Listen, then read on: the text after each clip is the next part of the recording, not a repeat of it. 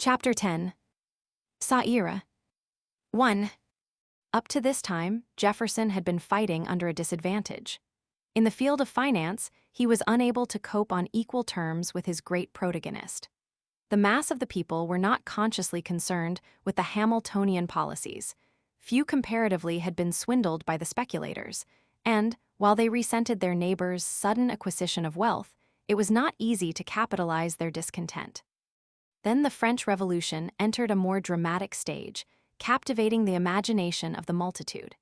As the real significance of the struggle began to take form, with the crowned heads of the Old World marching in serried ranks under the leadership of Brunswick on the French frontier, the excitement was electric. And when they were turned back by the gallant resistance of the revolutionists, the floodgates of enthusiasm broke. One prolonged, triumphant shout went up from the masses. The people of no particular importance somehow felt that the victory was theirs. They had been a little indifferent, these men of the shops, taverns, wharves, and the frontier, over the disputed financial and economic policies of their country, but they could understand the meaning of liberty, equality, fraternity. It meant democracy.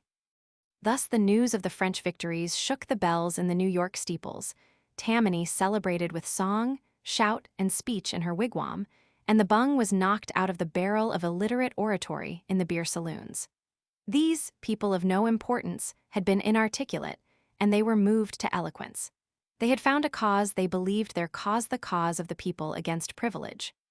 The enthusiasm swept over the country, and the scenes of riotous joy at Mr. Grant's Fountain Tavern in Baltimore were imitated at Plymouth, Princeton, Fredericksburg, Norfolk, Savannah, Charleston, Boston, Philadelphia.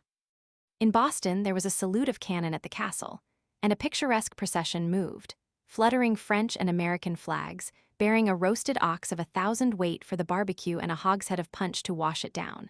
While girls and women waved from the windows, boys shouted from the roofs, and the frenzied throng roared approval to the eloquence of Charles Jarvis, the Jeffersonian leader, and to the revolutionary poem by Citizen Joseph Croswell. The cheers of Boston were echoed back from Charleston, where the artillery boomed in the day, mingling its thunder with the bells of St. Michael's. Only, the pen of a Burke could describe the scene on State Street, packed with exultant humanity, with men looking down from the chimney tops, while bevies of amiable and beautiful women blessed the marchers with their smiles from the balconies of the houses. Onto St. Philip's tramped the crowd for religious exercises, for these men were not anarchists or criminals, but decent citizens, moved to the depths by the defeat of the persecutors of France. And observing the unprecedented enthusiasm from his quiet corner, Thomas Jefferson rejoiced. At length the masses were politically awake, and the enemies of democracy had their answer. 2. The issues precipitated by the French Revolution had everything to do with American politics, inevitably so. There were sentimental reasons for the popular enthusiasm for the nation that had served America with men and money. And there were economic reasons for the opposition in the fact that the great merchants operated on English credit.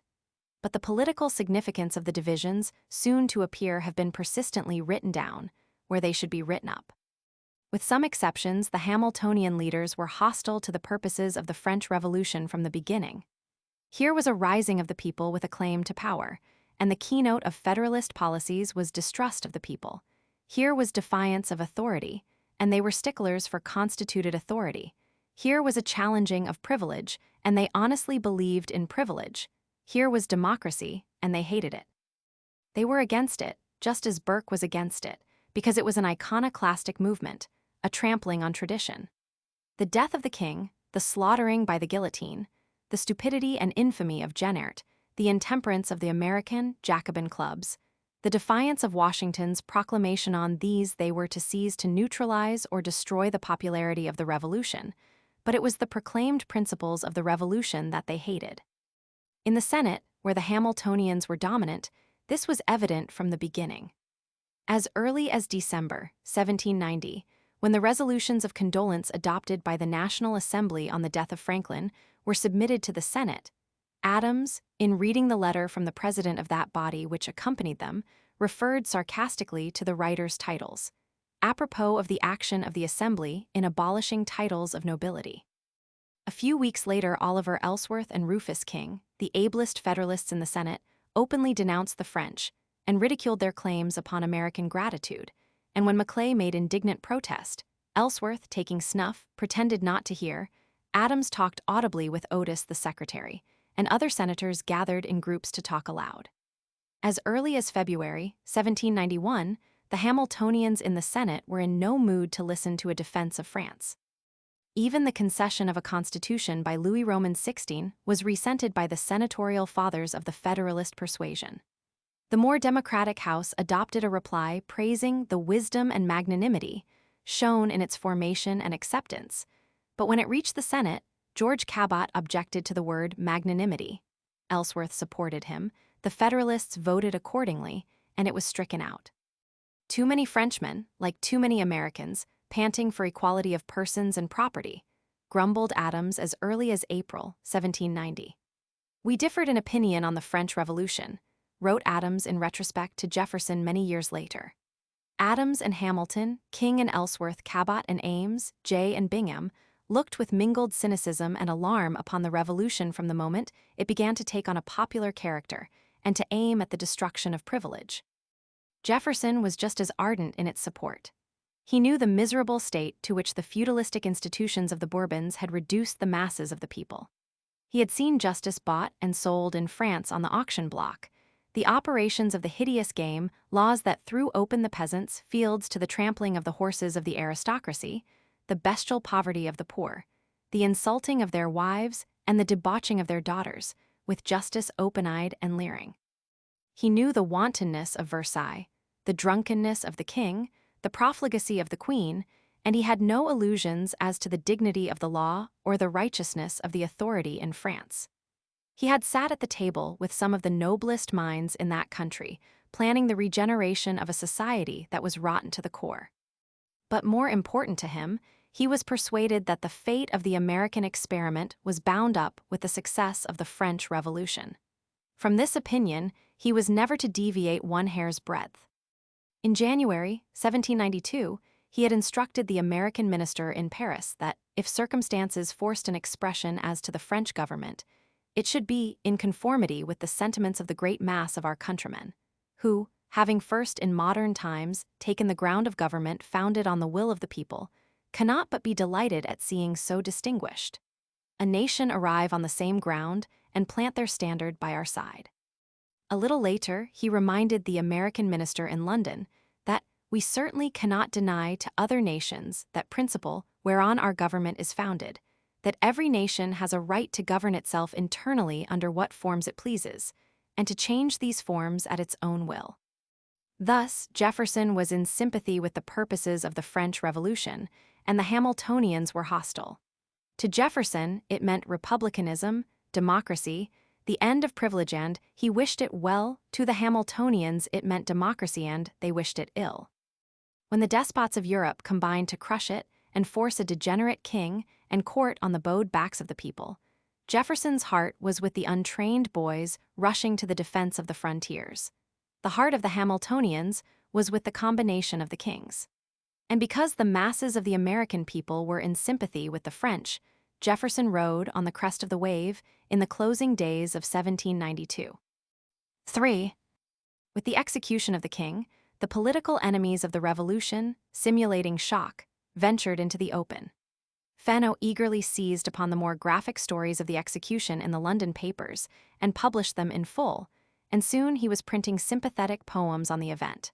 But the friends of the Revolution were not easily moved to compassion, and one of the theaters in Philadelphia revived the play, Cato, to the noisy acclaim of frenzied partisans.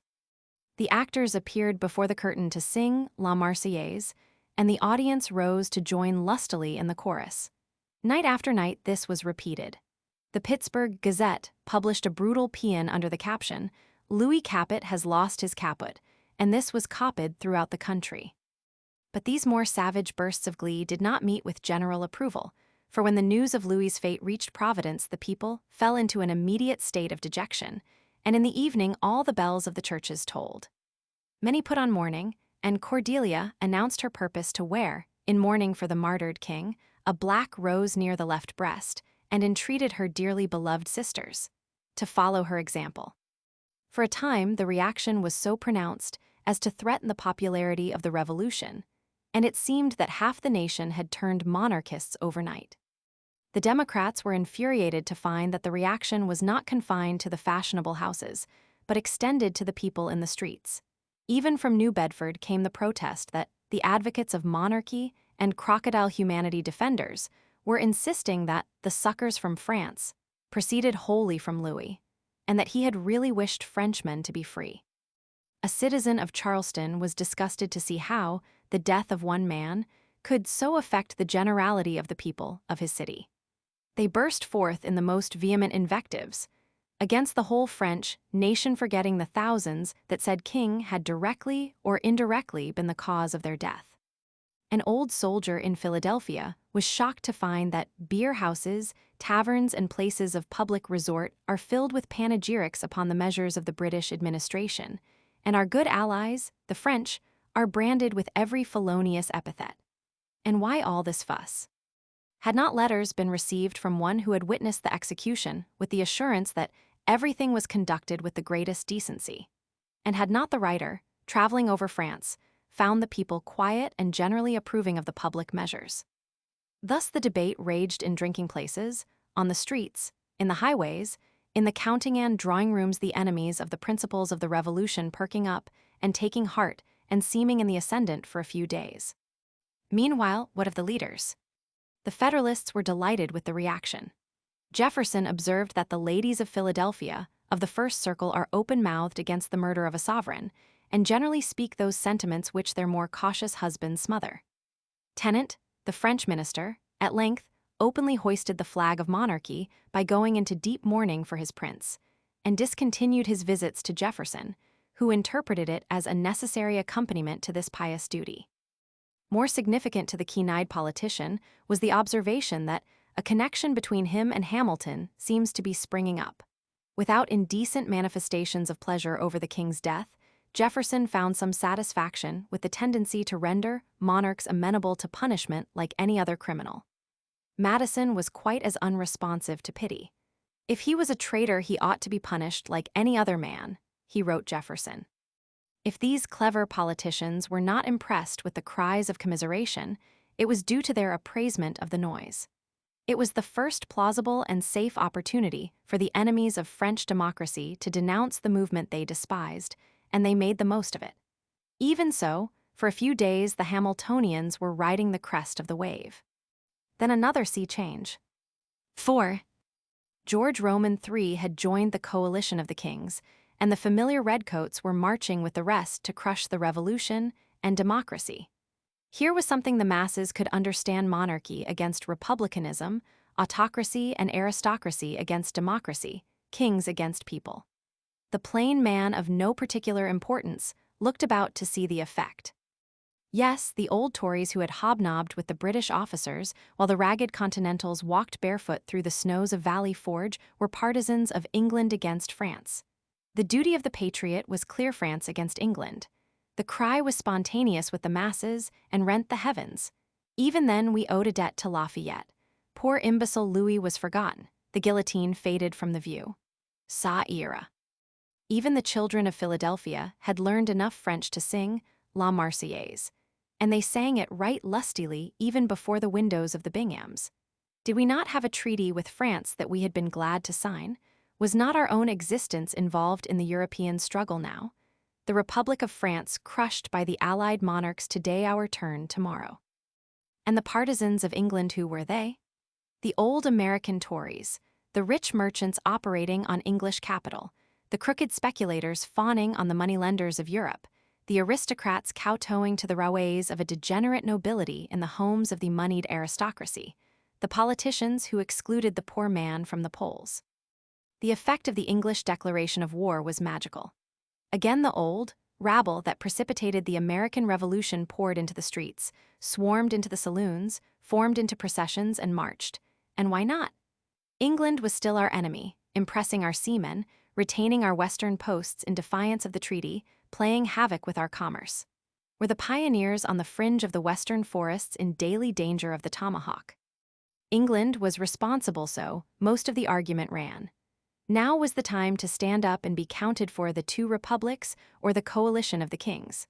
Thus the reasoning, and it caught on and flashed and flamed like a conflagration sweeping the sun-parched grass of the plains. To Hamilton, this new burst of frenzied friendship for the French was alarming. Washington was at Mount Vernon. His immediate presence in Philadelphia was imperatively needed. He and he alone could stem the rising tide. It was setting in heavily against the English. On April 8th, Hamilton sat at his desk writing his chief a confirmation of the war between England and France with the sly comment that the whole current of commercial intelligence indicates thus far an unexceptionable conduct on the part of the English government toward the vessels of the United States. This, he added, is received here with very great satisfaction as favorable to the continuance of peace, which may be said to be both universal and ardent.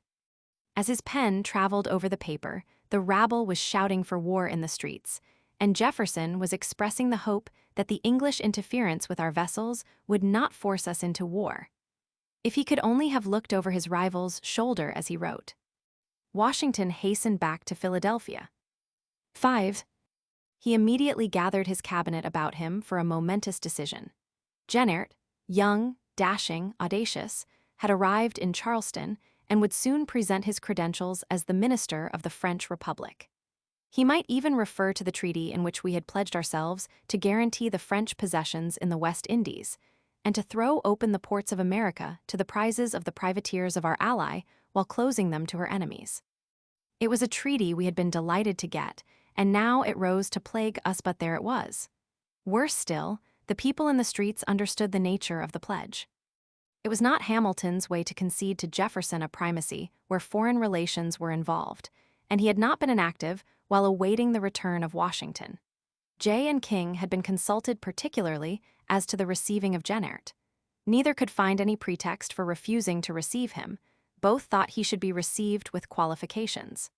Uppermost in the minds of all three was the necessity of evading its obligations.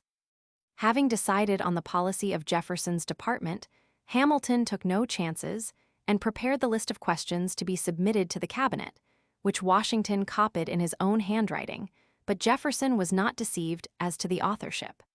There were no illusions on Jefferson's part as to his position that April day in the room in the Morris house. There was Hamilton, eager, not a little domineering, who had prepared Washington's questions on which the Secretary of State had not been consulted, and Knox, big, pudgy, a bit flamboyant, complacent, and proud of his utter subserviency to Hamilton, and Randolph, with a legalistic mind capable of refining away any position he might take. Should Jenner be received? Yes, said Hamilton with qualifications.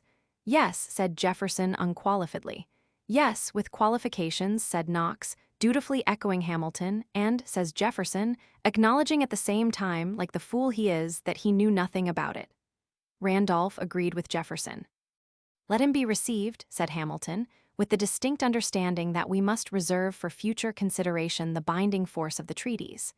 There was no proof that Louis had been guilty, and evidence that the Republicans in France had actually premeditated a plan to get rid of monarchical power. There was no proof that the execution was an act of national justice, and all the courts in Europe held a different view. In truth, almost all Europe seems likely to be armed with the intention of restoring the royalty and the successor of the deceased monarch. If our treaty obligations proved disadvantageous, we should have the right to renounce them, respect the right of a nation to change its form of government, yes, receive its ambassador, yes, but to throw our weight into the scale for the new republic might be lacking in national delicacy and decorum.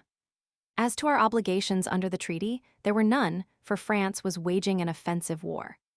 The coalition of the monarchs to crush the republic forced the war. Perhaps but France made the first formal declaration of hostilities.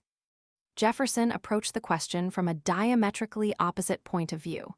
The reception of the minister at all, he said, is an acknowledgment of the legitimacy of their government, and if the qualifications meditated are to deny that legitimacy, it will be a curious compound which is to deny and admit the same thing. The abrogation of the treaties. I consider the people who constitute a society as the source of all authority in that nation, he said, as free to transact their common concerns by any agents they think proper, to change these agents individually, or the organization of them in form or function whenever they please, that all the acts done by these agents under the authority of the nation are obligatory to them and inure to their use, and can in no wise be annulled or affected by any change in the form of government. Consequently, the treaties between the United States and France were not treaties between the United States and Louis Capet, but between the two nations of America and France. And the nations remaining in existence, though both of them have since changed their forms of government, the treaties are not annulled by these changes.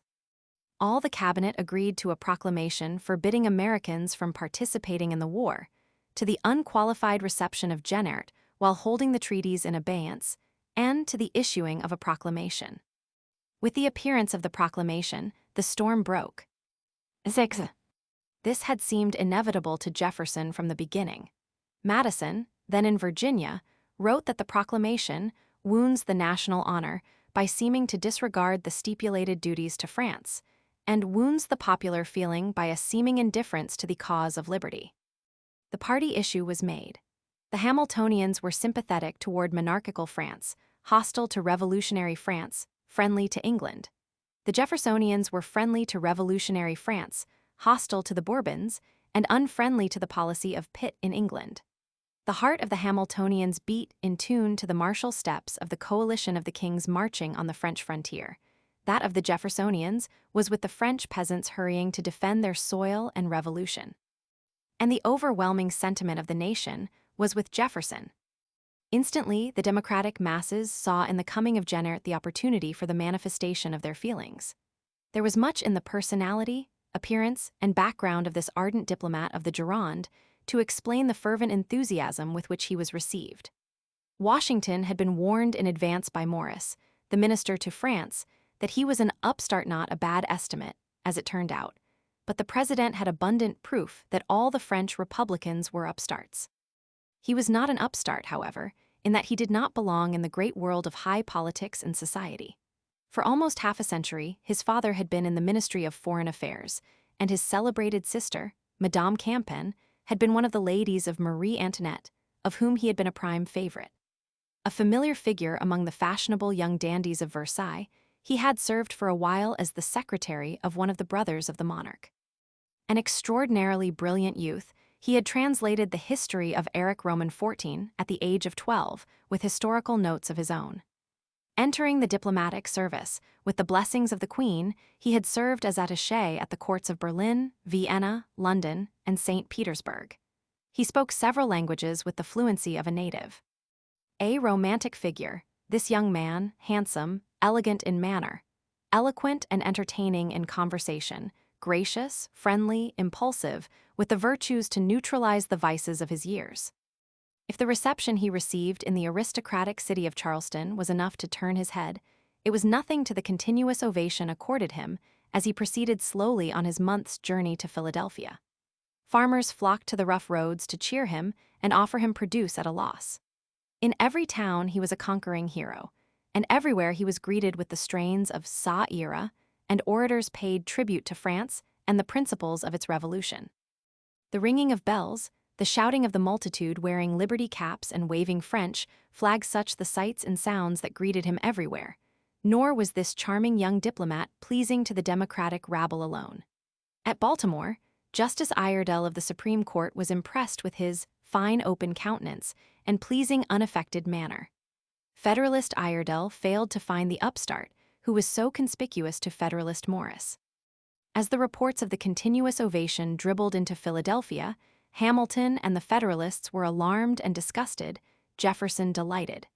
Here was proof that the people were sound in their republicanism. Better still, here were the masses making themselves felt in public affairs for the first time. Even better, they were casting aside the spirit of humility and standing erect with their sovereignty under their hats. While Jenert was proceeding to the Capitol, Jefferson was writing joyously to Monroe of the old spirit of '76, rekindling the newspapers from Boston to Charleston and forcing the monocrat papers to publish the most furious philippics against England. And Madison was quite as pleased. He had hoped for a reception that would make the cant of the cities and the cold caution of the government less offensive. Meanwhile, as Jenert approached, the Democrats in Philadelphia, suspecting that the government hoped to prevent a joyful reception, were determined to disappoint that hope. An old soldier, in a stirring reminder of French services in the American Revolution, declared that, "If after such recollections you will hesitate to welcome their ambassador, I will mourn over the departed virtue of my country." The appeal was not made in vain. Fresno and Bach in their papers were arousing the emotions of the people. The former was publishing Gray's speech in Parliament against going to war with France. A shining character, thought the editor. He was also informing his readers that the news of our neutrality gave much satisfaction to the English nation. Meanwhile, the rabble, embracing such characters as Rittenhouse, Dr. Hutchinson, and A.J. Dallas, was making preparations. The minister would be met at Gray's Ferry, and everyone who possibly could should go. The cannon on El Ambuscade would roar the announcements of the hero's approach early enough to permit all who wished to reach the ferry in time. It was at this time that a strange rumor was floating about the streets, taverns, and beer houses of the city.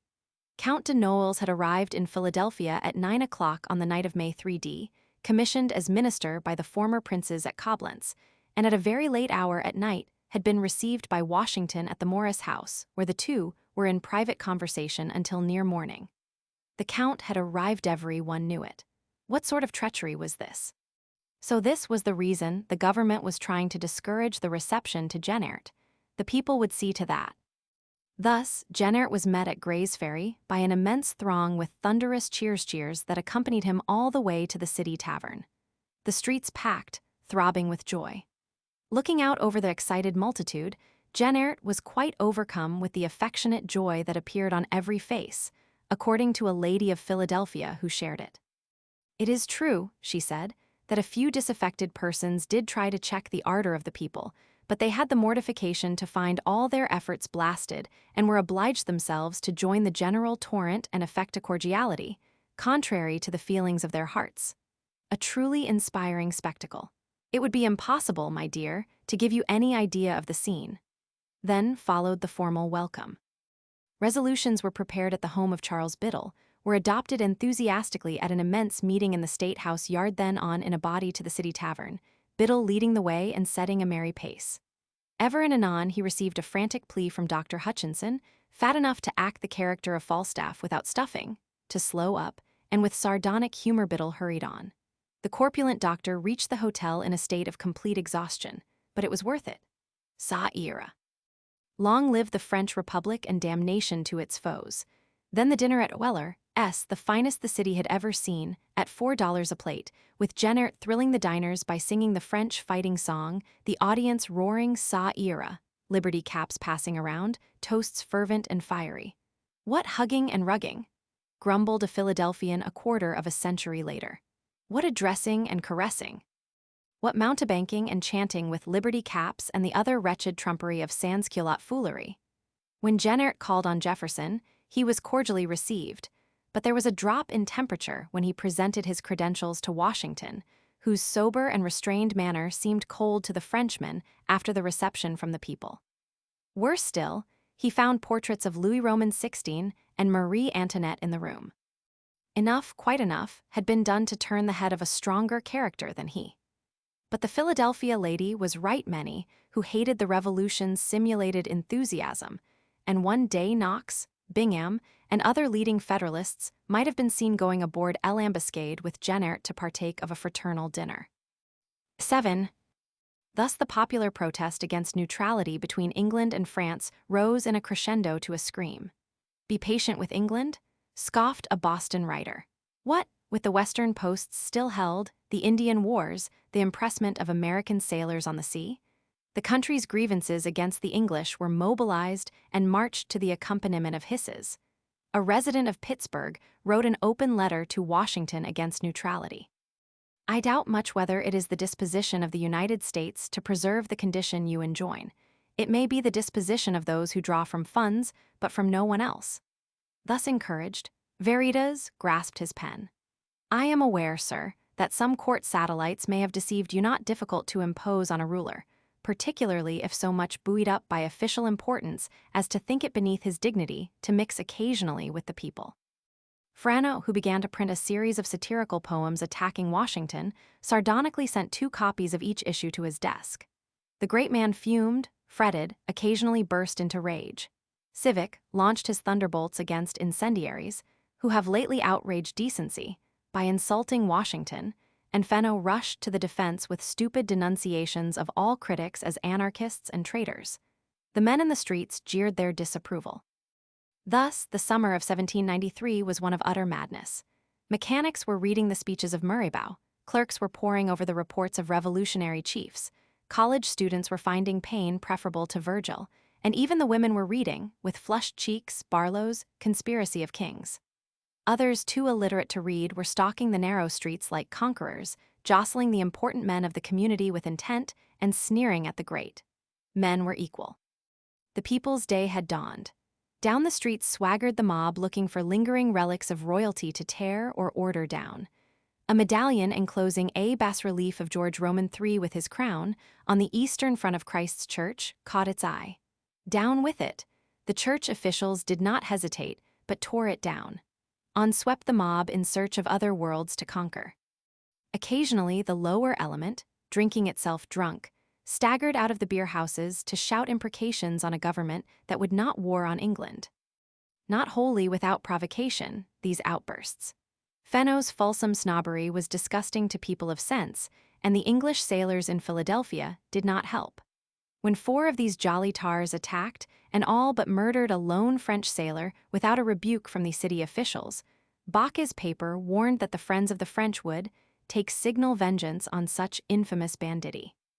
When, in New York, the aristocrats of the new and elegant coffee house and the exclusive Belvedere Club were swallowing potent drafts to the annihilation of liberty, notice was served that unless suppressed, a band of Mohawks, Oneidas, and Senecas will take upon themselves that necessary duty for Tammany was the very heart of the French movement in New York. Ça ira. The people were the masters, and even in the theaters they went to dictate to managers and actors. When Hodkinson, a favorite actor, appeared as his role required in the uniform of a British officer, he was hissed. "Take it off," shouted the crowd, but when the quick-witted actor smilingly explained that he represented a bully, the jeers were turned to cheers. On then with the play. The orchestras played La Marseillaise, the galleries sang Ça ira, the managers shunted Shakespeare and Sheridan aside for tyranny suppressed, Louis Roman XVI, and the demolition of the Bastille. In Boston, where the Federalists were firm, the Boston Theater continued to cater to their tastes, but even there the Haymarket drew the greater crowds with drama for the Democrats.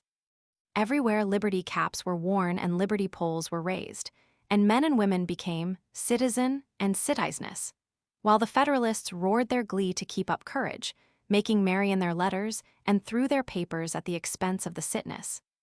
"No sitness to my name, I'll have," says Kate, though Boston lads so much about it prate. "I've asked its meaning, and our Tom, the clown, says darn it, T means woman of the town." From Hartford the witty Chauncey Goodrich wrote Walcott that our citizenesses quite execrate their new name, and that while they will have no objection to being called biped in common with men, if it can clearly be shown that term denotes nothing above the foot or ankle, but as it comes so near, they are suspicious of mischief. What a world! What a world, agog to be all equal to French barbers. Then, suddenly, these Federalists ceased to grin, when democratic clubs, suggestive of those of Paris, appeared like magic everywhere, differing according to the community and character of their leadership. It was not riffraff in Philadelphia, where David Rittenhouse was president, but it was sinister enough with its bold assertion that free men should regard with attention and discuss without fear the conduct of public servants. That at Norfolk summoned patriots to a courageous expression of their sentiments in answer to the tyrants of the world, united to crush the infant spirit of freedom in France. Strangely enough, they were nowhere so extreme as in Charleston, where the St. Cecilia Society scorned the membership of plebeians or men in trade, and where Robert Goodloe Harper, fresh from the country and poor, rose rapidly to fame as the vice president of the Jacobin Club, wearing a red rouge with great grace and dignity. And nowhere did they mean so much to the Jeffersonians as in New England, where they were giving political importance to the masses. Even the Germans of Philadelphia organized to serve liberty and equality in their native tongue. The shrieks of protest from the Federalists against these clubs is inexplicable to the 20th century. Like innumerable clubs for public purposes today, they were composed of the wise and foolish, the vicious and virtuous, but their purpose was to discuss and disseminate information on public affairs. Some then, as now, passed asinine resolutions, but that which alarmed the Hamiltonians was that they created power for the masses. Had not Fenno preached and preached that the masses were to be ruled and satisfied? The merchants should have their chambers of commerce. The financiers and even speculators could organize to influence public action, but what right had the man of no particular importance to interfere? In brief, these clubs were vicious because democratic. These demoniacal societies, as Walcott preferred to call them, were nurseries of sedition because they are formed for the avowed purpose of a general influence and control upon measures of government. It was sedition in those days for people of no special significance to hold views in opposition to the policies of their rulers. It was the kind of sedition that Jefferson liked. From his home on the river, he watched their organizations multiply and grow with a fond, hopeful interest. They were his citizens' training camps, where the army he was to lead to victory was being trained for political war. 8. Meanwhile, how fared neutrality on the part of England and France? On the part of Jenner, badly enough. Week by week some outrage was committed, and, worse still, the young fanatic was persuading himself of the propriety of his actions. The cheers in the streets convinced him that he could defy the president and appeal with safety to the people. He could hear the comparatively few extremists because they shouted loudest. Day by day, he was becoming more intolerable. Devoted to the cause of revolutionary France, Jefferson sought to curb the impetuosity of its minister in the interest of the cause, but toward the latter part of June, he was plainly worried. The British were as arrogant and impudent. Outrages on American ships and the impressment of American seamen were almost daily occurrences, and protests to the government in London brought no response. Ships stopped, insulted, searched, cargoes confiscated, seamen seized, impressed, and thrown into jails, until Thomas Pinckney, the American minister in London, was overwhelmed with his correspondence with Newgate jail for the poor wretches that were begging him for succor he could not give. He was met with a courteous smile and contemptuous indifference. In American waters, British as well as French were arming and equipping, and into American ports sailed English vessels with prizes taken in direct violation of the treaty with France. Then came the orders in Council of June 8 ordering British ships to capture and take to British ports all vessels with foodstuffs destined for France. On the day before this order went into effect, a goodly company of English sympathizers met at Richard's Tavern in Philadelphia to celebrate the birthday of George Roman III. An elegant dinner, unmarred by the presence of any part of the rabble, with a guest list reading like a page from a social register. Enthusiasm bubbled, and "Sa Ira" was not sung. The orchestra played "God Save the King." That monarch was toasted, and they toasted the Queen, and Hammond the British minister, and Phineas Bond, the British consul. They toasted Washington once and neutrality twice, and they brought a perfect evening to a close with another toast: the red coats and wooden walls of Old England. Fenno and the Federalist organ published a sympathetic account, which was read with varying emotions from Mrs. Bingham's library to the beer saloon on Front Street. Even the soberest began to wonder if neutrality was one-sided. Nowhere was neutrality appealing to the masses as just, wise, or fair.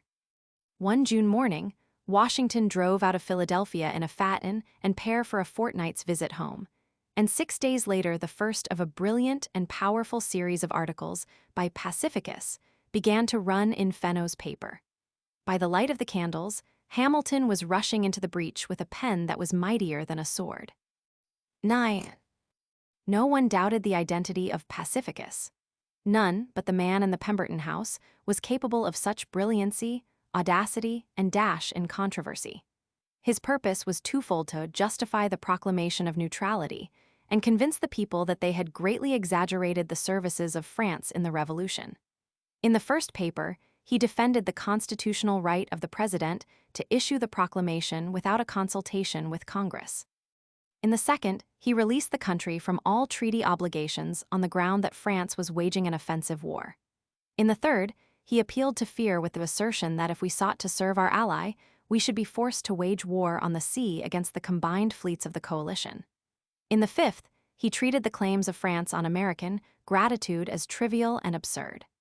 In the sixth, he paid a tribute to the stupid Louis, attacking the French people for executing their king. In the last, he urged the timeliness and necessity of the proclamation. Brilliant letters, mingling truth and sophistry, but readable, and they were read with mingled emotions.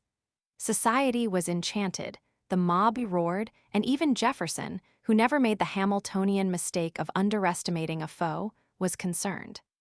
When Pacificus was appearing, Jefferson was summering under his plane trees near Philadelphia. Madison was sweltering in his Virginia home, wishing nothing better than a release from political duties. As Jefferson sat under the trees with Fenno's paper before him, he instantly appreciated the necessity of a reply, and he ordered Madison to the task. Nothing could have been more distasteful to the mild little man suffering a distressing lassitude from the excessive and continued heat of the season, and with avowed reluctance he undertook the task.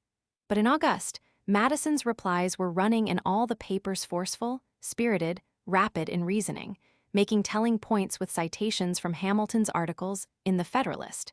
He denied the power of the president to declare a treaty no longer operative. Proof. The best Hamilton's number 75 of the Federalist. Challenge the right of a nation to abolish an old government and establish a new? Why, it is the only lawful tenure by which the United States hold their existence as a nation. But the two sets of letters merely served to keep the discussion going. The papers were doing their part. This discussion must cease, wrote Fenno. The government has said we must be neutral, and the people have no right to question its wisdom. Fenno sniffed and snorted forth satirical articles on the infallibility of rulers. No writer presuming to castigate the Democrats was spared. Justice was pouring forth indignant eloquence against them. Ah, sneered Fenno. Because some pumpkin shells and lobster claws thrown o'er his garden wall by Braintree's Duke have chanced to fall within your greedy jaws. Because some treasury luncheons you have gnawed like rats that play upon the public store. The bitterness intensified with the heat of the summer.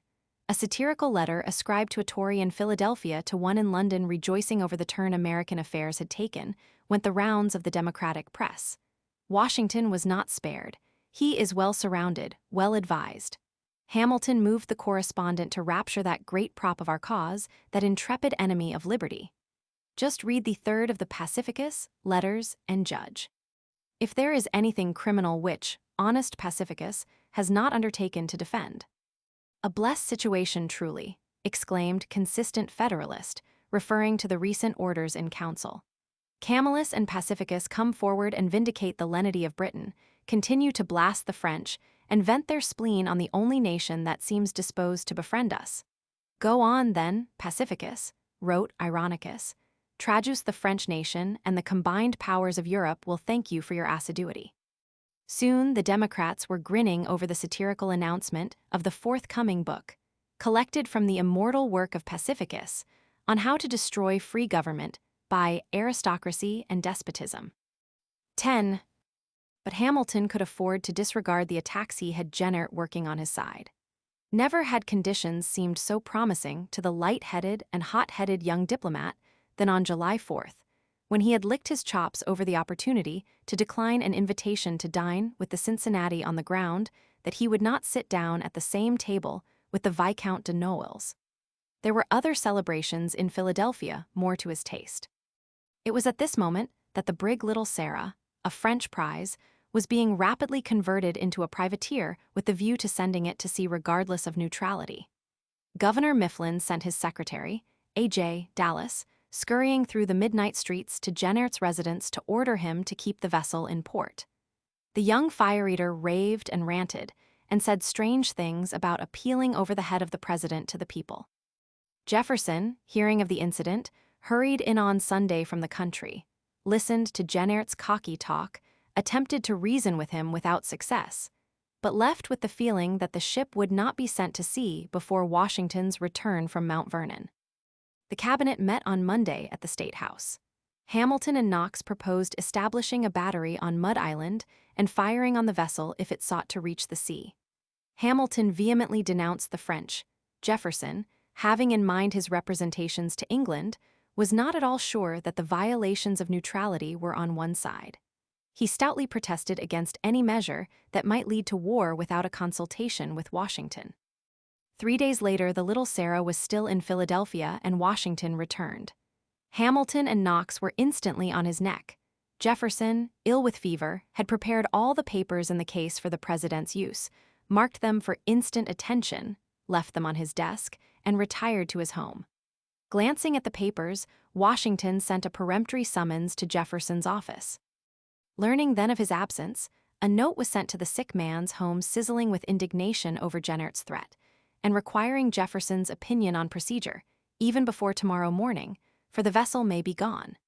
Jefferson kept his temper less, it is betrayed in the brevity and cold dignity of the reply.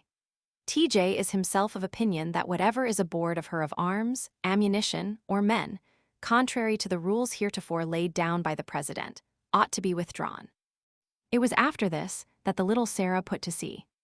The lunatic caperings of Jennert had been maddening to Jefferson, who instantly sensed the inevitable reaction against his party, and the ease with which the sophisticated reasoning of the Federalists could confuse, in the public mind, the cause of the French Revolution with the insolence of its minister.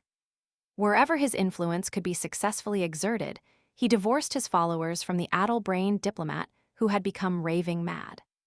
To Madison, he complained of the continued adherence of Freneau and Greenleaf to Jennert.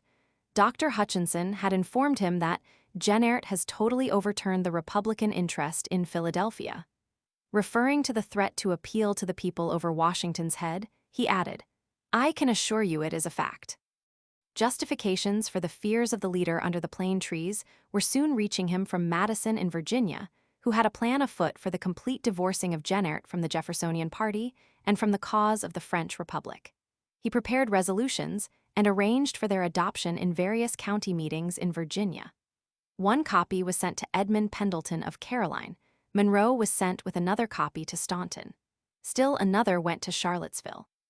The first of the county meetings to adopt the Madison resolutions was at Caroline with Pendleton in the chair, and they were hurried to the newspapers throughout the country. They declared devotion to the Constitution, to the cause of peace, and to Washington, were warmly appreciative of the debt of gratitude to France, sympathetic toward her struggle for liberty, and denunciatory of the attempt to alienate the two republics and to drive the United States in the direction of monarchy and England. They were sent to Washington, whose reply must have been galling to the English party with its laudation of France and the Republican principle of government. The Jeffersonian press gave the reply the widest possible publicity. Thus, through July, August, and September, the two parties contended over the threat of Jennert, each playing for advantage.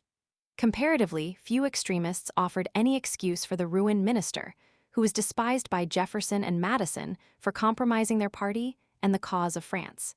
"His conduct has been that of a madman," wrote Madison to Monroe. Even the Democratic clubs followed the line laid down in Madison's Caroline resolutions. 11. Such was the inflammatory state of parties when on August 1st, Jefferson, Hamilton, Knox, and Randolph arrived at the Morris House to discuss with Washington the disposition to be made of Jennert. Knox was not given to finesse when his passions were involved. "Send him out of the country," and without ceremony he said, "Publish all the correspondence in an appeal to the people before Jennert could carry out his threat," urged Hamilton. For 45 minutes he spoke impassionedly, attacking Jennert, denouncing the democratic societies assailing France. Jefferson, sitting in silence, thought it was an excellent jury speech. Randolph spoke in opposition to radical measures, and the meeting adjourned until the morrow. The next day Hamilton again took the floor and spoke again for 3/4 of an hour with unrestrained bitterness. As he sat down, Jefferson rose. He was not alarmed over the Democratic clubs. They would die if left alone and would grow on proscription and persecution, publish the facts and decisions of the president on the whole foreign controversy. Those decisions had been reached with divisions in the cabinet. Was it desired to proclaim that condition to the country? Was it desirable to injure our friend France with a stab, in the face of her enemies, the allied kings of Europe? It was here that Knox broke in with references to Freneau's attacks on Washington. He had calculated the effect. The president flew into a rage, and the meeting adjourned because of the turmoil and excitement. Determined to manage his own department, Jefferson thereupon sat down to the preparation of a letter to the American minister in Paris, setting forth with scrupulous fairness and severity the antics of Jenert and asking his recall. The sting to France was removed with an eloquent protestation of friendship. Hamilton at no time drew so damning and effective an indictment of Jenert, but all this was lost upon him because of the note of friendliness to France. 12 days after the first meeting, the cabinet again sat about the council table in the Morris House listening to the Jefferson draft. It was so unassailable that it was unanimously accepted with one exception. Jefferson had referred to a possible conflict between the two republics as liberty warring on itself. Hamilton moved to strike out these words, Knox parroting his master's suggestion. Washington favored their retention, expressing the conviction that France, despite her blunders, was fighting for liberty. But Randolph voted with Hamilton and Knox against Washington and Jefferson, and the words were stricken out. In due time, Jenert was recalled. That episode was over. Jefferson had won his fight to prevent a rupture with France, but it had cost him dearly. 12. As early as May, Jefferson had been able to put his finger on the French and English parties in this country. With the English, the fashionable circles, the merchants trading on English capital, the supporters of the Treasury, the old Tory families; with the French, the small merchants, the tradesmen, mechanics, farmers, and every other possible description of our citizens. There was no doubt in his mind as to the position of the social circles of Philadelphia. He was made to feel it. The men were courteous in his presence, and he still dined occasionally with the Binghams and Robert Morris, though the ladies were but chillingly polite. The friend of the filthy Democrats, as Mrs. Washington is said to have called them, was, to them, beyond the pale. Mr. Hammond, the English minister, was such a charming man. A few of the French noblemen, once numbered among the dissolute loafers of Versailles, were to be found frequently drinking Bingham's wine, paying courtly compliments to the women, and making love to the daughters of the house a bit clandestinely, as Mrs. Bingham was to find to her dismay a little later. Not a few of the social leaders had been presented at court in both France and England, and they never recovered. Others looked forward to a possible presentation as the consummation of a life's ambition. Kings were adorable creatures, after all, and queens were as sweet queens as Fanny Burney found hers, and the nobility was so elegant. As for the people, were they not as the rabble who had cut off the head of the lovable Louis? And Jefferson was the enemy of kings, the idol of the rabble, and, what was worse, their defender. The men thought his principles askew, but the women knew that his heart was black. Thus it was fortunate that during the exciting summer of 1793, Jefferson could retire to the solitude of his murmuring plane trees and let society buzz. Even the Philadelphia streets were cold to him. Party feeling was running amok. Old acquaintances pretended not to see each other as they passed. It was true everywhere. Even Noah Webster was complaining bitterly of this party narrowness in New York. "Examine the detached clubs at the coffee house," he wrote. "There you will see persons of the same family associated. Go into the private families at dinner, and on evening visits, there you will find none but people of the same party." When Jefferson remained in town after leaving his office, he spent more and more time in the library of the Philosophical Society, at the home of Dr. Rush talking books more than politics, or he went to the welcome shade of Stenton, where he was always sure of a cordial greeting from Dr. Logan and that incomparable quackeress who was his wife. To Madison, he opened his heart in the lament that he found even the rare hours of relaxation sacrificed to the society of persons, of whose hatreds I am conscious even in those moments of conviviality when the heart wishes most to open itself to the effusions of friendship and confidence, cut off from my family and friends, in short, giving everything I love in exchange for everything I hate. The attacks on Washington, which society ascribed to the influence of Jefferson, made his position all the more unpleasant. Articles signed Democrat, or Veritas, foully assailing the president, appeared in Federalists' papers. The worst of these, Jefferson thought, were written by his enemies for the purpose of embittering decent men against his party. It was even whispered about that he was the author of the Veritas letters, for Jenert, in an attempt to impress his government with his own power, hinted that Jefferson had written them. The latter talked it over with Tobias Lear, the president's secretary, and made an investigation of his own, concluding that the author was William Irvine, a clerk in the comptroller's office. I have long suspected this detestable game was playing by the fiscal party to place the president on their side, Jefferson wrote. It was manifestly absurd, but society preferred to believe it. Unpleasant as was the attitude of the fashionable circles, it was not so offensive to Jefferson as the constant quarreling and intriguing in official circles. He complained that he and Hamilton were always against each other like cocks in a pit. He was never fond of futile disputation. His own views were fixed, as were those of his opponent. He was too much the philosopher to enjoy argumentation that accomplished nothing. Long before that summer he had wanted to retire and, as we have seen, had only been dissuaded by the importunities of Washington, but he was now intolerably tired of it all. Acknowledging a letter from a friend in Paris, he had written, in reference to the oppressive scenes of business, that never was mortal more tired of these than I am. 3 months earlier, he had promised his daughter Martha that the next year they would sow cabbages together. By July, the situation was becoming unendurable. It was about this time, when he was writing his notes to Hammond, the British minister, who was an intimate friend of Hamilton, that Oliver Wolcott, the mere shadow of his chief, was bitterly complaining of Jefferson's duplicity of character, in treating Hammond harshly. These were the notes to which John Marshall gave the highest praise in his Life of Washington, but the observation of Wolcott reflected the tone of society. On July 31st, the philosopher-politician seated under his plane trees might have read an attack upon himself in Fenno's paper, charging him with crimes against his country committed in such a way as to keep him out of reach of the law. That very day, he sat down at his desk to write his resignation. 6 days later, Washington drove out to Jefferson's country place, and out on the lawn sought again to dissuade his Secretary of State from his purpose. But he had had enough.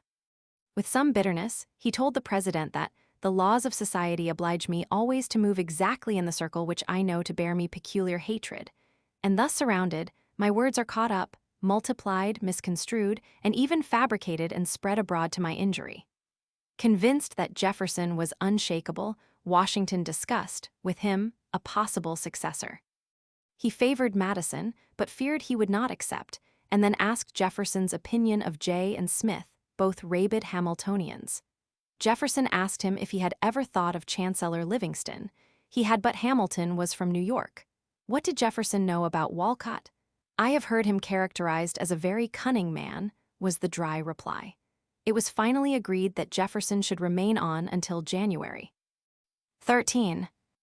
August was a dreadful month in Philadelphia, a dry, deadening heat making the days and nights unbearable. Anyone walking near Water Street was sickened by the fetid smells from the stinking wharves.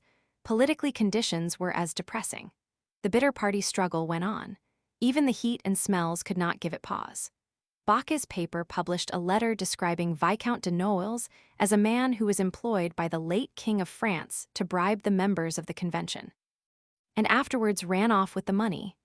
And the next day the nobleman, swords and pistols in his eyes, appeared to demand that the editor publish a denial and furnish the name of the author of the article. Thinking discretion the better part of valor, Bacque gave Mr. Pascal, the secretary of Jenert, as the author and society expected a French duel to be disappointed. Jenert was hurrying off to New York to accept an ovation, and the Hamiltonians began to lose faith in Washington because he sat with folded arms and let the government be carried on by town meetings. The Federalists were concluding that town meetings were a vicious influence. Meetings of chambers of commerce were different. It was reserved for Boston to give the Federalists their greatest shock when at the masthead of the French frigate La Concorde appeared the names of 11 staid men of the city placarded as aristocrats and unfriendly to the French Republic. The charge was true, but here was something that smacked of the terror in Paris. With the town seething with righteous wrath, a committee boarded the vessel and demanded the removal of the placard. The officers expressed surprise that it was there, apologized, removed it. But the opportunity was too good to be lost. I wish to know what is to be there the 11 citizens, punishment, and who is to execute it, wrote a free American in the Sentinel. Are they to suffer by the lamp-post or by the guillotine here, or are they to be sent in irons to Paris to suffer there? Viewing the scene, as became a Cabot, from the vantage point of aristocratic aloofness, George Cabot was alarmed. He wrote king of his amazement at the rapid growth of Jacobin feeling. Why had not the truth concerning France been told the people? Had she not obstructed our commercial views? Had Cabot unbent to the reading of the independent chronicle of his city, he might have understood the cause of the growth of Jacobin feeling. It fairly teemed with the French and their revolution. In case of distress, whence is our succor to arise? It demanded. Is there one among the combined powers contending against France on whose cordiality we could depend? Ask the soldier of our revolution who helped win American independence. Who were the men who marched in columns to the capture of Cornwallis, or whose navy thundered the music of that defeat? Then, with September, the Reaper of Death stalked through the streets of Philadelphia. 14. It began with the filth and sickening smells of Water Street and spread like the deadly gas of modern battlefields over the city. The poor of the congested quarters near the waterfront fell like flies in winter. Soon it spread to the best residential sections. The evident inability of the physicians to cope with the disease increased the terror. Washington was ordered out of the city and hastened to Mount Vernon, and Knox took to precipitate flight. Soon all the great houses were closed, and everyone who could afford it abandoned his business and fled from the stricken city. Soon half the houses were abandoned, and they who remained locked their doors, closed the windows, and lived in complete isolation as far as possible. Day and night the death carts rumbled through the town, and a covered wagon was kept busy conveying the sick to Bush Hill Hospital in the country, a dismal wagon with a bed, drawn by a weary horse. With half the stores closed, the upward bound and the cost of provisions intensified the distress of the poor. The streets were as those of a dead city, no one caring to brush against the black robe of the grim reaper that was taking such an appalling harvest. One observer looking down the street one day could not see a single soul. Terror seized upon everyone. Lifelong friends evaded one another like guilty creatures. Even the families of the stricken fled, leaving the suffering to die in barbarous neglect. One man determined to remain in the city, but passing 12 corpses in the streets, he summoned a carriage and fled in horror. Only the Negroes seemed immune, and much to their honor, they zealously contributed all in their power. And to accentuate the horror, the rumble of the death cart, the cries of the dying, the groans of the abandoned, were mingled with the bold footsteps of the robbers making their way from one deserted mansion to another. Panic everywhere. A toothache, and the victim was on the verge of collapse from fright. It was the fever. Timothy Pickering had a twinge, and off he hastened to the doctor to be bled, put on a starvation diet, and sent on long horseback rides into the country for pure air. Many died literally from fear, and the horror of these scenes and sounds.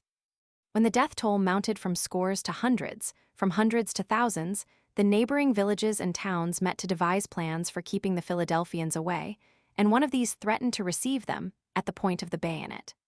The hospitals were packed, 200 Irishmen in the Naval Hospital alone. Meanwhile, the physicians were fighting courageously, desperately, but blindly and futilely. Fisher Ames, who had a malicious humor, was amused at their plight and methods. "All vouch success, none have it," he wrote, "and like Sangrato's patients they die for want of bleeding and warm water enough." One doctor treated the disease as a plague, his patients died. He adopted Rush's methods, they died. He hit upon a combination of the methods, all died. Bach filled his columns with cures and suggestions, but the death rate increased frightfully. It was impossible to keep a record. On October 20th, Walcott wrote Washington that more than 4,000 persons have died, and the next day Pickering wrote him that about 3,000 have died. As many as 517 were buried in the Potter's Field between August 19th and October 1st. The streets deserted, houses closed, death-like silence, but for the rattle of burial wagons and the groans of the stricken, the tread of robbers in the night, the horrors deepened. No one understood the reason why, no one but Alexander Graydon, who thought it a grim visitation of God to purge the foul hearts of the Philadelphians because of their enthusiasm for French democracy. One of the Democrats had fallen early when Dr. Hutchinson paid his profession the honor of dying in the harness. One day he met a friend in the street and urged him to take his family and leave. Was the doctor going? No, he felt it his duty to stay and serve the sick. Was he not afraid? Well, he thought he would probably fall a victim and bade the friend farewell. A few days later, he was dead, the greatest hero of the scourge. Meanwhile, Jefferson, living in the country, thought it his duty to go to the city every day, and did. And then Graydon's god made a blunder that must have made the angels weep. He struck Hamilton down with the blow that must have been intended for the Jacobin Jefferson. Living 2 miles out in the country, Hamilton was stricken violently. Having given thought to the disease, he had conceived that cold water would be effective. He summoned Dr. Stevens and many attendants, the method being expensive, and through cold water and bark he was cured. Colonel Hamilton is ill of the fever but is recovering, Jefferson wrote Robert Morris, who had taken to flight. By the time the country knew of Hamilton's peril, he had recovered, and with his family, had hastened to the Schuyler's at Albany. With the approach of winter, the disease receded, died out. 15. Even so, there was no disposition on the part of Congress to meet in the gloomy city, and November found the government established temporarily in Germantown. The statesmen had to accommodate themselves to wretched quarters. Jefferson got a bed in the corner of a public room in a tavern, but it mattered little to him, for his time was short. As late as December 22d, Washington made a final effort to persuade him to remain. "I hope it will be the last set at me to continue," Jefferson wrote Martha. The publication of his correspondence with both Jenner and Hammond had raised him in the esteem of his worst enemies. No one then or since has pretended to the discovery of undue partiality in the treatment of the offenses of the two nations. In the field of foreign relations, the papers of Jefferson during this period were as distinguished as those of Hamilton in the sphere of finance. But he was to submit to Congress a final report on commerce which was to cut short his popularity with his enemies. "The letting loose of the Algerines on us, which was contrived by England, has produced a peculiar irritation," he wrote his daughter. "I think Congress will indemnify themselves by high duties on all articles of British importation." Here he was referring to his report. In this notable document, which his party instantly adopted as a chart by which to steer, he laid down some broad general propositions which called for retaliation on England. If a nation placed high duties on our products, we should place high duties on its products, even to excluding articles that came into competition with our own.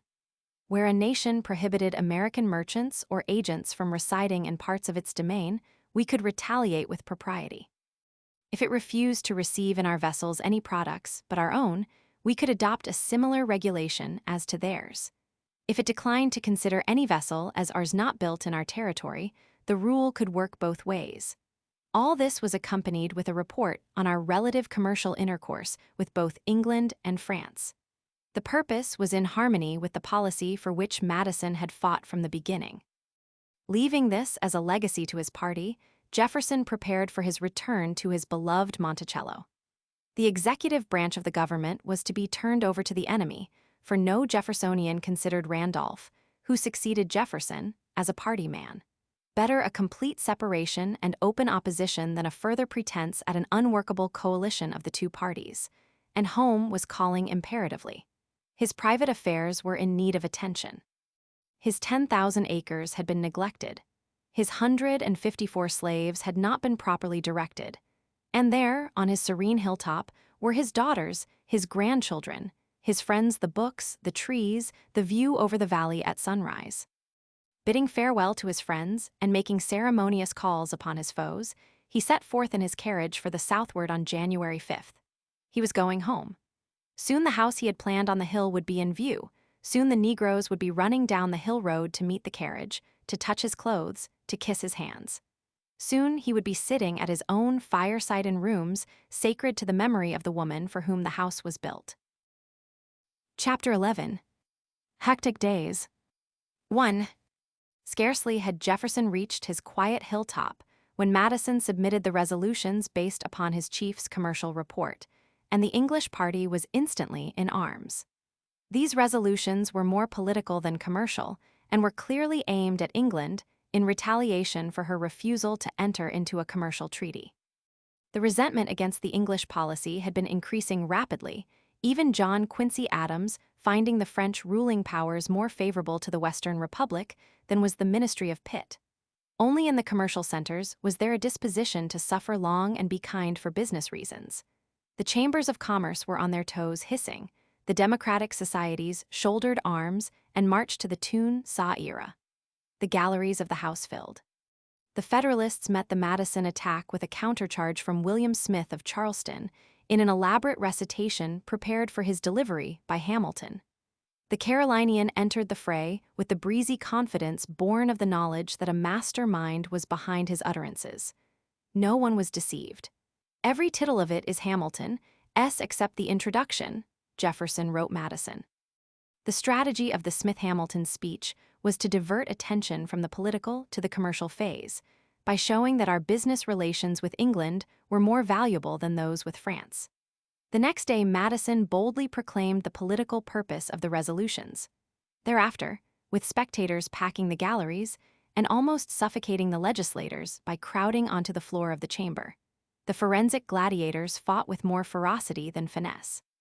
Ames sowed trouble for himself with the amazing declaration that there is an amicable disposition on the part of Great Britain. "The English are as angry at us as we are at them," said Dexter, warning of war. "Ridiculous," exclaimed Madison. "What would Britain gain by war? Would it employ her starving manufacturers, or give employment to the vessels that formerly imported luxuries to America? But why these strange accusations against England?" asked Ames. "What are the specific facts?" "Facts," thundered Giles. "She has subjected our vessels to seizure and search. She prevents our vessels from conveying to our friends and allies goods not contraband. She is responsible for letting loose the pirates of the Barbary States upon our commerce." Tracy, Hamiltonian, could see no advantage we had received from the French treaty. "At any rate," added Boudinot, "we should not overvalue the friendship of France." "What?" roared Giles. "If A. Prophet in 1778 had foretold that in 1794 that question would have been triumphantly put in an American Congress, would not the prophecy have been deemed an imputation on the American character?" But blandly from Ames, "What are our grievances against England?" "Is it necessary," shouted Nicholas, Jeffersonian, "to tell the gentlemen of the hostilities of the savages on the frontier, of the murder of our citizens, and the plunder of our settlements?" "Only a set of resolutions on paper," sneered Dayton. "Is that our only or best weapon?" "Yes," answered Madison. "We can make use of none against Great Britain more effectual than commercial weapons." Thus day by day the debate dragged on. "What recent injuries?" inquired Samuel Smith of Maryland, merchant. "The recent proclamation respecting the stoppage of vessels of neutral nations, with all such excepted but the United States," hotly answered Madison. "Better accept excuses than fight battles," warned Ames. Instantly Giles, whose passions slept with one eye open, was on his feet protesting against the idea that the mere exercise of our rights as an independent government is equivalent to a declaration of war. Thus the bitterness intensified, with personalities entering the discussions. One day the venerable Abraham Clark of New Jersey, signer of the Declaration of Independence, sat open-mouthed while Smith of Charleston reiterated his views, and then, trembling with age and infirmities, declared that, if a stranger were to come into this house, he would think that Britain has an agent here. Cries of "Order! Order!" Smith replied with a sneer at the old man's garrulity and years. With passions at white heat, the debate was postponed until the first Monday in March. Meanwhile, out of doors the fight was being waged with spirit. In Boston, the Sentinel, organ of the Federalists, was making scurrilous attacks on Madison. He had been the counselor and abettor of Jenner, corrupt tool of France, since the embassy of Gerard. He was the agent of France, the tool of anarchists, and he could have learned nothing about commerce in Virginia, where no other commerce is transacted than buying and selling of Negroes. To these attacks, the Jeffersonians responded with a call for a town meeting to act on the Madison resolutions. Before a great crowd at the Old South Church, a dramatic forensic scene was staged. The eloquent Jarvis leading for the resolutions, the brilliant young Harrison Gray Otis for the opposition, until darkness forced an adjournment till the morrow, when it was renewed until afternoon, when the question was indefinitely postponed. Otis had won the only victory possible in successfully filibustering against a vote. At Portsmouth, New Hampshire, a mass meeting at the State House endorsed the resolutions, and to the astonishment of Madison, a meeting was held in New York City at the instance of the Jeffersonians. In Philadelphia, with Hamilton looking on from the wings, the merchants met to denounce the resolutions, but after a demonstration in their favor, the attempt to get a vote upon them was abandoned. But it was in Charleston that the rage of the populace over the pro-English utterances of Smith and Ames assumed the most virulent form. Men cursed them in the streets, denounced them in resolutions, burned them both in effigy. Bach, then the leading Jeffersonian editor, deprecated the burning. "Sorry I am to see these English fashions adopted by free-born Americans." The cynical Ames's sense of humor left him unscorched by the flames. "I am willing to have it believed," he wrote, "that as I come out of the fire undiminished in weight, I am pure gold." But it was more serious to Smith, for it was his constituents who consigned him to the fire. The publication and circulation of the speech he had not written had deepened the resentment. How much hotter might have been the flames had the mob foreseen the printing of an English edition with the boastful prefatory statement that it had driven the author of the Declaration of Independence from office. Indeed, the fortunes of the fight had turned, and the Hamiltonians, lately jubilant over Jefferson's embarrassment with Jenert, had troubles of their own. Walcott was complaining that Hammond, the British minister, was weak, vain, and impudent, and even Ames was alarmed because he rails against the conduct of our government, not or rotundo, but with a gabble that his feelings rendered doubly unintelligible. By their speeches against Madison's resolutions, the Federalists had inextricably entangled themselves with British policies, and it was the chatter of the streets and the gossip of the press. From the speechification of Sedgwick and Ames, some might think that they both had drank deep of the Thames for our dear mother country. The former stands forth in strains that were worthy a pupil of North. It was in this state of public opinion, and with Ames wailing that England was driving us to the wall, that the news from the West Indies aroused the people to a white heat of fury and put them on the march. 2. In compliance with an order in council, the British had seized more than 100 vessels and held them for condemnation. So appalling were the possibilities that even Bach made the announcement in terms of measured moderation. Ames no longer mentioned the amicable disposition of the British, or inquired with a childlike innocence what England had done to offend the Americans. With war seemingly inevitable, the Hamiltonians were driven to the simulation of a warlike mood. The spirit of '76 burst into flames. Under such conditions, the debate on the Madison resolutions was resumed, when the sneer of Ames and Parker that they bore the French stamp was loudly hissed by enraged visitors in the galleries. The Federalists took to cover. Extreme provocative measures were introduced and pressed. The demand for the sequestration of British debts led to vitriolic exchanges. That king of sea robbers, that leviathan which aims at swallowing up all that floats upon the ocean. Boudinot, Hamiltonian, pleaded for calmness. Dexter denounced the proposal as the counsel of dishonor. English tool, roared the raging streets. Then came the Non-Intercourse Act, with the Federalists, off their high horse, literally begging for calm deliberation. Even Sedgwick was in an importunate mood, but the measure was pushed with all the more determination and passed with most of the Hamiltonians against it. Even when Fitzsimmons fell into line, he was trounced by the press with the open charge that he had held out until his own brig had departed to our good English friends at Kingston with a cargo of flour. Clearly the Hamiltonians had to conciliate the public in some way, and Sedgwick came forward with a plan for an army, and Madison denounced it as the old trick of turning every contingency into a resource for accumulating force in the government. Out in the streets, the people were on a rampage.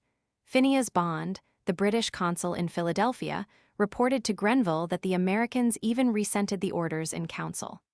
Worse still, he and Hammond, the minister, could not even walk the streets without being subjected to menaces from knots of street politicians.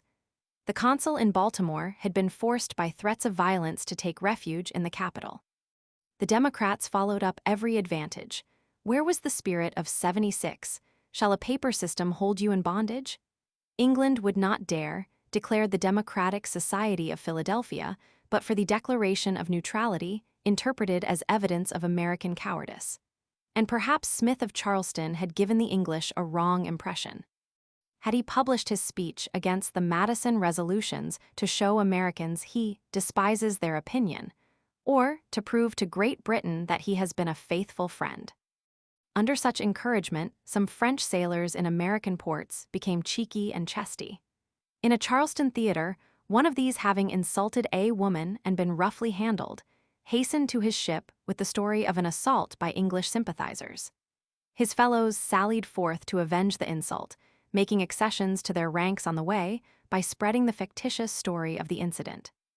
Armed with cutlasses, they descended on the theater as the people were pouring out, in an indiscriminate attack which included the wrecking of some carriages and the wounding of a few horses. The alarm bells were rung, and citizens rushed to the battle. Everywhere people were steeling themselves for war.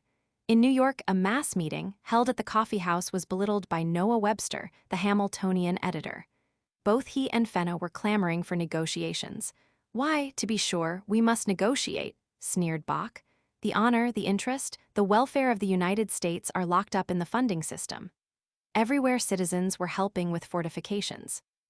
In New York, the students of Columbia, King's, formally tendered their services, the house carpenters gave their labor, and other trades followed. The country boiled with excitement. The nation was rushing into war. Hamilton and his associates put their heads together to devise a method to prevent it. 3. The rage of the people could be held in check only by a definite action looking to the righting of wrongs, and since the last thing the commercial interests wanted was war, the only thing left was negotiation. Even though this finally failed, it might postpone the fatal day. The Federalists, in control, instinctively turned in the crisis to Hamilton as the safest man to negotiate. He above all was interested in preserving peace with England at all costs. His whole political system rested on the supremacy of the commercial element. He was the father of the national credit, and it would collapse without the revenue from the imposts, the greater part of which came from English trade. In the beginning, no other name was considered in the Federalist conclaves for ambassador. "Who but Hamilton would perfectly satisfy all our wishes," wrote Ames. A correspondent of Rufus King was writing about the same time that Hamilton's selection would give general satisfaction because he had the full confidence of the merchants and the people at large. And King was replying that he wished Hamilton may speedily go, since then there would be some hope of our remaining at peace. In truth, Hamilton's relations with England's representatives in America had been intimate. In the days of the agency of Colonel Beckwith, before a minister was accredited, an intimacy had been established with Hamilton so close that Professor Bemis concludes that never afterward was Jefferson able to conduct his office with thorough independence. That intimacy continued until the arrival of the minister, and in the meanwhile Hamilton figured in the agent's confidential reports as number 7. The minister, with more assiduity than ability, was George Hammond, a young man of 27, who immediately established similar relations with the Secretary of the Treasury.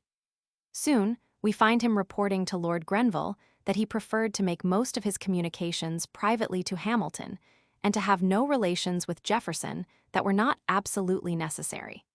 It is fair to say that in every crisis, he found the opportunity to confer with the Secretary of the Treasury. All this was known, in a general way, to the commercial element when it was urging Hamilton's appointment as ambassador, and suspected by the people at large. Thus, when the rumor of his prospective selection spread, there was a roar of protest. The object of a special embassy might as well be answered by commissioning Lord Grenville or Mr. Pitt, wrote Bach. In the meantime, Senator James Monroe had formally protested to Washington against the appointment. The opposition was due to the reasons set down in the memorandum of Hamilton's warm friend, Rufus King. Colonel Hamilton did not possess the general confidence of the country. It is easy to understand how hard it was for the Federalists to abandon their chief. Thrill enough there is in the thought of Hamilton and Pitt seated across the table in one of the dingy little rooms in Downing Street so similar in precocity, brilliancy, and genius. One evening 4 men sat in the candlelit room of Rufus King in Philadelphia. There was Oliver Ellsworth, a powerful figure before the Senate and bar, George Cabot, in some respects a saner leader than Hamilton, Caleb Strong, whose strength was in common sense and toleration, and King, who was a monumental figure. It was agreed to make an effort for Hamilton, and Ellsworth was designated to call at the Morris Mansion for the purpose. Washington did not commit himself. Whereupon Robert Morris was sent to reinforce the plea, but on learning that not only Hamilton and Jefferson were being considered, but Jay as well, he sensed the situation and veered to Jay. The result was that Jay was summoned and offered the post. He took it under consideration. The next day Jay was overrun with visitors. Hamilton urged his acceptance, having in the meanwhile written Washington withdrawing his own name from the list of aspirants. King, Strong, Cabot, and Ellsworth followed, demanding Jay's acceptance as a duty. While Jay was deliberating, his party was thrown into a panic with the rumor that Madison was a possibility, and that Monroe had encouraged a hope in Pierce Butler with a promise of the support of the Jeffersonians. Jay accepted. 4. No one but Hamilton could have been more obnoxious to the Jeffersonians than John Jay. He was now verging on 50, with a notable career behind him on which to base an opinion of his bias. In appearance, he was amiable but unimpressive, with nothing in his manner to indicate his intellectual power. Mrs. Adams's daughter was impressed with the benevolence stamped in every feature. Of commanding stature, he was slender, albeit well-formed. He wore his hair down a little over his forehead, tied behind and moderately powdered. Coal-black, penetrating eyes increased his pallor, for he was never robust. Kindly, gracious, courtly in social intercourse, he was sternly uncompromising where his integrity was involved. Politically, he was an aristocrat, with contempt for democracy and an incurable distrust of the people.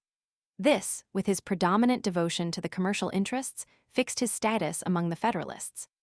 Upon the principles of the French Revolution he looked with abhorrence.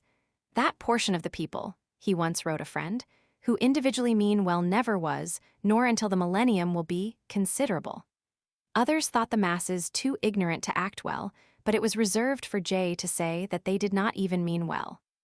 Few Americans then living were better qualified by experience for a diplomatic mission. At Madrid, he had shown rare tact, infinite patience, and dignity in defeat, and he had helped negotiate the Treaty of Peace. It was unfortunate that he had, for a while, been Secretary of Foreign Affairs, for he had then made a secret report to Congress holding England justified in clinging to the Western posts. That secret was out. In writing Jefferson of the appointment, Madison gave no indication of a probable opposition to Jay's confirmation. The appointment of Hamilton was likely to produce such a sensation, he wrote, that to his great mortification he was laid aside and Jay named in his place. But behind closed doors, the Senate engaged in a bitter battle over the confirmation. The opposition made much of the impropriety of naming a justice of the Supreme Court, submitting in a resolution that to permit judges of the Supreme Court to hold at the same time other offices emanating from and holden at the pleasure of the President is destructive of their independence, and that tending to expose them to the influence of the executive is impolitic. According to Bach, the majority of the Senate subscribed to this reasoning, and the scruples of enough for confirmation were overcome only by the assurances that J.'s delicacy and sense of propriety would certainly induce him to resign his office. 8 persisted in opposition on the supposition that more was to be feared from Mr. Jay's avarice than was to be hoped from his delicacy or sense of propriety. By the suspicious Adams, who witnessed the struggle from the chair, the opposition was ascribed to the fear that a successful negotiation would interfere with plans for the elevation of Jefferson to the presidency. On the surface, Jay's indifference to the navigation of the Mississippi, his mythical monarchical principles, his attachment to England and aversion to France appeared explanatory of the hostility. The confirmation shifted the attack from the Senate to the streets. The Jeffersonians resented it as a purely partisan appointment, but the opposition, out of doors, went deeper. Could no one be found outside the little coterie of office holders? Was it the intent that certain characters should have a monopoly of power? The Democratic Society of Philadelphia bore down heavily on Jay's justification for the holding of the posts. A frontiersman from western Pennsylvania denounced the appointment as evidence of indifference to the interest of the western country. After Jay's report on the posts, would it not be answer enough for Lord Grenville to quote Jay's own opinion on file in the Secretary's office? The Democratic Society of Washington, Pennsylvania, thought that no man but Washington would have dared to have insulted the majesty of the people by such departure from any principle of Republican equality. Disregarding the clamor of the rabble, Jay had made preparations for an immediate departure, and without tendering his resignation as Chief Justice. The instructions he carried had been prepared almost exclusively by Hamilton. So intimately was the economic policy of the Federalists connected with the relations to England that these instructions had been determined upon at a secret conference of Federalist leaders dominated by their chief. Thus, provided with instructions from a party conference, Jay set sail on May 12 from New York. 1,000 people assembled at Trinity Church to escort him to the ship and give 3 cheers as he went aboard. A salute was fired as he passed the fort. But, wrote Greenleaf, the militia had refused parading to honor the departure of our extraordinary minister. If the Federalists were pleased, the Jeffersonians were complacent, and Madison wrote that Jay's appointment is the most powerful blow ever suffered by the popularity of the president.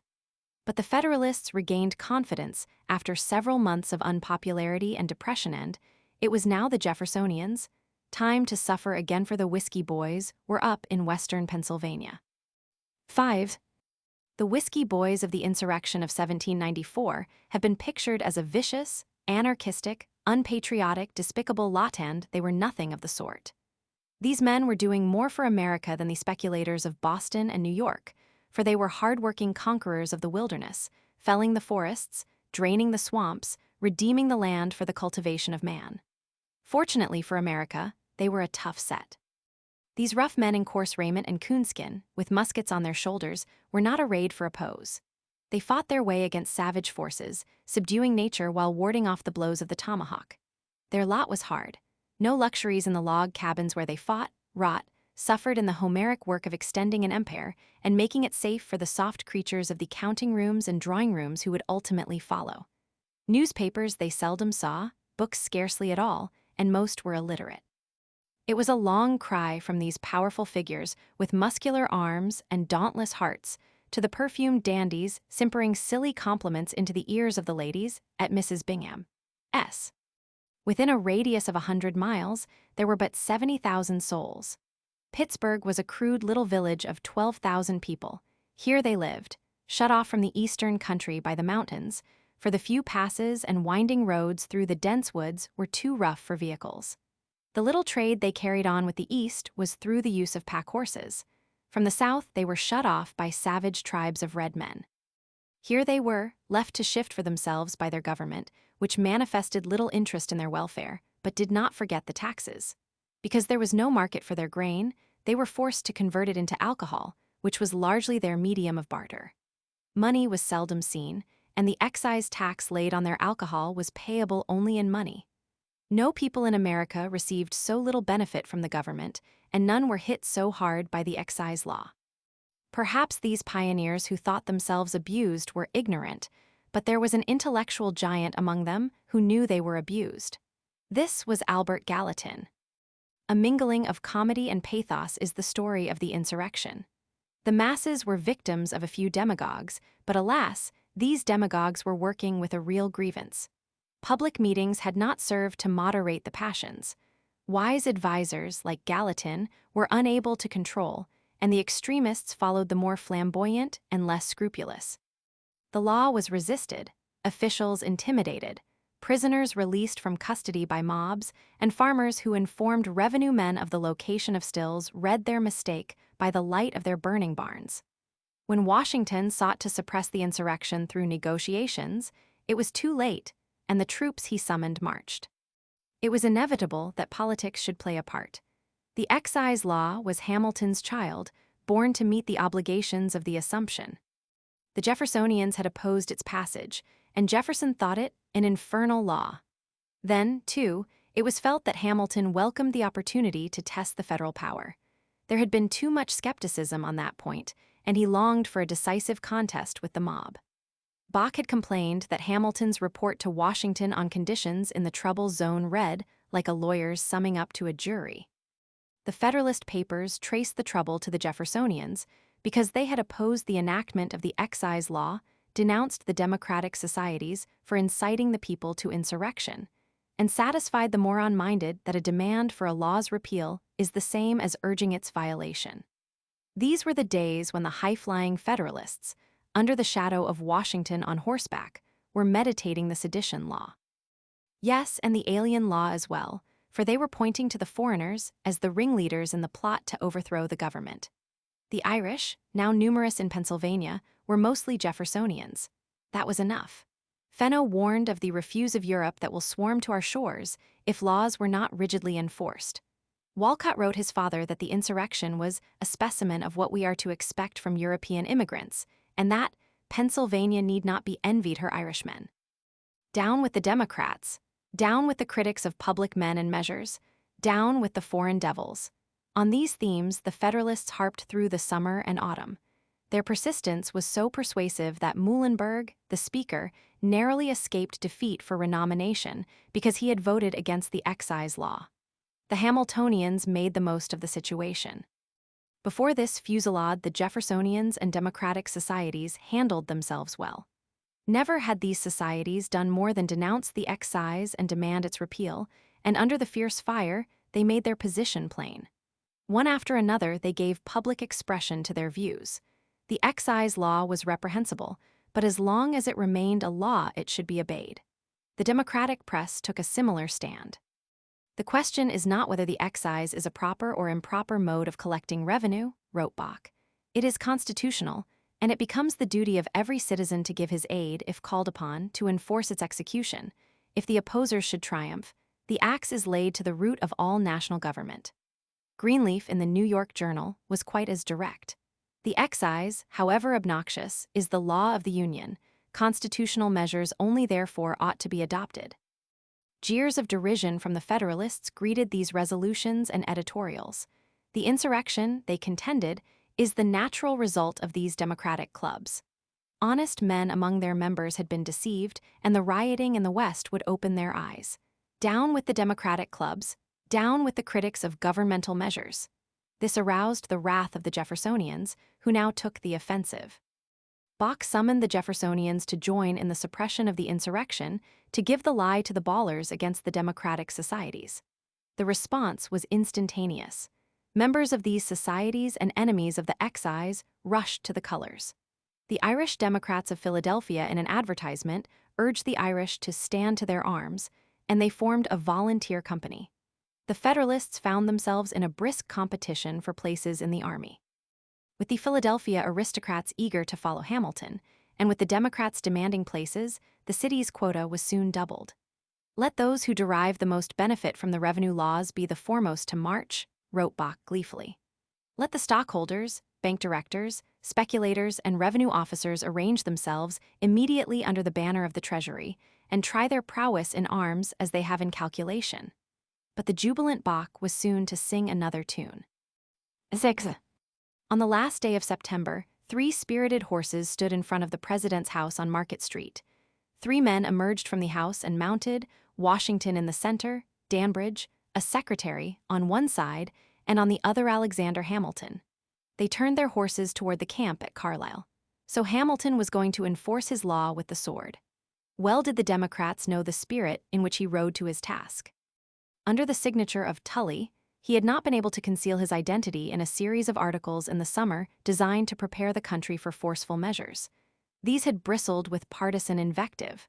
The excise law was defended, and its opponents were charged with playing with passions and prejudices. And it was not without passion and prejudice that he himself rode forth that September morning. It was at this time that Bach began to sing another tune. In response to what constitutional duty was the head of the Treasury, usurping the functions of the Secretary of War, he asked, "Pray, where is the Secretary of War?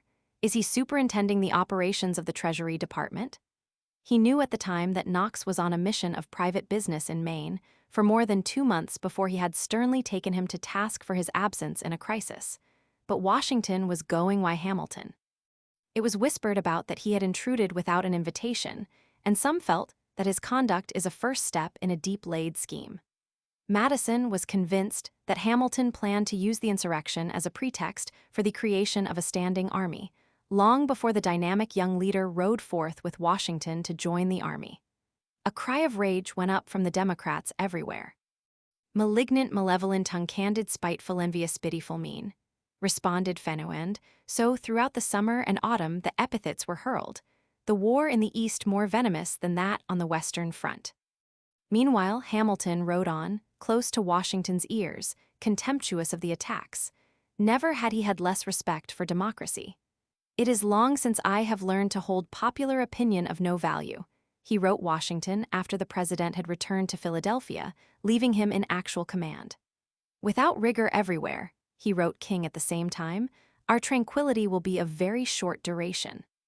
It was the tone of Federalist society in Philadelphia that led Bond, the British consul, in a letter to Grenville, to comment that the establishment of a national force to strengthen the hands of the executive party can alone secure the existing form of government. As the brilliant young leader rode along the wood-lined roads, aflame with the colors of the fall, his plans for the capitalization of the insurrection for his party were made. The executive should have more power, with an army of some pretensions to enforce the laws. The democratic societies that had awakened the political arrogance of the masses should be crushed. Attacks on governmental measures should be associated with disloyalty to the state. Perhaps on this trip Albert Gallatin, the one financial genius among the Jeffersonians, could be ruined even indicted. But the insurrection faded at the army's approach. Nowhere was opposition offered. Everywhere the soldiers met with cordial receptions, albeit the liberty poles literally lined their way.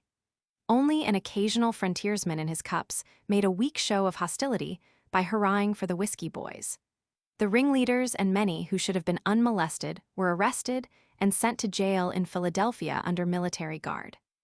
They who fell to General White were brutally treated, confined in damp cellars, tied back to back, kept in confinement from Thursday until Sunday morning with scarcely anything to eat or drink.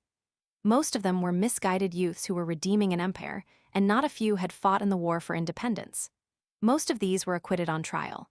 But when they reached the ferry at Schuylkill, they were forced to decorate their hats with a paper bearing the inscription, "Insurgent."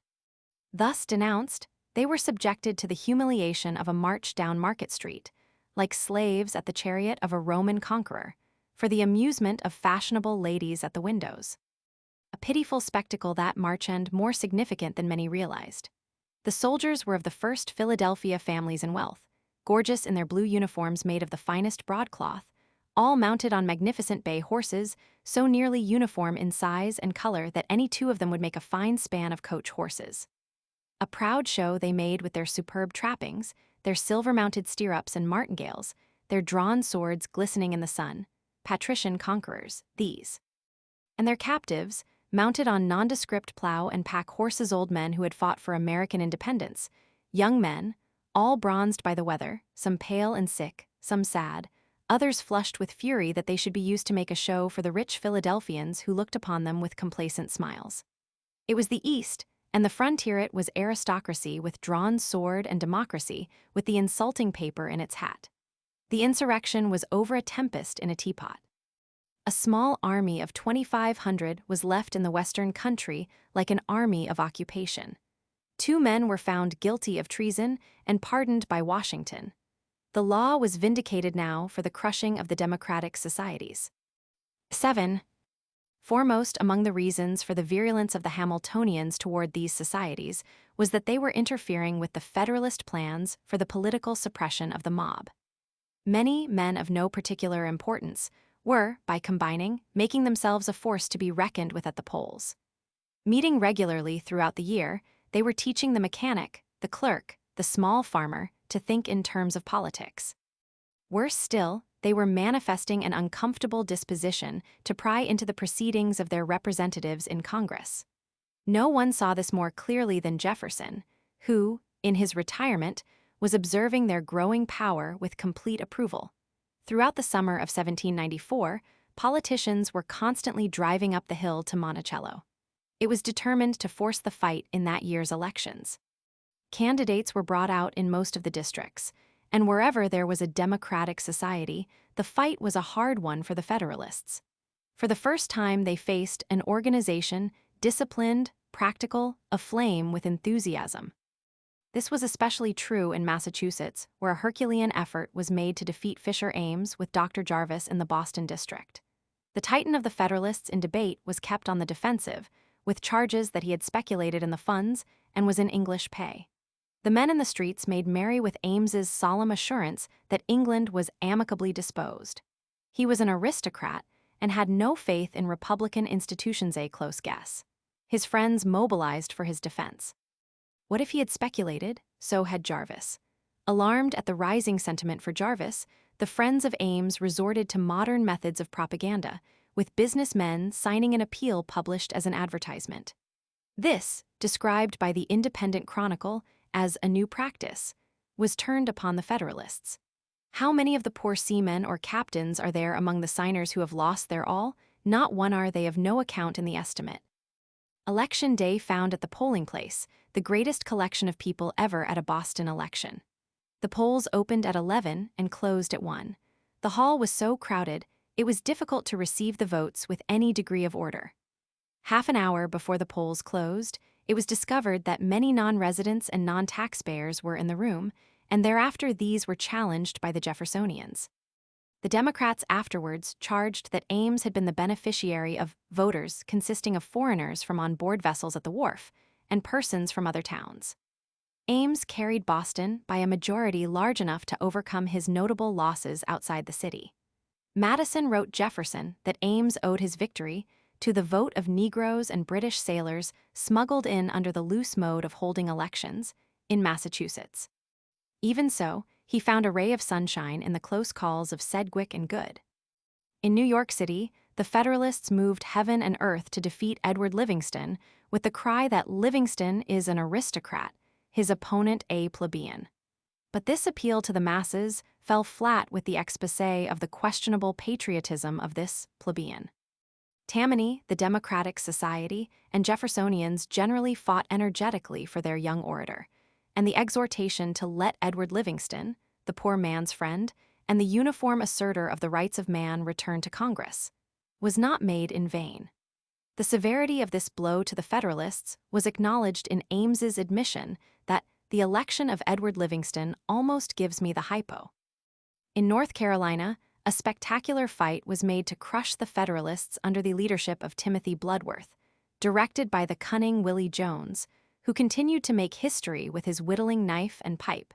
And, with the resulting Waterloo, the Hamiltonians began to entrench themselves in federal jobs.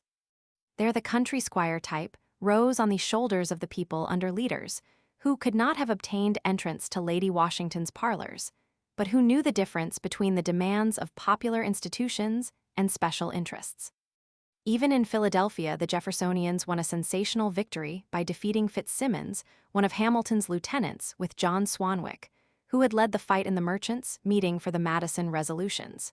In Charleston, William Smith narrowly escaped defeat through the intervention, according to Madison, of British merchants and their debtors in the country. All in all, Madison felt that great progress had been made. It was the first real challenge the Federalists had met, and they had not enjoyed the experience. Surveying the field in search of the cause, they pointed accusing fingers at the democratic societies. 8. Before passing on to the mass attack on these societies, let us pause for a hasty review of other happenings of that eventful summer and autumn. Madison was in a tender mood. A little before he had fallen under the spell of a merry widow whose glance was coquettish and whose tongue was nimble. The early autumn found him married to Dolly Todd. The early winter, cozily ensconced in the house the Monroes had occupied before they went to France. In the house on the hilltop, Jefferson was living a quiet life. He was little more than 50, his hair touched with gray, his form erect, his step elastic, his strength undiminished. With his daughters about him, all was gaiety about the blazing hearth in winter and on the lawn in summer. The supervision of the plantation was to his taste. There were fences to be repaired, trees to be planted. He was interested in the growth of potatoes. He wrote about ordering the uprooting of weeds here and bushes there. His correspondence was light. In acknowledging a book from John Adams, he wrote that his retirement had been postponed 4 years too long, and that his present happiness left him nothing to regret. That fall, Washington had sought again to entice him back into the cabinet, but he had been untempted. Though happy in his retirement, he was the old warhorse, sniffing the battle from afar. And things were happening over the land. Dr. Joseph Priestley, the English liberal, driven from England by persecution, had been given an uproarious greeting in New York and had replied to addresses from Tammany and democratic societies with severe strictures on the repressive measures of Pitt. And an exotic creature, who had been living obscurely in Philadelphia as a teacher, startled the country with a pamphlet reply in a vein of sarcasm and satire worthy of the masters of the art. England was glorified, France crucified, democratic societies excoriated. The Irish in America damned and the Hamiltonians rejoiced. Many were shocked. Since William Cobbett was to work under the encouragement of Hamilton, we shall become better acquainted with him by and by. Otherwise, life was moving along in Philadelphia much the same as usual. Society was still in the saddle. Blanchard, who was thrilling the people with balloon ascensions, was postponing one of his ascents because of the marriage of a person of distinction. The French madness was unabated, and on July 11th a French victory was theatrically celebrated. La Carmagnole was danced in the streets. Public officials marched with the populace to the French minister's house, where orations were heard, and La Marseillaise was sung. At Richard's 500 sat down to a noisy feast, after which they danced around a Liberty tree, set off fireworks, and burned a British flag. Even Ricketts Circus was so fashionable that Fenno hoped he would begin his performances an hour earlier to permit citizens to enjoy the daredevil feats before repairing to the House of Representatives to hear the debates. Bach, educated abroad, was a lover of the play and interested in seeing democratic features introduced, say, an occasional, simple air, interspersed with the classics for the delectation of the gallery gods who pay their money like other folks. But the time was to come when even Bach was to make sad grimaces at democratic manners in the theater. This was when the gallery gods hit upon a novel mode of entertainment, of selecting some inoffensive aristocrat in the pit and demanding that he doff his hat to the gallery. Naturally ignored, 100 stentorian voices would call out for his punishment. Thereupon the gods would pelt the unfortunate victim with apples and pears, sticks, and even stones, and assail him with scurrility and abuse. Throughout the evening the persecution would continue. Spitting and emptying beer bottles upon him increased his misery. It was bad enough, thought Bach, to spit upon the men, aristocrats, without spattering the delicate dresses of the aristocratic ladies with beer. One night most of the orchestra was driven out of the house. "It is time to stop this growing evil," wrote Bach, "which has been on the increase ever since the opening of the house." The Federalists were delighted at his embarrassment. Here was the rabid editor's democracy. These people in the galleries were his sovereign people. And all this was due to the leveling influence of the democratic societies. They must go. 9. When, in his message to Congress, Washington made his amazing attack on the democratic societies, the influence of Hamilton and the Federalist leaders, who had received not a few scars in the recent elections, was evident. Here was a proclamation that the masses of the people in private life had no right to organize for political purposes. That the Hamiltonians had no interest in the mass of the people was generally understood. They were impressed with petitions from the Cincinnati or Chambers of Commerce, but frankly contemptuous of those signed by mere citizens of no particular importance. When these people organized into democratic societies, things were going too far. If this continued, the ordinary mechanic might get the impression that he counted in governmental affairs. There was too much of this democratic virus in the body politic. The Jeffersonians were momentarily stunned by Washington's denunciation, but quickly rallied. Madison, calm, composed, courteous, but grimly determined, sat on the House committee to frame the reply to the president's address, and he planned to ignore that feature of the message. He was not deceived as to its purpose or inspiration. It was obvious that a most dangerous game was playing against the Republicans, he wrote Jefferson. The insurrection was deservedly odious. The democratic societies were presented as in league with it. The Republican part of Congress was to be drawn into an ostensible patronage of those societies and into an ostensible opposition to the president. The sponsorship of a purely partisan attack by Washington pained Madison, but it did not intimidate him. He considered it an assault on the citadel of liberty, and it was, in truth, the forerunner of the infamous sedition law. In a letter to Monroe, he described the attack as the greatest error in his political career. That it was an attack on the essential and constitutional right of the citizen, he had no doubt. Jefferson characterized it as one of the extraordinary acts of boldness of which we have seen so many from the faction of monocrats, an attack on the freedom of discussion, the freedom of writing, printing, and publishing. And what of the Cincinnati, self-constituted, whose members met behind closed doors, maintained a system of secret correspondence, while carving out for itself hereditary distinctions? Even so, the Jeffersonians would have taken no notice of the attack had not the Federalists forced the issue by proposing an amendment to the reply commendatory of the assault on the societies. That Hamilton was the inspiration of this move, there can be no doubt. When the debate began, we find him hurrying around to Fitzsimmons's house with proof of the connection between the societies and the insurrection, and finding the mover of the amendment absent, leaving a memorandum. The Hamiltonian proof was that the Mingo Creek Society was sometimes called the Democratic Society, that some of the insurrectionists were on its membership rolls, that one of its members had led one of the attacks and another a second. Quite enough, he thought, to damn all the societies in America, albeit almost all had denounced the insurrection, and many of their members had marched under arms against the rebels. This was the reasoning of all the extreme Federalists. Into the debate, both parties dragged their heavy artillery. Madison, Giles, and Nicholas on one side, Ames, Sedgwick, Smith, and Tracy on the other. Stand by the President from the Hamiltonians. Stand by the Constitution from the Jeffersonians. Plunge these societies into contempt, sink them into abhorrence and detestation, shouted Sedgwick, still smarting from the pummel they had given him.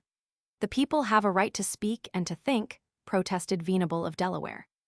The fact that the President thinks them guilty is enough, thought Murray of Maryland. I refuse to surrender my opinions to the President where a matter of fact is involved, retorted Nicholas. No, thundered Giles, the fiat of no person in America should ever be taken for truth. Infamous creatures, snorted Smith of Charleston, who had felt their blows. Nonsense, exclaimed Christie of Maryland. The members in Baltimore were not the fair-weather patriots of the present day, but the patriots of '75. Yes, added Carnes of Georgia, citing the case where one of these societies turned out as volunteers against the rioters, and expressing the hope that the time will never come when the people of America shall not have leave to assemble and speak their mind. Giles and Madison closed against the amendment in powerful constitutional arguments on the rights of citizens to have opinions on men and measures, or to express them by voice or pen, individually or collectively. And Ames closed for it, making much of the burning of Jay in effigy by the Society at Lexington, and picturing the people on tiptoes on all the post roads to learn whether Washington or the societies had triumphed in the House. Dexter foreshadowed the sedition law, toward which the Federalists were feeling their way, with the declaration that the Constitution did not give the people the precious right of vilifying their own government and laws.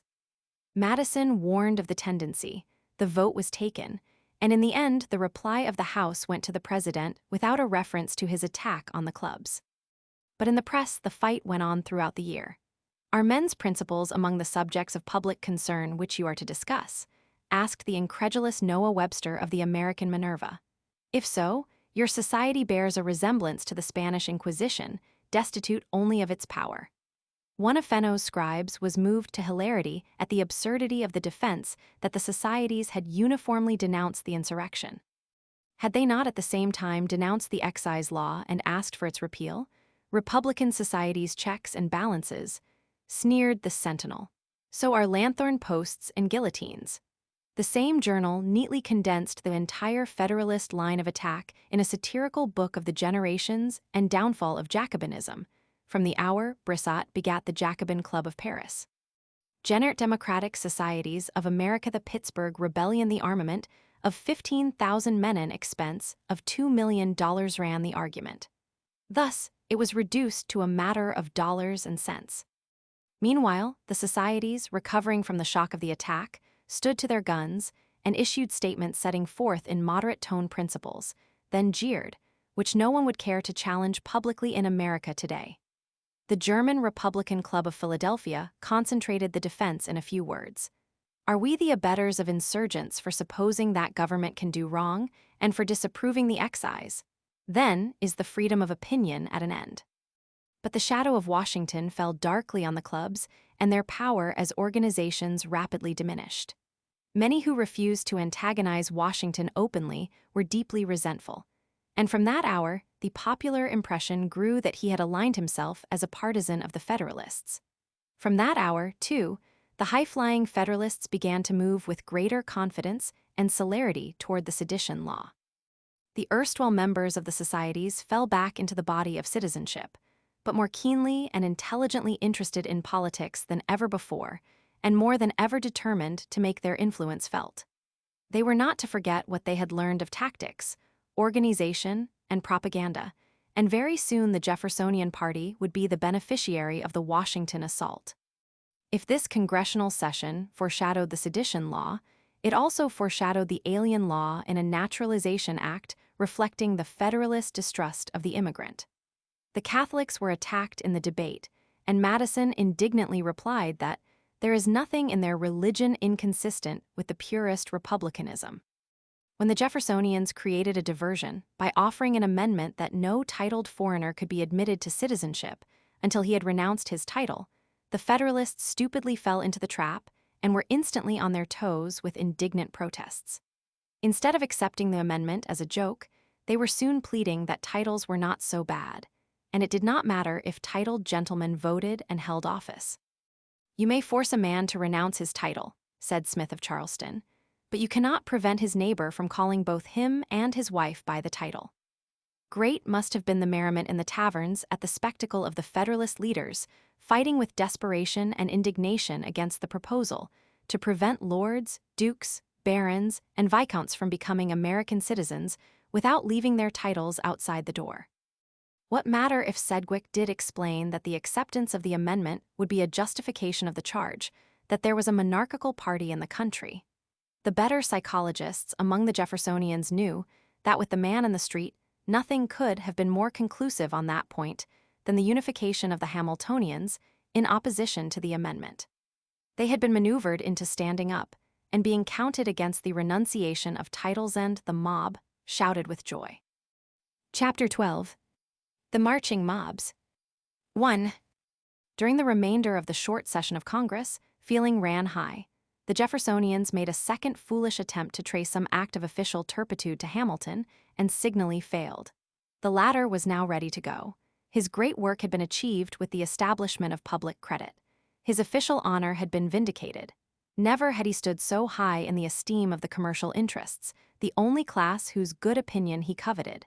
He was the leader of the leaders of his party. With the rank and file he had never been popular, though always admired, but he sought no popularity with the multitude for whom he had a certain contempt. After years in the public service, he found himself in poverty, confronted with obligations to an increasing family. Early in December, he wrote of his plans to Angelica Church. "You say I am a politician, and good for nothing. What will you say when you learn that after January next I shall cease to be a politician at all? Such is the fact. I have formally and definitely announced my intention to resign and have ordered a house to be taken for me in New York." A little earlier, he had hoped to take a vacation in Europe. He was heartily tired of office. Only the opportunity to quit, with honor and without decisive prejudice to public affairs, held him at all. Now political conditions seemed favorable for an early retirement, for the elections promised to prove favorable to the good cause. When Jefferson retired, Fenno announced the event in 2 lines, but he heralded the resignation of Hamilton in a glowing eulogy, double-spaced, of the man who had made 2 blades of grass to grow where none grew before. This was too much for Bach. "America will long regret that his work lives after him," he wrote. And why the fawning rhapsody? Had Washington done nothing, nor Congress, nor the natural advantages of the country, nor the Constitution? No, the Secretary was the life, the soul, the mind of our political body. The spirit has flown, then we are a lifeless mass, dust, ashes, clay. But the sneer of Bach and the contemptuous fling of Madison, because it was pompously announced in the newspapers that poverty drives him back to the bar for a livelihood, could not rob the daring innovator of his triumphs. The Lancaster troop of horse, dining, toasted him, "May his domestic felicity be equal to his public services." The day the story of this toast was printed, 150 of the leading merchants, capitalists, and social leaders of Philadelphia sat down to a farewell dinner in his honor. Judges of the Supreme Court and governmental functionaries were in attendance. When the project was suggested, merchants crowded to the subscription paper, and many were excluded for lack of space. Toasts were mingled with convivial songs, and wine, we may be sure, flowed like water. After Hamilton had toasted the Philadelphia merchants, he withdrew, and he himself was toasted. May he enjoy in private life that happiness to which his public services have so justly entitled him, and the rafters rang. 2 nights later, the fashionable dancing assembly, celebrating Washington's birthday with a dance and dinner, took note of Hamilton's departure with a toast. When he reached New York, he found another dinner awaiting him, when more than 200 people in his honor sat down at Tontine's coffee house, at the expense of the merchants of the city. There among the guests were the chancellor, the judges, the speaker of the assembly, the recorder of the city, the president of Columbia. More convivial songs and stories, more wine and cheers and laughter, and again Hamilton toasted the merchants of New York. And again he retired to permit the toastmaster to propose Alexander Hamilton with 9 cheers. Reporting the affair honestly enough, the New York Journal could not omit the observation that few of our best citizens and genuine Republicans were present. The editor had never questioned Hamilton's financial abilities, but he doubted the propriety of his political principles. However, in the language of the playbills, it was a great dinner, Mr. Hodgkinson, one of the managers of the farce, being present. Having been thus wined and dined, toasted and roasted, Hamilton retired with his family to the Schuyler Mansion in Albany for relaxation and rest. Perhaps he could not afford the coveted trip to Europe. It did not materialize. In April, Justice Iredell wrote his wife that Hamilton had already received more than a year's salary in retainer fees, and that a number of mechanics here have declared that they will build him a house at their own expense, a promise unredeemed. Hamilton had hoped to open his New York office in May, but autumn found his family lingering under the hospitable roof of the Schuylers. Such, however, was his insatiable craving for power that he was unable to forget, even for a month, the familiar field of battle. Enraged by a triumph of his political foes on a measure in the House, he wrote furiously to King that, to see the character of the country and the government sported with, puts my heart to the torture. Events were not moving with the felicity of old under the successor of his own choosing, and he turned spitefully upon some of his most faithful followers. So, he wrote King, it seems that under the present administration of the department, Hillhouse and Goodhue are to be ministers in the House, and Ellsworth and Strong in the Senate. Fine work we shall have, but I swear the nation shall not be dishonored with impunity. Clearly he had determined to keep his hand on the driving wheel from afar. The cabinet was composed largely of his followers, only Randolph remaining to plague him, and his days were short and full of trouble. The Federalists in Congress could be directed by correspondence and should be. Washington not only could, but would be kept constantly advised. Hamilton retired from office in January 1795, but he was not to retire from power until Adams, repeatedly betrayed, should drive the Hamiltonian stool pigeons from his cabinet some years later. Meanwhile, a party crisis was approaching that would require all Hamilton's genius to save his party from destruction. 2. We speak of the Jay Treaty. The Jeffersonians called it the Grenville Treaty. As a matter of fact, it was more nearly the Hamilton Treaty, and it was certainly a Federalist Party treaty. Jay had arrived in London to be so graciously received and so lavishly entertained that he had cautiously refrained from mentioning this unusual cordiality in official reports. Thomas Pinckney, the regular minister, who had stoutly fought for American rights, was shunted aside. If I should say that, had no unpleasant feelings on the occasion, I should be insincere, he wrote his brother. But he accepted the situation with good grace. In time, after receiving attentions from the king not previously accorded America's diplomats at the court, Jay sat down with Lord Grenville to the negotiation of a treaty. The latter, a favorite of Pitt's, comparatively young, but rising rapidly because of an abnormal capacity for hard work rather than brilliancy, was in no sense the intellectual superior of Jay. In the first days of the negotiations, the prospects were bright enough for the Federalist emissary. England had previously faced and accepted the necessity for the abandonment of the Western posts, and she was not, at the moment, in position vigorously and persistently to protest the other outstanding American claims. The conditions on the continent were far from satisfactory, with the coalition apparently verging toward disruption. England was not seeking another open enemy, and she could not afford the loss of the American trade. But there was another danger threatening that was causing Grenville no little distress, and this is where Jay held the high card in the gamble. The neutral nations of Europe had grown tired of the arrogant sea policy of the English, and steps were taken for the unification of neutrals in defense of neutral rights. Sweden and Denmark had ratified an armed neutrality convention on March 27, 1794, agreeing to join their fleets for the protection of their peoples.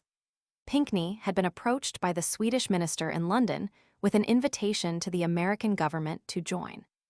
He had received the invitation with frank enthusiasm and thought his country would agree. This was all known to Grenville, who was painfully impressed with the possibilities. He had put his spies to the task of opening diplomatic mail and keeping him informed of developments. Instructions had been sent to Hammond, the minister at Philadelphia, to exert all his ingenuity to prevent the United States from joining the Scandinavian combination. The day that Grenville sat down with Jay, the former had been informed by Count Finkenstein, the Prussian Minister of Foreign Affairs, that the position of America was doubtful, and that Jefferson had left the cabinet to go to Denmark to assist in the organization and consolidation of the neutrals. It was Grenville's cue to procrastinate on the treaty until he could ascertain to a certainty just what the United States contemplated in reference to the armed neutrality. Impatient over the delay, Jay submitted a complete draft of a treaty on September 20, 1794, which was, in many respects, an admirable document. When the treaty, which was finally signed, was submitted with the other papers to the American government, the draft of September 20th was conspicuously absent for the actual treaty, was an almost complete surrender of the claims of the first draft, and its publication would have had a disastrous effect on Jay's reputation and on his party. 10 days before Jay submitted his draft, Grenville was in possession of a curious report from Hammond. The latter had been informed by Hamilton, with every demonstration of sincerity, that under no circumstances would America join the armed neutrality. This, Hammond understood, was secret information on cabinet action.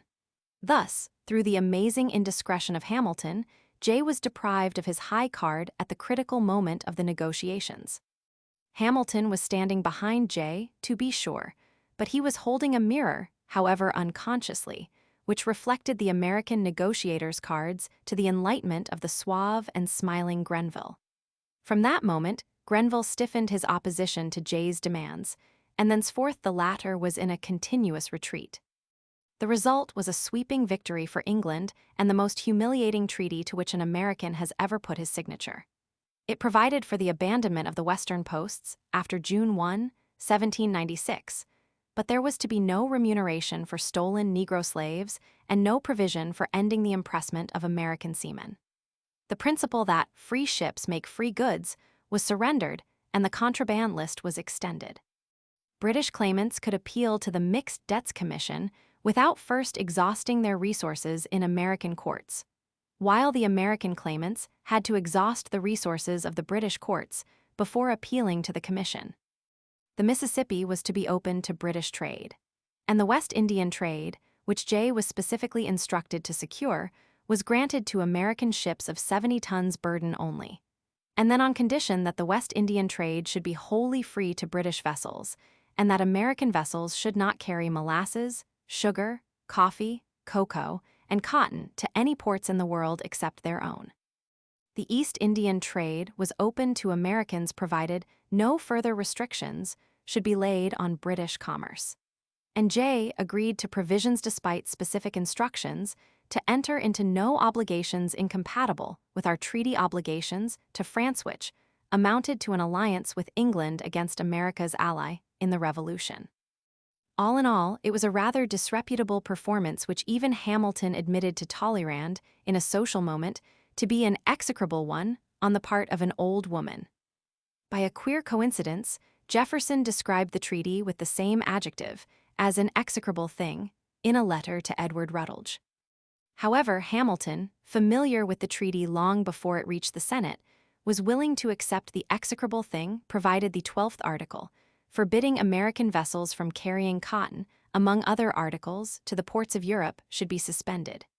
He wrote William Bradford, the Attorney General, in May, of his distress over this article, and Rufus King about the middle of June. But he was sternly set on ratification, against a renewal of negotiations, and that was enough to determine the course of the Senate. There was no other way.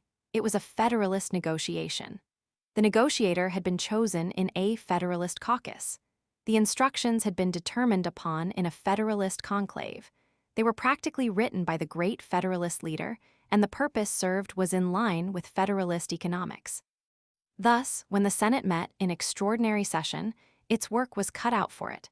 For 18 days, the senators debated in secret. The American people knew that the treaty was under consideration, but they did not have the most remote idea what it was all about. For 8 days, the discussion was general. Then the Federalists, acting under Hamilton's inspiration, submitted a form of ratification conditioned on the suspension of that portion of Article Roman 12, which enumerated the articles American ships could not carry to Europe.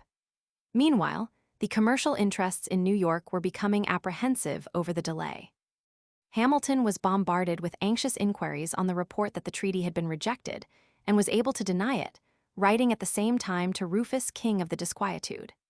2 days after Hamilton wrote King, Senator Aaron Burr moved to postpone ratification and to institute new negotiations, but this, with other hostile motions, was voted down.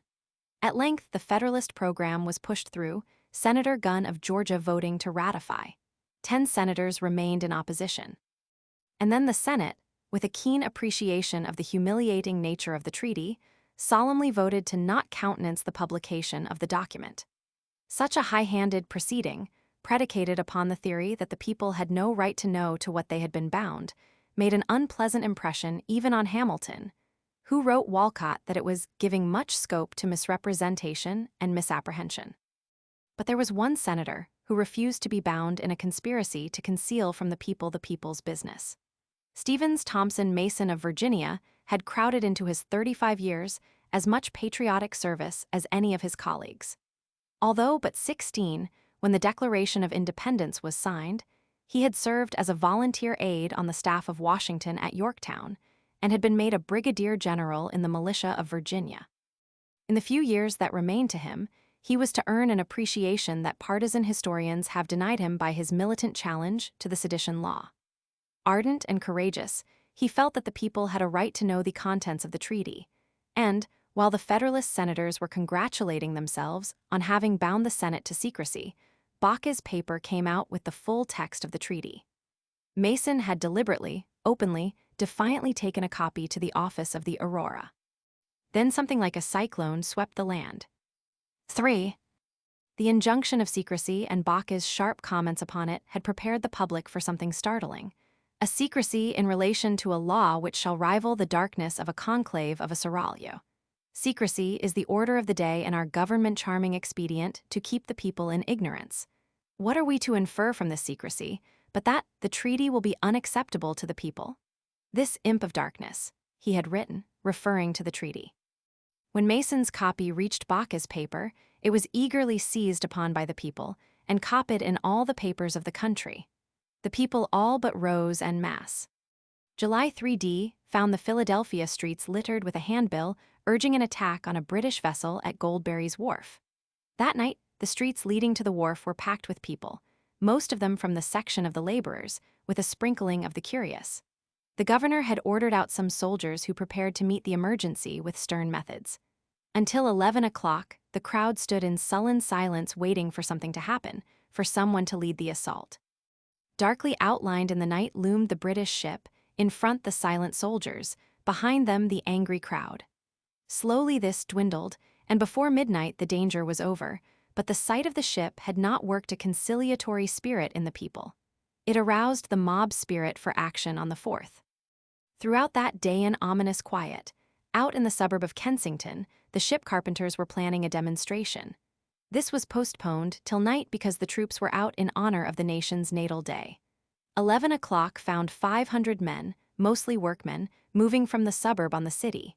By the lights they carried could be seen an effigy of J. This, according to rumors that flew over the town, was to be burned before Washington's house on Market Street. Then a feverish summoning of the light horse, little Paul Revere's hurrying from door to door summoning soldiers to the saddle. Long before the marching mob reached the heart of the city, the cavalry was drawn up on Market Street waiting. On moved the mob in uncanny silence. Most of the people were asleep, and only the bobbing lights of the marchers indicated that something was stirring. No attempt was made to reach Washington's house.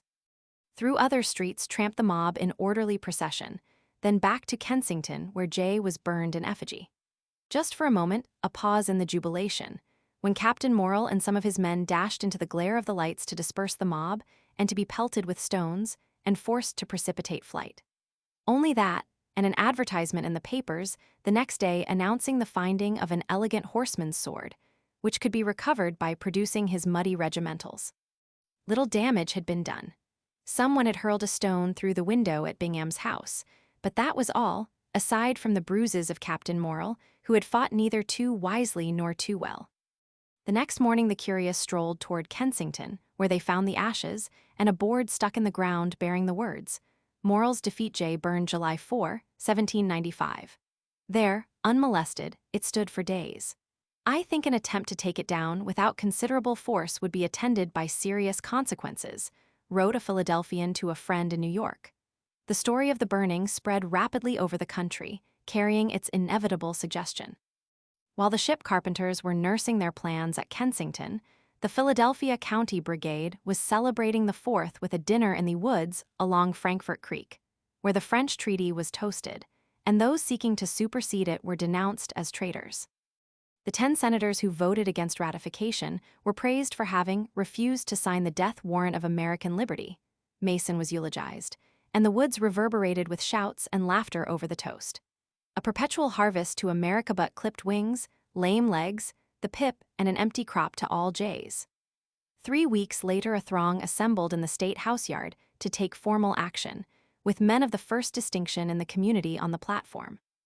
A memorial of denunciation was read, adopted without debate, and the treaty was thrown contemptuously to the crowd, which pounced upon it, stuck it on the end of a pole, and marched to the French minister's house where a ceremony was performed, albeit Adet denied himself to the mob. Thence on to the British minister's house, where the treaty was burned while the mob cheered lustily.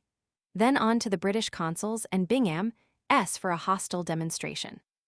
The Federalist leaders observed these demonstrations with misgivings, whistling the while to keep up courage. Somewhere on the outskirts stood Oliver Wolcott, who instantly wrote Washington at Mount Vernon that the crowd was composed mostly of the ignorant and violent part of the community.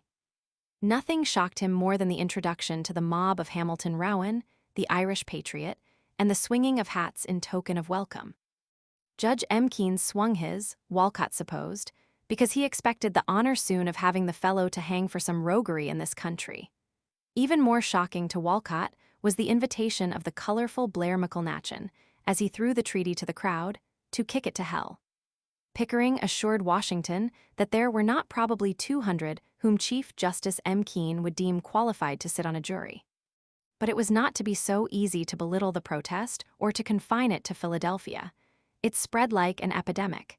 In New York City, the home of Jay, the feeling was virulent. The 4th of July celebrations disclosed the sharp divisions between the commercial interests and the body of the people.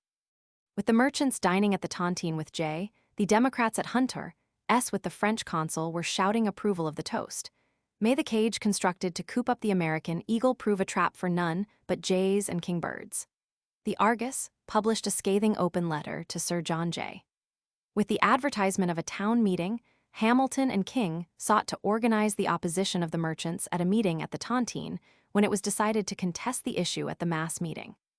An address protesting against the method of the proposed meeting, written by Hamilton, was given to the papers and circulated in handbills. The stroke of 12 found from 5,000 to 7,000 people assembled, and the plans of the Hamiltonians were instantly surmised. There, on the stoop on Broad Street, stood Hamilton himself, with King and a few others grouped about him. At the stroke of the clock, Hamilton, without waiting for the organization of the meeting, began to speak impassionedly. "Let us have a chairman," cried the crowd. A chairman was chosen and took his station on the balcony of Federal Hall. Instantly, Peter Livingston began to speak. Hamilton interrupted. Cries of "Order, order," from the people. "Who shall speak first?" asked the chairman. "Livingston," shouted the greater part of the crowd. But when he sought to comply, he could not raise his voice above the confusion, though he managed to reach the swaying mass with the suggestion that all favoring the treaty go to the left, and those opposed to the right. A goodly portion of the crowd passed to the right to Trinity Church, and Hamilton, assuming that only friends of the treaty remained, began to speak. Hissing, hooting, coughing, his voice was drowned. The orator paused, consulted his supporters, and a resolution prepared by King was passed to the chairman to read. A momentary lull, and then, finding it commendatory of the treaty, an angry roar, "We'll hear no more of that, tear it up." Meanwhile, a stone struck Hamilton without injuring him severely. With a derisive smile, he called on all friends of order to follow him, and the Hamiltonians deserted the field. That afternoon at Bowling Green, a cheering crowd could have been seen burning the treaty, while in the fields another crowd was screaming its delight as Jay's effigy went up in smoke. The next day, the meeting reconvened and unanimously adopted resolutions against the treaty, and the Hamiltonians called a meeting of the merchants to protest against the action. This meeting of the merchants is more impressive in books than it was in reality. The Minerva announced that the treaty had been endorsed by a practically unanimous vote, while the Argus, more specific, reported that among the 70 present, 10 had opposed the treaty, and that these 10 own more tonnage than the other 60 put together. The minority of 10 publicly denounced the majority as either inimical to this country in the late war or have immigrated to this country since that period. Having made the charge, they entered into details. Of the 60 merchants favoring the treaty, only 18 had been outside the British lines in the Revolution, 8 had actually joined the British, 6 came to the country from England during the war and located in sections held by the British Army, and 10 entered the country after the war. At any rate, there were 7,000 people in the mass meeting and but 70 in the meeting of the merchants. The ferocity of the protest had a depressing effect on Hamilton, who could imagine nothing less than Jacobins meditating serious mischief to certain individuals. Instinctively, he thought of mobs and meditated on soldiers to put them down.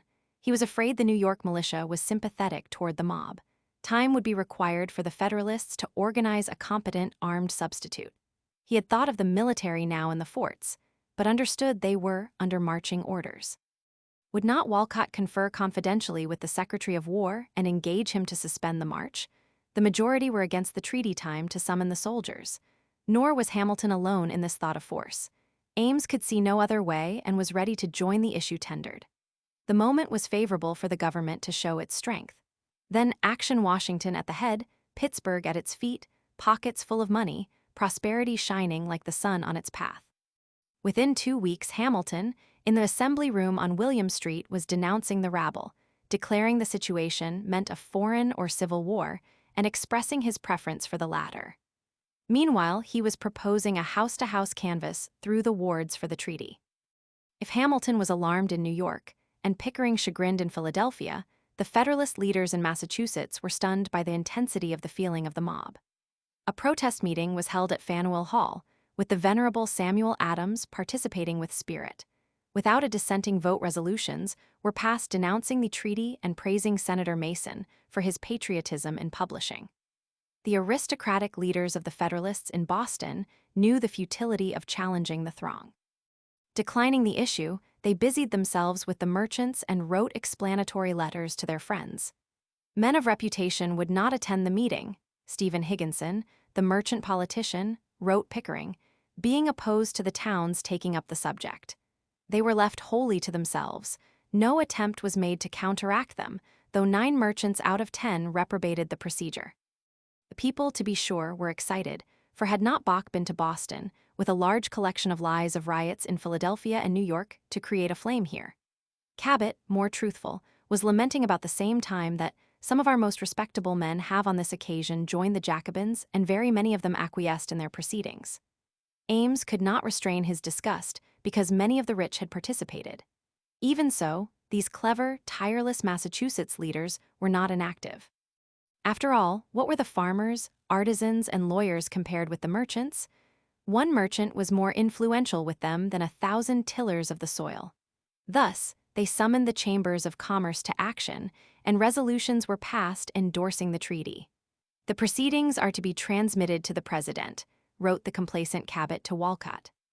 But that did not end the treaty fight in Boston, for throughout the summer the indignation of the people simmered and occasionally boiled over. The rabble had to have its fling. On the walls enclosing the home of Robert Treat Paine were chalked the words, "Damn John Jay, damn everyone who won't damn John Jay, Damn everyone who won't put lights in his windows and sit up all night damning John Jay.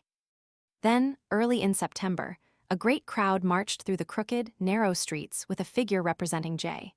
And the next day it reappeared with another effigy of Jay with a watermelon head, and marched noisily through the principal streets to the home of Samuel Adams, who appeared and smiled approvingly upon the scene. A few days later, Jay was burned in effigy at Oliver's Wharf, and the home of the editor of the Federal Orrery was attacked with bricks and stones. The non-participants observed that the Federalist leaders were more outraged at the burning of the effigy than over the action of a British man-o'-war that sailed into the harbor and helped itself to anything it wanted. Fisher Ames ascribed the mob spirit to a few young men who have lost property by British captures. Just a few, he said, mostly boys with fifes and drums. The anti-treaty men were ashamed of the business. The Boston Federalists preferred to fight the mob with merchants, resolutions, and their barbed wit. The reason given by the Jacobins for not reading the treaty, wrote Russell in the Sentinel, is that no person ought to read what he knows to be bad. Meanwhile, the leaders were busy as swarming bees all over Massachusetts, drumming up the merchants, soliciting resolutions, exerting influence to prevent town meetings. At Salem, the respectable people are all acquiescent, and many of them approve but think it inadvisable to act, wrote Cabot to Walcott. At Newburyport, the principal merchants are also well satisfied, and some steps have been taken to bring them to express their opinions. With the merchants acquiescent and the principal merchants satisfied, need anyone worry over the marching multitudes? But alas, in commercial Charleston, home of the Pinckneys and William Smith, there, too, the marching mobs, and mingling with them some of the rich and aristocratic.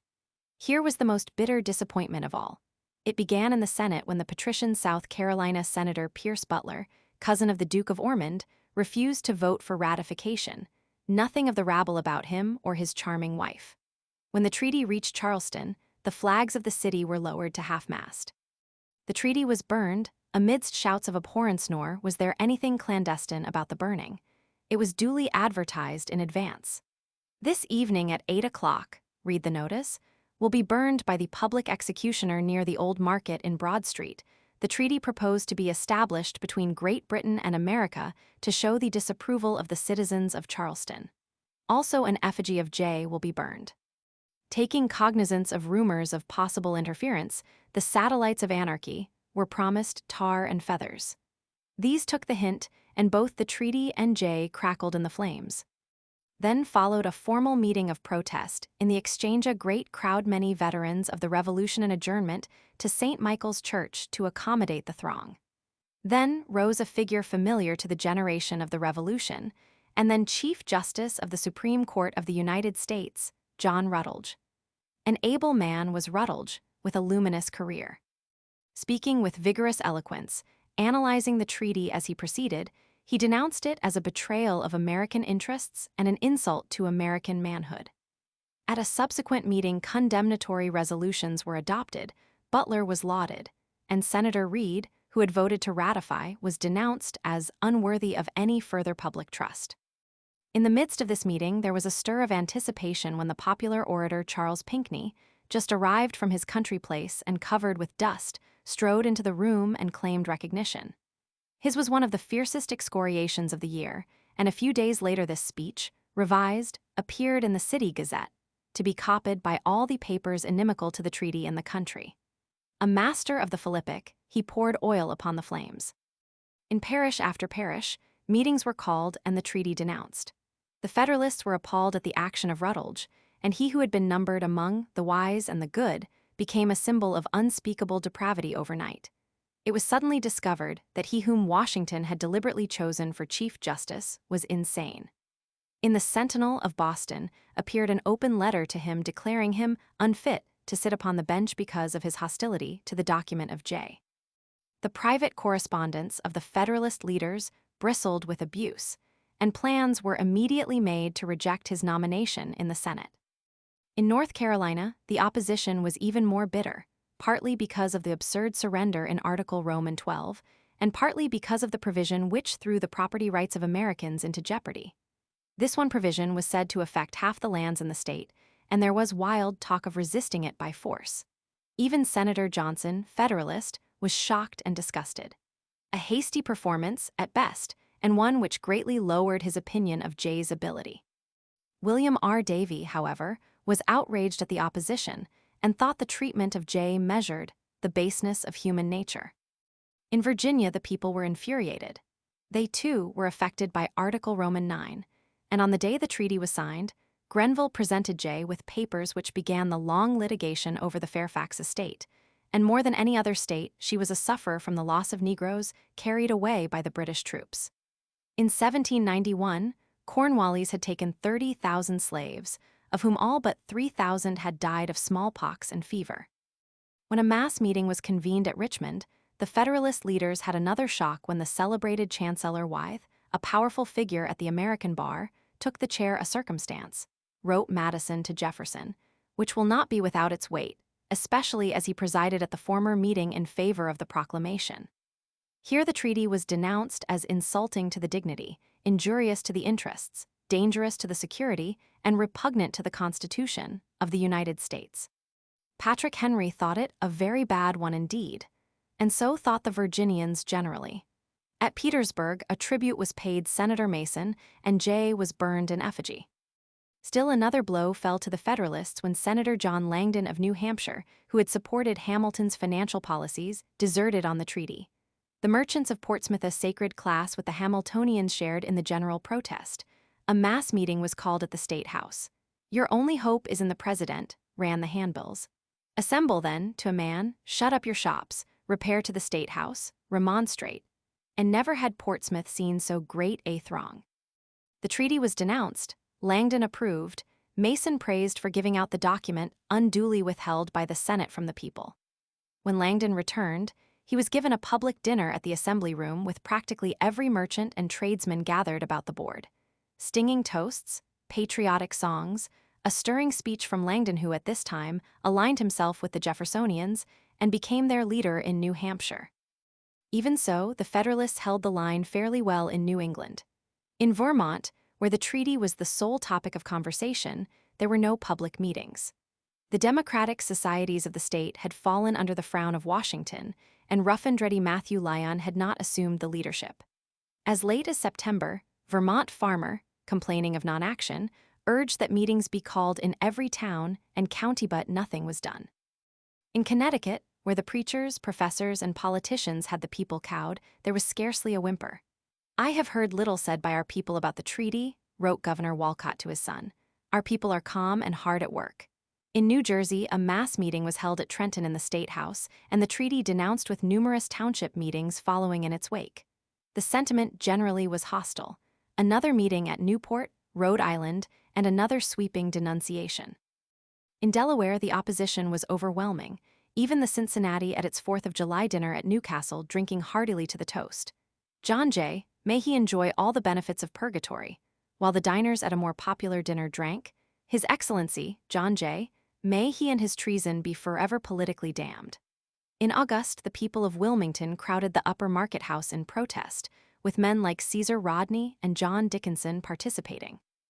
In Georgia, where the popular sense had been betrayed by the ratification vote of Senator Gunn, the bitterness was sizzling.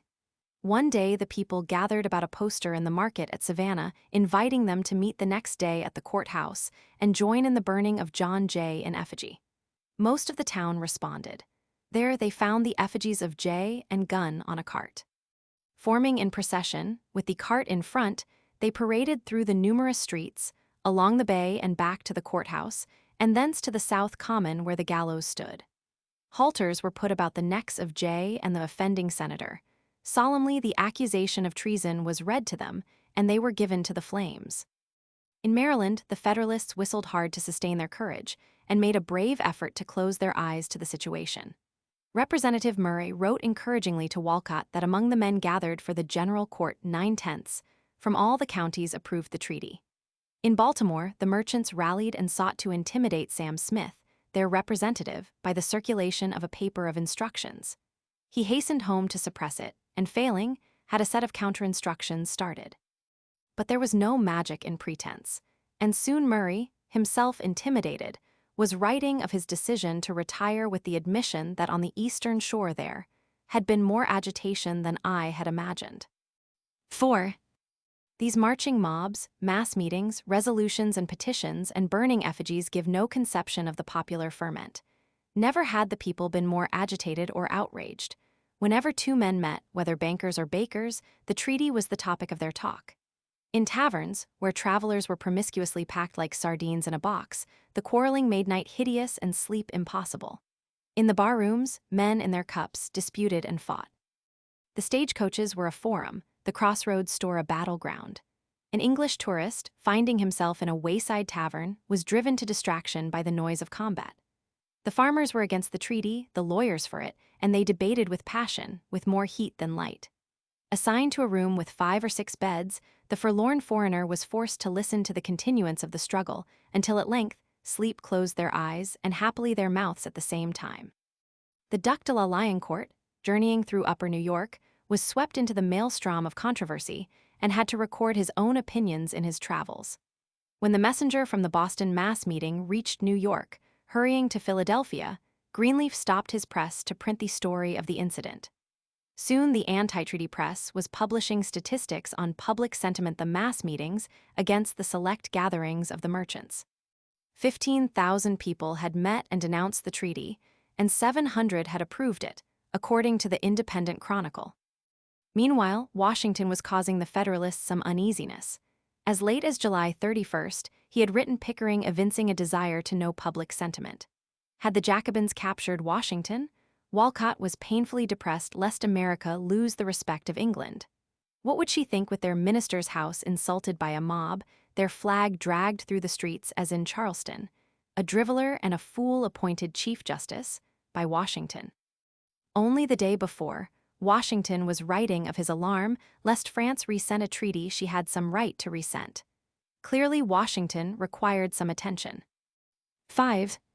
The president held the treaty 7 weeks before signing, and this put the Federalist leaders to the torture. Among themselves, they made no concealment of their chagrin and indignation. Cabot, writing to King, confessed that the president's hesitation renews my anxiety for the welfare of the country.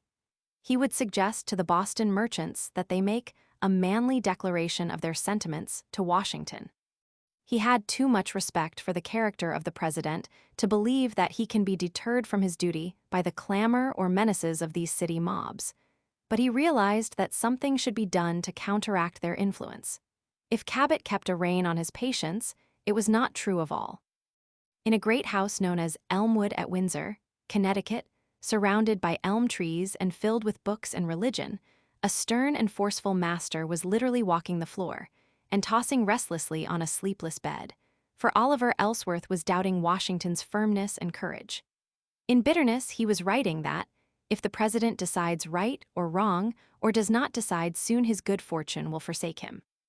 In commercial circles in New York, many were already turning upon the man they made a virtue of pretending to worship. About the middle of July, Washington and his family left Philadelphia for Mount Vernon. He in a 2-horse phaeton for one, his family in a coach with 4 horses and 2 servants, another servant leading a saddle horse end without giving the slightest intimation of his intention. Then came the scandal involving Randolph and the French minister Fawcett. There was infinite joy in the Federalist camp. Pickering and Randolph hastened a summons to Washington to return. There was a dramatic scene in which Washington is described as winking at Pickering and setting a trap for his Secretary of State, who was the sole member of his original cabinet chosen by the president to please himself. Randolph was dismissed and Washington signed the treaty. The merits of the treaty were in no wise affected by anything Randolph may have done, and it is fair to assume that there was no connection between the disgracing of the secretary and the signing. The strategy of the Federalist now outlined itself, and Washington became the treaty and the treaty became Washington, and to oppose the treaty was to insult Washington. The popular president was literally pushed to the front line in the fight. Pickering was writing Jay suggesting that Washington be persuaded to issue a solemn public declaration of the principles of his administration, appealing to the record of his life for the purity and patriotism of his conduct. And Jay was replying that while in many respects useful, he doubted the wisdom. Christopher Gore was writing King inquiring if it were not possible for Call Hamilton and yourself to induce the president to adopt some measures that would decidedly express his sentiments in favor of the treaty. He was positive that, in New England, the word of the president would save the government. This plan of using the prestige of Washington for a party measure was not made for this particular occasion. Pickering and Gore wrote on the same day, one from Philadelphia and the other from Boston. It had long been a favorite feature in the party's strategy. Ellsworth regained his composure and wrote Walcott that the current I believe is turning in Massachusetts, though you may perhaps hear of some obscure town meetings. Senator James Ross, writing to Pickering from Pittsburgh, thought that after all it was well that Washington had taken his time. His sanction after hearing all the objections will quiet the minds of the thoughtful. All that was required to make Washington the issue in the treaty fight was a stupid attack upon him from the Democratic press, and that was instantly forthcoming. When Fenno's paper announced that the treaty had been signed, Bach wrote that since no information has been filed for a libel on the executive, it may be fairly presumed, the character of the president for patriotism and republicanism notwithstanding, that the assertion is well-founded. And when a great crowd attended the next presidential levee, Bach capped the climax of asininity with the comment that it was certainly necessary to let the public know that the just resentment of an injured and insulted people had not reached the purview of St. Washington. These bitter expressions convinced the Federalists that the fight was not yet over. The public had too bitterly and generally resented the treaty to be so quickly won. Instinctively, the friends of the treaty thought of Hamilton and the prowess of his pen. Mr. Hamilton might do great good, wrote Murray of Maryland to Walcott, by giving the public his luminous pen. Even as Murray wrote, Hamilton sat in his office writing Camillus for Noah Webster's paper. His health was failing at the time, but King and Jay had promised to assist. For weeks and months the papers appeared, 38 in all, in the most effective argumentative style, covering every possible phase. It is to pass for Hamilton, S., wrote John Adams to his wife, but all three consulted together upon most. 2 months after the series began, the enemies of the treaty were circulating the story that Hamilton and Webster had quarreled because of the latter's decision to limit the number of papers. More than 100 columns have already been run, to the exclusion of news, and the people are tired, no doubt, suggested an editor. Unhappily, while Hamilton wrote, England was up to her old tricks upon the sea again.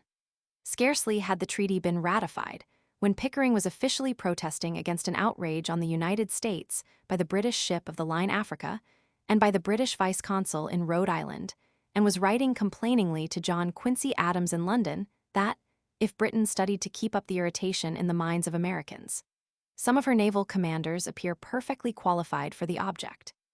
The enemies of the treaty made the most of these affronts. A loyalist of 75 was urging Hamilton to discontinue his laborious work of defending the treaty, to give some attention to the justification of Captain Home of the Africa, and to the defense of the other sea captain who stole a peep at Mr. Monroe's dispatches. Camillus could resume on the treaty after quieting the minds of the swinish multitude on these later outrages. Thus Hamilton's efforts were being constantly neutralized in effect by the conduct of the English, and the swinish multitude chortled not a little over the doggerel. Sure George III will find employ for one so wise and wary. He'll call Camillus home with joy, and make him secretary. In truth, even as he wrote, Hamilton was raging not a little over these stupid insults to America, and was writing Walcott proposing that the exchange of ratifications be refused until the order to seize our vessels with provisions be rescinded. Far away on his hilltop, Jefferson was observing Hamilton's literary efforts with real concern, if the rank and file of his party were not. Hamilton is really a colossus to the anti-republican party, he wrote Madison, apropos of the defense of the treaty. Without numbers, he is a host within himself. They have got themselves into a defile where they can be finished, but too much security on the Republican part will give time to his talent to extricate them. When he comes forward, there is no one but yourself who can meet him. For God's sake, take up your pen and give a fundamental reply to Curtius and Camillus. But neither, for God's sake, nor for Jefferson's, did Madison comply.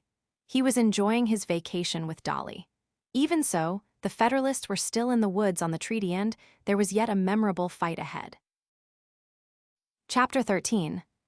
The Drama of 96. 1. Exuberant over their success in capitalizing Washington's consent to the treaty, the Federalists returned to Philadelphia in an ugly mood. With celerity and éclat, the Senate threw down the gauntlet with the rejection of the nomination of John Rutledge because of his hostility to the treaty. The motive was unescapable.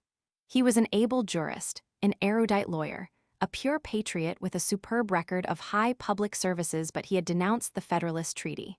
That was enough. The leaders were delighted with their action, Senator Johnson thinking it would have been unfortunate to have permitted Rutledge to remain upon the bench after what had appeared. Of course, the opposition would endeavor to impress it upon the minds of the people that the majority were influenced by improper motives, but that was unavoidable. Jefferson viewed the incident from his hilltop with the vision of a prophet. A bold thing, he thought, because they cannot pretend any objection to him but his disapprobation of the treaty. It meant that the Federalists would receive none but Tories hereafter into any department of the government, and it would not be surprising were Monroe recalled from Paris because of his being of the partisans of France. Monticello was remote, but its master could see a long way. The Senate still seemed safe to the Federalists on their return, but there were grave misgivings as to the House. Young Livingston had caused trouble enough, and he was back to give more than Ames, the hypo, but more ominous was the appearance there for the first time of Albert Gallatin. He had been thrown out of the Senate as speedily as possible, but not before he had given proof of his financial genius. There, the Jeffersonians had been weak in leadership. It was characteristic of the inner circle of the Federalists to hate any opponent they could not despise, and they dare not despise this young man from Geneva. Even in private life, he had been denounced and damned in the spirit of the pothouse, and Hamilton had ardently hoped for his indictment in connection with the whiskey insurrection. When his election had seemed probable, an effort had actually been made to disfranchise his district as a region of sedition, but here was Gallatin. A duel between Gallatin's father-in-law, Admiral Nicholson, and Hamilton had been narrowly averted in the autumn. But Gallatin, rising serenely above his detractors, had refused to be ruffled, and had advised his wife not to express her sentiments on the treatment accorded him too hotly, lest it lead to consequences you would forever regret.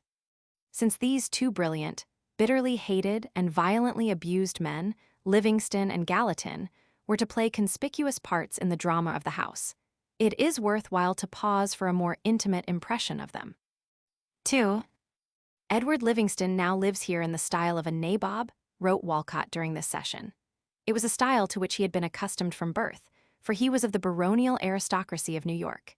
He was but 32 at the time, tall, handsome, dashing and daring, witty and eloquent, and with a luminous background of wealth, culture, tradition, and personal achievement. Even the most inveterate snob among his political opponents must have envied him his advantages. Born in the mansion of the Livingstons at Claremont, on the Hudson, he had passed his winters in the townhouse in New York, which swarmed with slave servants. From boyhood, his society had been eagerly sought. With his fleeing mother, he had witnessed from a hilltop his loved home given to the flames by British soldiers, and to his dying day, he carried a poignant memory of the parting of his sister with her hero husband, Richard Montgomery, when he set forth for his final fight. Lafayette had been so captivated by the charming youth while visiting his home that he had vainly importuned his mother for permission to take him to France, and when the young man attended the Marquis away on the Boston road, so romantic was the attachment that the latter had urged the youth to make the journey, nevertheless, with the promise to conciliate the family. His was a unique charm, a fascinating personality. Graduating from Princeton, in the class with Giles, he had his choice between a life of laborious accomplishment and one of leisurely elegance. Society, the gayest, giddiest, most entrancing, held forth its arms to him. His mother's drawing room was always crowded with brilliant and beautiful women and clever men, attracted partly by the exquisite charms of the widow of Montgomery.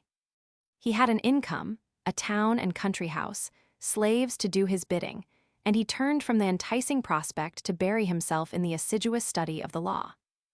Now and then he laid his books aside to flirt with Theodosia Burr, to dance with the pretty belles, to play for stakes with women at the gambling table inseparable from the more fashionable houses, but only as a diversion. Scarcely had he begun the practice of his profession when he took a commanding position. Hard work, a noble ambition, and native talent made him a success. but he could not have been a Livingston and indifferent to politics. Very early, his capacity and popularity swept him into the fight. Strangely enough, he immediately became the idol of the masses. This aristocrat was a Democrat who was able to move in the crowd with a distinction that commanded respect while compelling affection. Perhaps the artisans, the clerks, the lowly were flattered by his smile and condescension, perhaps captivated by his fighting mettle whatever the cause. They loved him, gathered about and sustained him. The Tammany of his time marshaled its forces for him, and all the wit and wiles of Hamilton could not harm him. But the Federalists hated him. What moral right had a man of wealth and intellectual distinction and social prestige to affiliate with the mob? They hated him as deserters are hated. He was an American egalite to Mrs. Bingham's drawing room, and Walcott hated him less because he lived like a nabob than because he fought like the devil. 3. Quite a different type was Albert Gallatin, and yet both were born aristocrats. From the beginning of the Republic at Geneva in the 16th century, his family had been second to none in prestige and power. The governmental system was aristocratic, his people were uncompromising aristocrats, and 5 Gallatins had been, at one time or another, head of the state. Into this reactionary atmosphere he was born, and in it he passed his youth. At the home of his grandmother, a domineering but clever old autocrat who believed in the divine right of the aristocracy to rule, he often met Voltaire. Strange couple, that old woman worshipping tradition, and that cynical old philosopher sneering it away. And yet in his family Gallatin was an exotic. Instinctively, he despised the system his people thought sacred. Rousseau may have influenced him, but he was probably born with democracy in his blood. When his grandmother arranged to get him a commission in the mercenary army of her friend, the Landgrave of Hesse, and he scornfully refused on the ground that he would never serve a tyrant, the old woman boxed his ears but without jarring his principles. He was a grave disappointment in the family circle. It is a notable coincidence that, like Hamilton, he was remarkably precocious. He graduated from the Academy of Geneva in his 17th year, first in his class in mathematics, natural philosophy, and Latin translation. There, too, he had studied history under Muller, the eminent historian, and in the facts and philosophy of world history he was to have no equal in American public life. Nothing contributed more to his desertion of his country than his hatred of its petty aristocracy, its autocratic rule. He was a dreamer in his youth. Was it Rousseau who planted in him a dislike of cities and a passion for the wilderness? Secretly, he left Geneva and came to America, landing in Boston. He carried a letter of introduction from Benjamin Franklin to his son-in-law, the father of the editor of the Aurora at Philadelphia. A few dreary months in Boston, a happier winter in a cabin in the wilderness of northern Maine, a year at Harvard as a teacher of French, a short time in Philadelphia in a boarding house with Palatia Webster, the political philosopher, and the lure of land speculation led him to Virginia. There, in Richmond, some of his happiest days were passed. Society was courteous, kindly, and there he came in contact with great minds. John Marshall invited him into his office with the prediction that he would distinguish himself at the bar, and Patrick Henry advised him to go west, with the observation that he was intended for statesmanship. At this time, he was a youth of 21 with a pronounced foreign accent. Washington met him, and impressed with his keenness, offered to make him his land agent in honor, happily declined.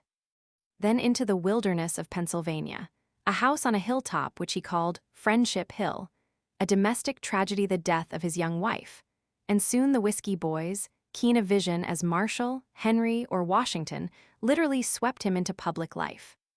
He was primarily a Democrat and an opponent of strong government. Fascinated by the work of the Constitutional Convention, he thought the executive had been given too much power.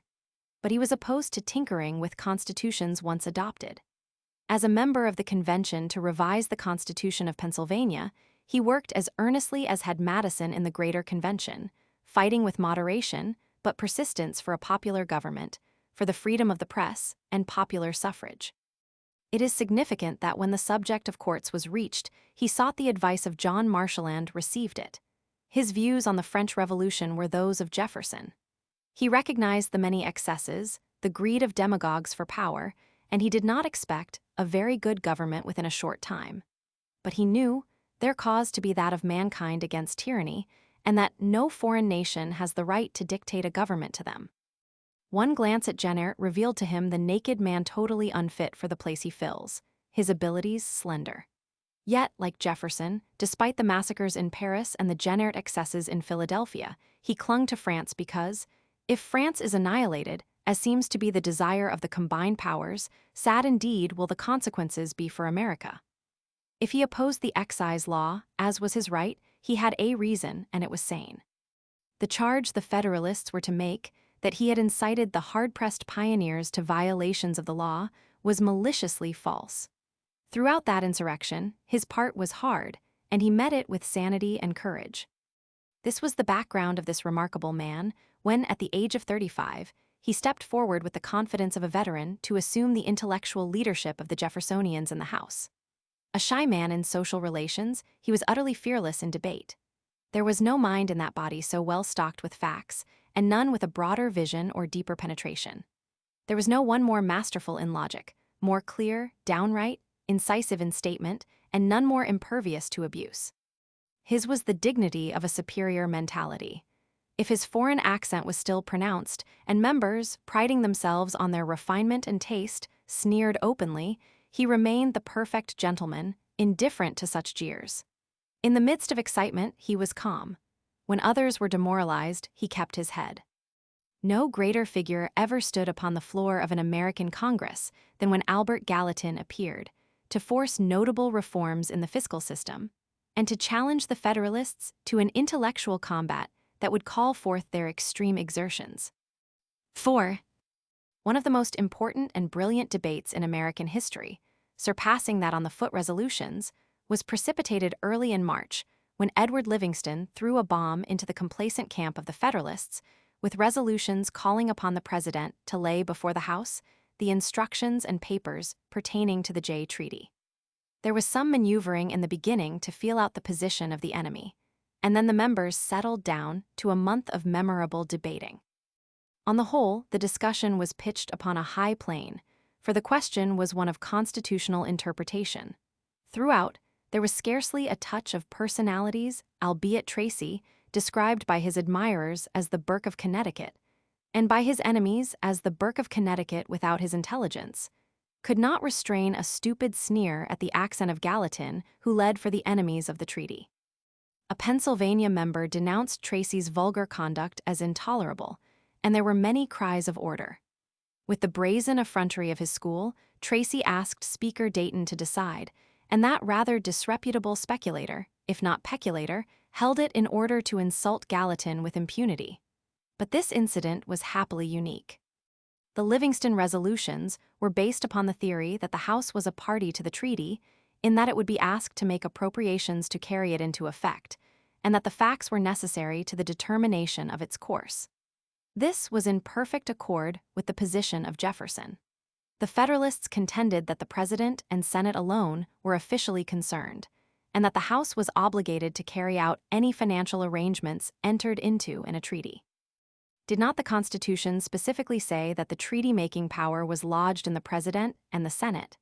Conceded, replied the opposition, but the Constitution also said that money bills must originate in the House, and in making appropriations for any purpose, the popular branch of Congress is constitutionally bound to use its own discretion. Both sides could, and did, appeal to the Constitution. There was nothing merely factious or obstructive in the fight of the opposition, and it is impossible to peruse the 709 pages of the debates without a realization of the complete sincerity of the participants. Into the debate dashed all the leaders of the First Order.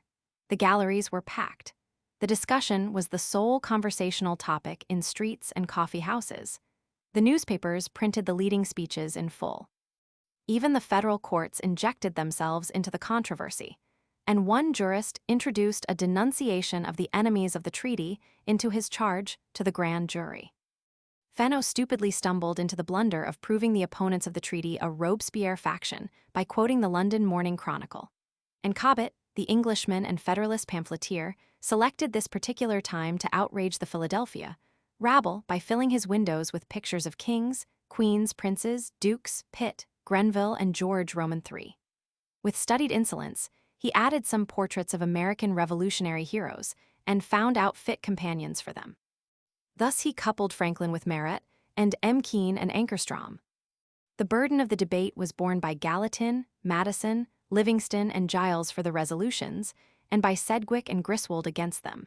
Livingston spoke with spirited eloquence, and with that power of reasoning which was afterward to compel his recognition as one of the foremost political thinkers of his time. Giles sustained his reputation as a fluent, forceful, slashing debater. Madison spoke with moderation, but the honors of primacy fell to Gallatin. He was a revelation, and the Federalists were beside themselves with rage. Tall and above medium size, his fine face aglow with intelligence, his black eyes burning with earnestness, his profile resembling in its sharp outlines that of a Frenchman, his accent foreign, his delivery slow and a little embarrassed, he spoke with a clarity and force that made the Federalists wince. Livingston was more showy, Giles more boisterous, Madison more academic. This new man was another Madison with greater punch. He did not wander a moment from his argument the constitutional rights of the House, in the case of treaties involving appropriations. The House has a right to ask for papers, he said, because their cooperation and sanction is necessary to carry the treaty into full effect, to render it a binding instrument, and to make it, properly speaking, a law of the land, because they have a full discretion to either give or refuse that cooperation. Because they must be guided in the exercise of that discretion by the merits and expediency of the treaty itself, and therefore they have a right to ask for every information which can assist them in deciding that question. Whence led the argument of the foes of the resolutions? The Constitution says that no money shall be drawn from the Treasury, but in consequence of appropriations made by law. But treaties, whatever provisions they may contain, are law. Appropriations may therefore be made by treaties. Then the shortest way to carry this treaty into effect would have been to add another article appropriating the money. Turning to the power of the House of Commons, in the case of treaties involving an appropriation, he found an analogy to the constitutional power of the President and the Senate in the power of the King to make treaties. But no one in England challenged the right of the Commons to appropriate or not in putting the provisions of a treaty into effect, and the Speaker cited instances where the Commons had rejected treaties by refusing appropriations. "Are we in a worse situation than Great Britain?" he asked. "Is the House of Representatives, the immediate representatives of the American people, ranked below the British House of Commons? Shall the legislative power be swallowed up by the treaty-making power as contended for here, though never claimed even in Great Britain?" The issue raised by the opposition to the resolutions was clear, and their rejection would be tantamount to saying that the House abandons their share in legislation and consents that the whole power shall be centered in the other branches. Such, in general, was the tenor of the argument for the resolutions, while the Federalists insisted that the House possessed no power to refuse any appropriation called for by a treaty, and thus the discussion went round and round like a wagon wheel in motion. Sedgwick, in justifying the Senate's power, made a blunder on which the supporters of the resolutions seized and with which they played throughout the discussion. The senators were safer than the representatives, he thought, because the former were not chosen by an ignorant herd, who could be cajoled, flattered, and deceived. At length the vote was taken, and the resolutions adopted by 61 to 38. Gallatin and Livingston, chosen by the House, personally presented the call for the papers to Washington, who promised an answer after consideration. "An answer," sneered Bach, "which sounds like that which the King of France used to give to his subjects." 5. When Livingston introduced his resolutions, Hamilton, in New York, was momentarily at sea. His first impression was that they were of doubtful propriety. Within a few days, after discussions with those who think, he was persuaded that the papers should be refused, possibly on the ground that no purpose could be served unless impeachment proceedings against Washington were in contemplation. Here we have, in a flash, the political strategy outlined to convince the people that the Jeffersonians were planning the expulsion of Washington from office. Again, the Federalist war cry stand by the president. But a week later, Hamilton wrote King that the papers should be refused on the ground that the House had nothing to do with treaties, and that they were laws of the land to which the House had to conform. Learning of the adoption of the resolutions, Hamilton wrote Washington to refuse compliance and to await suggestions that would be sent the next day. 2 days later, he was mortified at his inability to send the promised papers, but he was at work upon them. Meanwhile, the papers should not be sent because the instructions to Jay would do no credit to the administration. Some would disappoint and inflame the people. 2 days after this, Washington sent his reply to the House, following Hamilton's instructions and using some of his phraseology, even to the convenient suggestion of an impeachment. The House, with equal firmness and with a dignified moderation, responded with resolutions reaffirming its right hand the issue was made. Almost immediately, the introduction of a resolution providing the appropriation threw the House into another month's battle on the treaty itself. 6.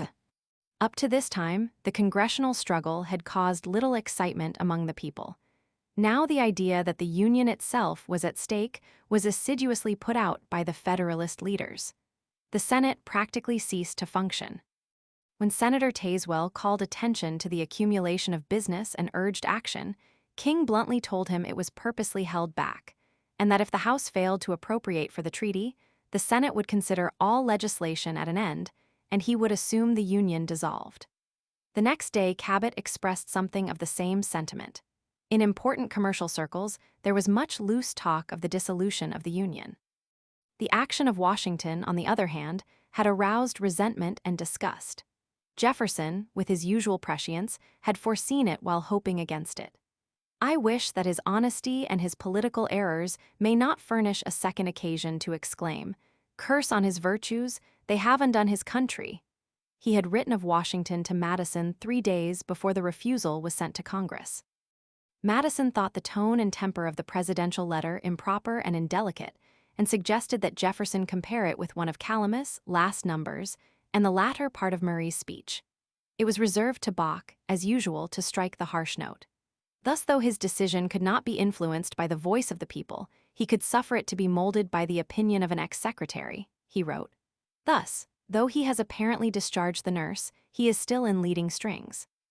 Meanwhile, the attacks on the treaty were spreading consternation in all commercial quarters and infuriating the Federalist leaders. A most important crisis ensues, wrote Hamilton to King a week after the debate opened, and he outlined a plan of action in the event the appropriations were refused. The president should send a solemn protest to the House and a copy to the Senate. That body should pass a resolution strongly commending the protest and advising the president to proceed with the execution of the treaty. Then the merchants should meet in all the cities, adopt resolutions commendatory of the position of the president and Senate, and invite their fellow citizens to cooperate with them. Petitions should be circulated throughout the country. The Senate should refuse to adjourn until the terms of the members of the House had expired. Washington should send a confidential apology to England. The glory of the president, the safety of the Constitution depend upon it. Nothing will be wanting here. Hamilton immediately set his machinery in motion, and thus, while the debate was at high tide in the House, the political leaders were busy with the country. King had written of the alarm of the merchants in Philadelphia. "Our merchants here are not less alarmed and will do all they can," Hamilton replied. Arrangements had been made for the insurance people to meet that day. The merchants and traders would meet the next. A petition would be put in circulation. 2 days later, he wrote jubilantly of the action of the merchants. "Unexampled unanimity," he said, "and more persons today are going through the different wards presumably with petitions." That very day he was writing Walcott that the British ministry are as great fools or as great rascals as our Jacobins, else our commerce would not continue to be distressed as it is with their cruisers. The very day that Hamilton was writing of the distress of the New York merchants, Madison was writing to Jefferson of the plans of the Democrats. While a merchant's petition had been circulated in Philadelphia, he promised that an adverse petition will be signed by 3 or 4 times as many people. In New York and Boston, similar petitions would be put out. In Baltimore, little could be expected, for there, while originally against the treaty, they had been won over by the hope of indemnification for past losses. 5 days later, he reported progress. The Philadelphia petition against the treaty greatly outnumbered that for it, and petitions were being circulated in Delaware and New Jersey. The insurance companies in Philadelphia and New York were seeking to intimidate the people by stopping business.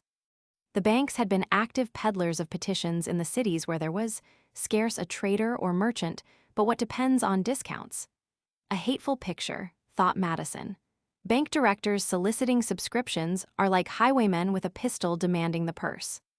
Boston found the Federalists triumphant in a town meeting dominated by the eloquence of Otis, who played upon the horrors of war, and thus gave Ames and the other party leaders their cue.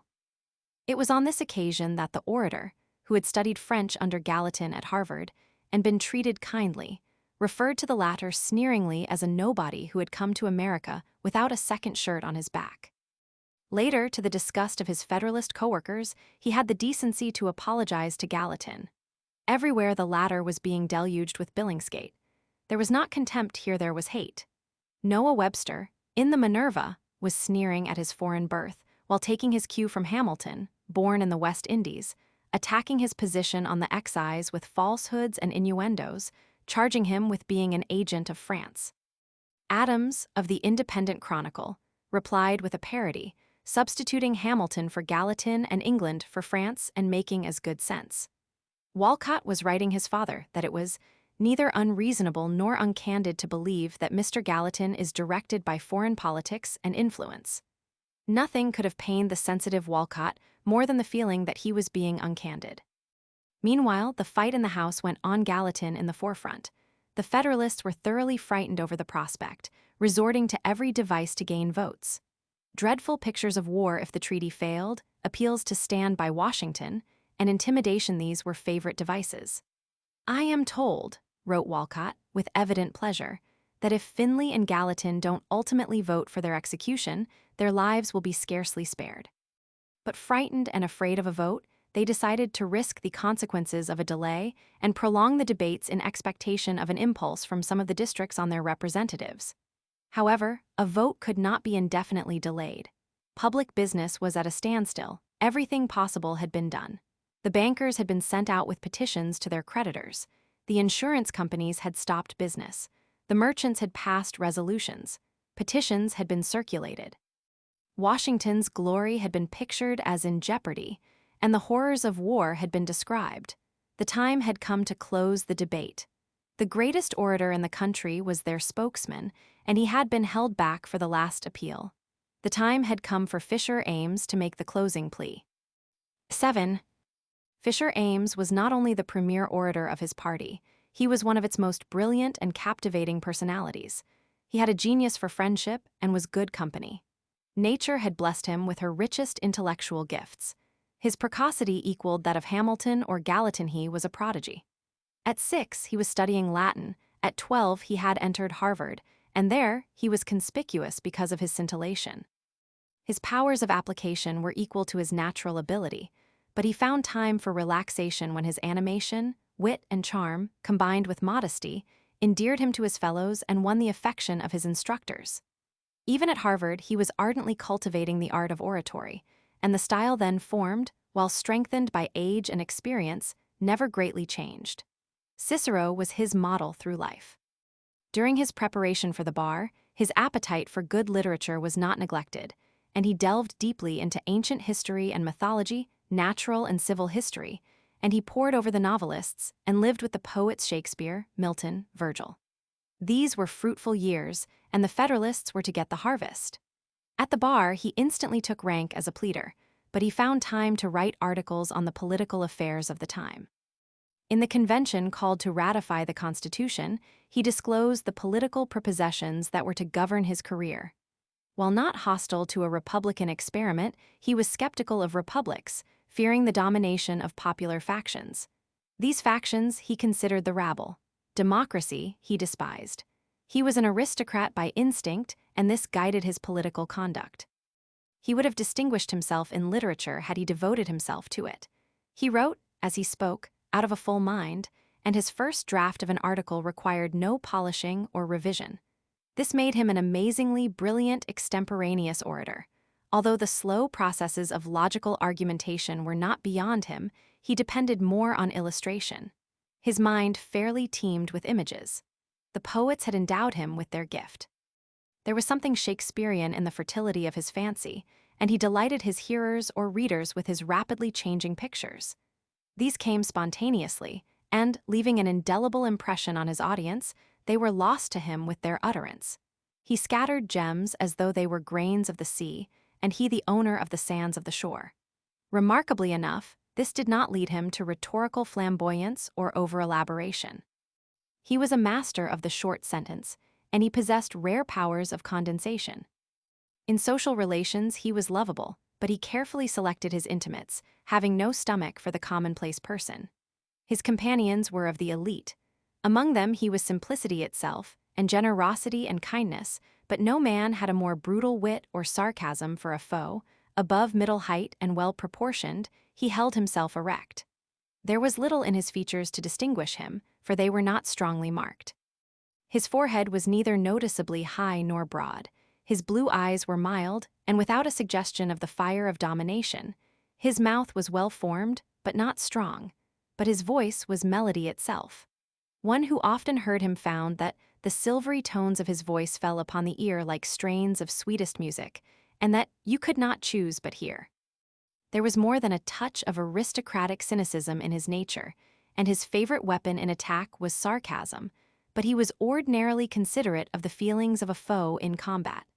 No other member of the house could approach him in the eloquence of persuasion. 8. Happily married to a beautiful woman, Ames had built himself an elegant home at Dedham where he lived and was to die.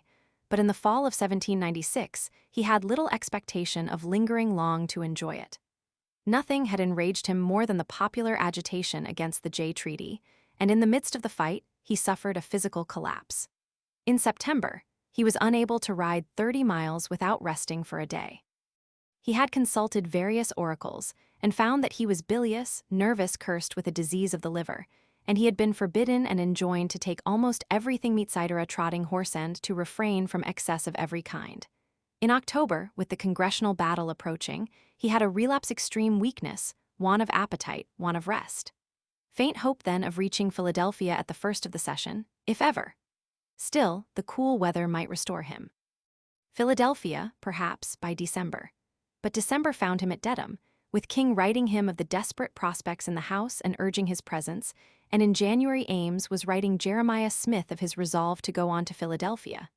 Should this snow last, I am half resolved to jingle my bells as far as Springfield. At any rate, on the morrow he would go to my loyal town of Boston in my covered sleigh by way of experimenting of my strength. February found him on the way. At New Haven where he lodged, the snow grew thin, and there was great wear and tear of horseflesh. At Stamford it was gone, and he took a coachee. At Mamaroneck, 25 miles from New York, he slept, and awoke to find the snow pelting the windows. Back with the coach, and a wait for the sleigh. Even so, he wrote, "Tomorrow I expect to hear the bells ring and the light horse blow their trumpets on reaching New York. If Governor Jay won't do that for me, let him get his treaty defended by Calumet and such understrappers. 2 days in New York, 3 more and Philadelphia. Do not let me go down to the pit of the Indian Queen," he had written a colleague. "It is Hades and Tartarus, and Periphlogethon, Cocytus, and Styx, where it would be a pity to bring all the piety and learning that he must have who knows the aforesaid infernal names. Please leave word at the said queen, or if need be at any other queen's where I may unpack my weary household gods."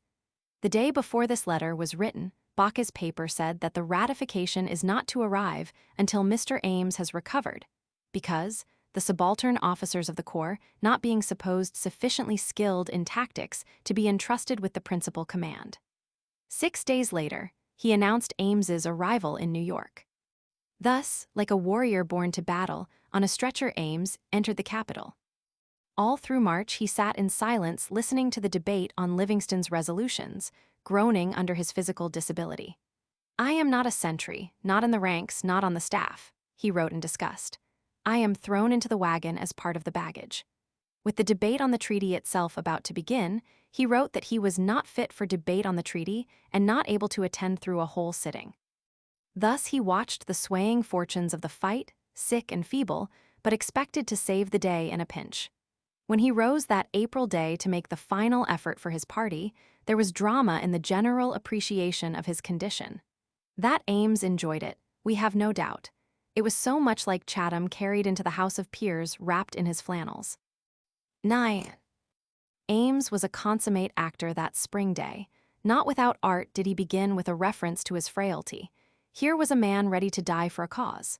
Impassionedly, he pleaded against passion. The treaty, he said, had raised our character as a nation. Its rejection would be a violation of public faith. It had more critics than readers, and the movements of passion are quicker than those of understanding. Lightly he touched upon the constitutional question, and then hastened to his purpose to discuss the consequences of rejection, to play on fear. With this, he expected to win his fight. With this he won. Reject the treaty and leave the posts in the hands of the British and invite war. On this theme, he said in his most thrilling tones, my emotions are unutterable. If I could find words for them, I would swell my voice to such a note of remonstrance, it would reach every log house beyond the mountains. I would say to the inhabitants, wake from your false security, your cruel dangers, your more cruel apprehensions are soon to be renewed. The wounds yet unhealed are to be torn open again. In the daytime your path through the woods will be ambushed, the darkness of midnight will glitter with the blaze of your dwellings. You are a father, the blood of your son shall fatten your cornfield. You are a mother, the war whoop shall waken the sleep of the cradle. By rejecting the posts we light the savage fires, we bind the victims. This day we undertake to render account to the widows and orphans whom our decision will make, to the wretches who will be roasted at the stake, to our country, and I do not deem it too serious to say, to our conscience and God. The voice of humanity issues from the shade of the wilderness. It exclaims that while one hand is held up to reject this treaty, the other grasps a tomahawk. It summons our imagination to the scenes that will open. I can fancy that I listen to the yells of savage vengeance and the shrieks of torture. Already they seem to sigh on the western wind. Already they mingle with every echo from the mountains. How the frontiersmen in the gallery must have stared at this solicitude for them from a Federalist of New England.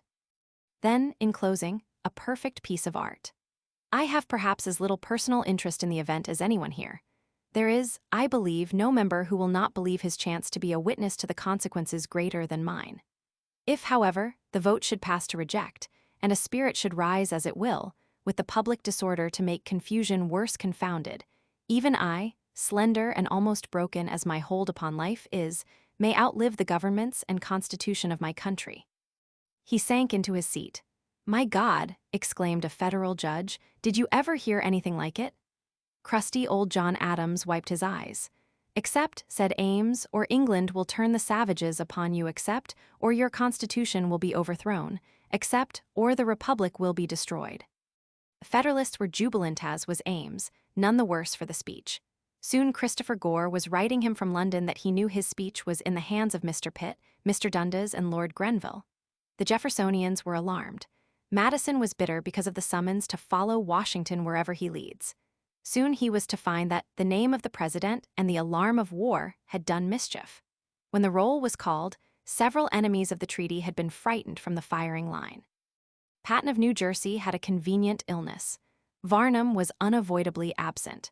Freeman of New Hampshire had obtained leave of absence, and a newly elected Democrat from Maryland discreetly withheld his credentials until after the fight was over. By a majority of 3, the House decided to appropriate. Even so, it was the most expensive victory the Federalists had won, for the majority in the country was on the other side. Out of the struggle had emerged a new great leader to serve the Jeffersonians, Albert Gallatin. Jefferson had been so delighted with his speech that he wrote Madison that it deserved a place in the Federalist. During the remainder of the session, he was to cause much mental distress with his fiscal reform plans and his attacks on the Treasury. 10. Jefferson had followed the fight on the treaty from his mountain, making no personal effort to influence the result. It had not been so easy as he had hoped to forget politics in the cultivation of his peas, and when Congress met, he had subscribed for Baca's paper. He divided the friends of the treaty into 2 classes, the honest who were afraid of England, and the dishonest who had pecuniary motives. At no time did he question the honesty of Washington. In his letters to Madison, he poured forth his innermost thoughts, but beyond this, his correspondence had not been extensive.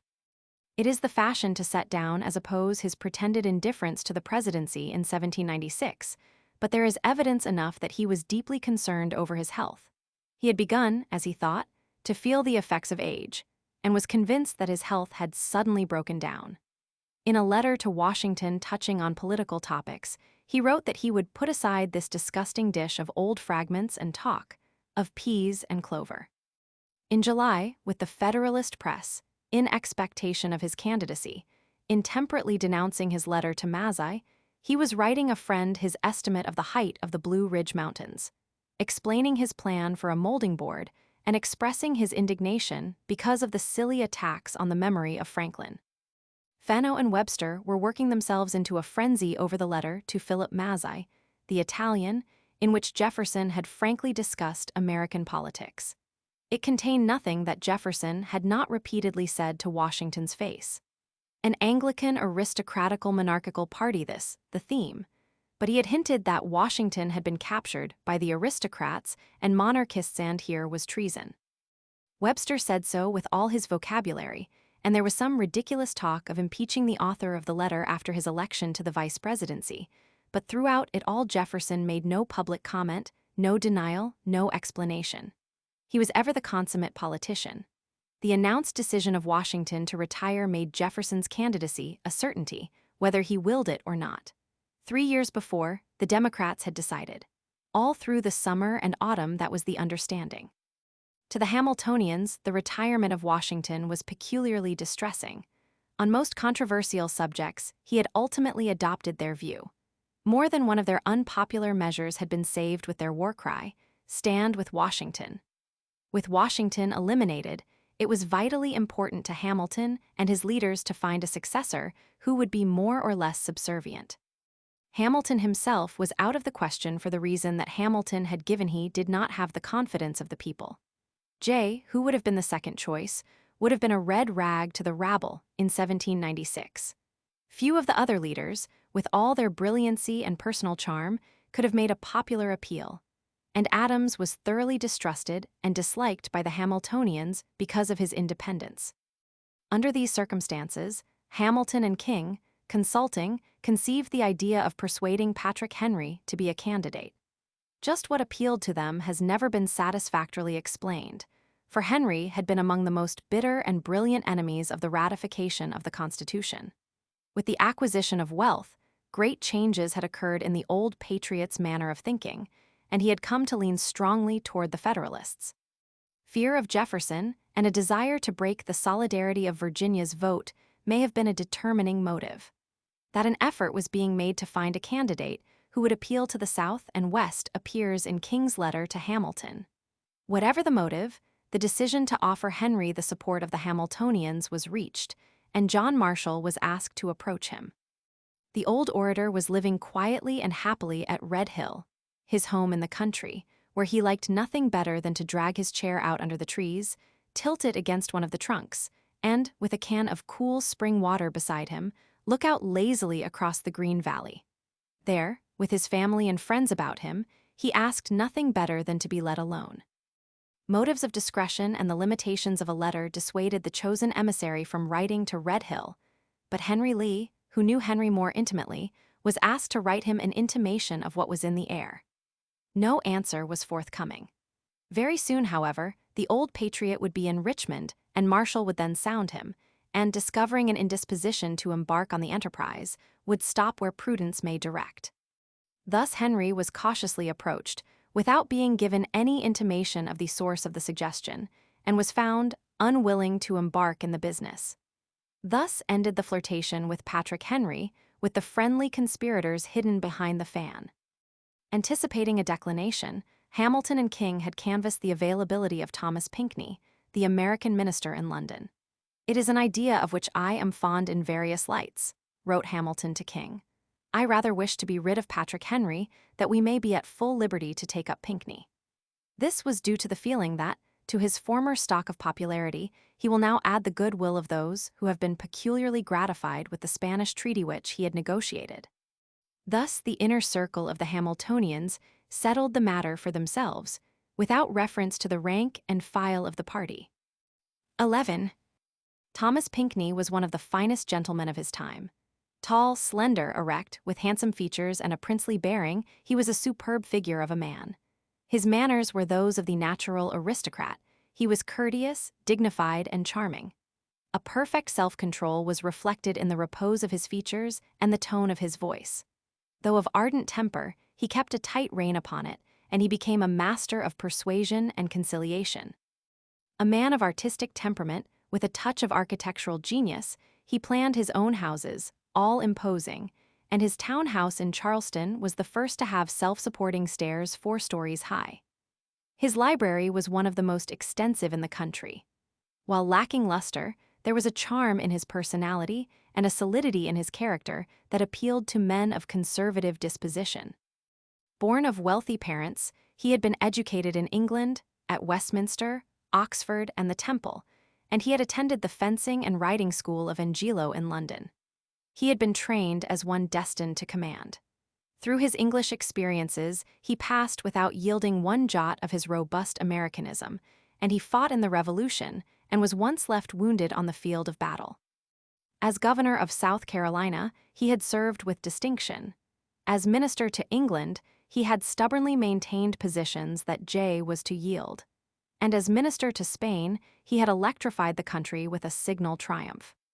Matching wits with the celebrated Godoy, he had secured a treaty establishing our southern limits from the Atlantic to the Mississippi, making the river our western boundary, and throwing it open to our navigation with an outlet to the Gulf and the privileges of the port of New Orleans. It was this achievement, hailed with enthusiasm in sections where the Federalists were weak, that led to his selection by Hamilton and King. 12. The campaign of 1796 was one of scurrility, albeit both Jefferson and Adams, favored by the rank and file of the Federalist Party, comported themselves becomingly. The party press teemed with silly attacks and personalities. Adams was a monarchist, an aristocrat, a panter after titles, an enemy of the masses, the defender of the red-coated assassins of the Boston Massacre.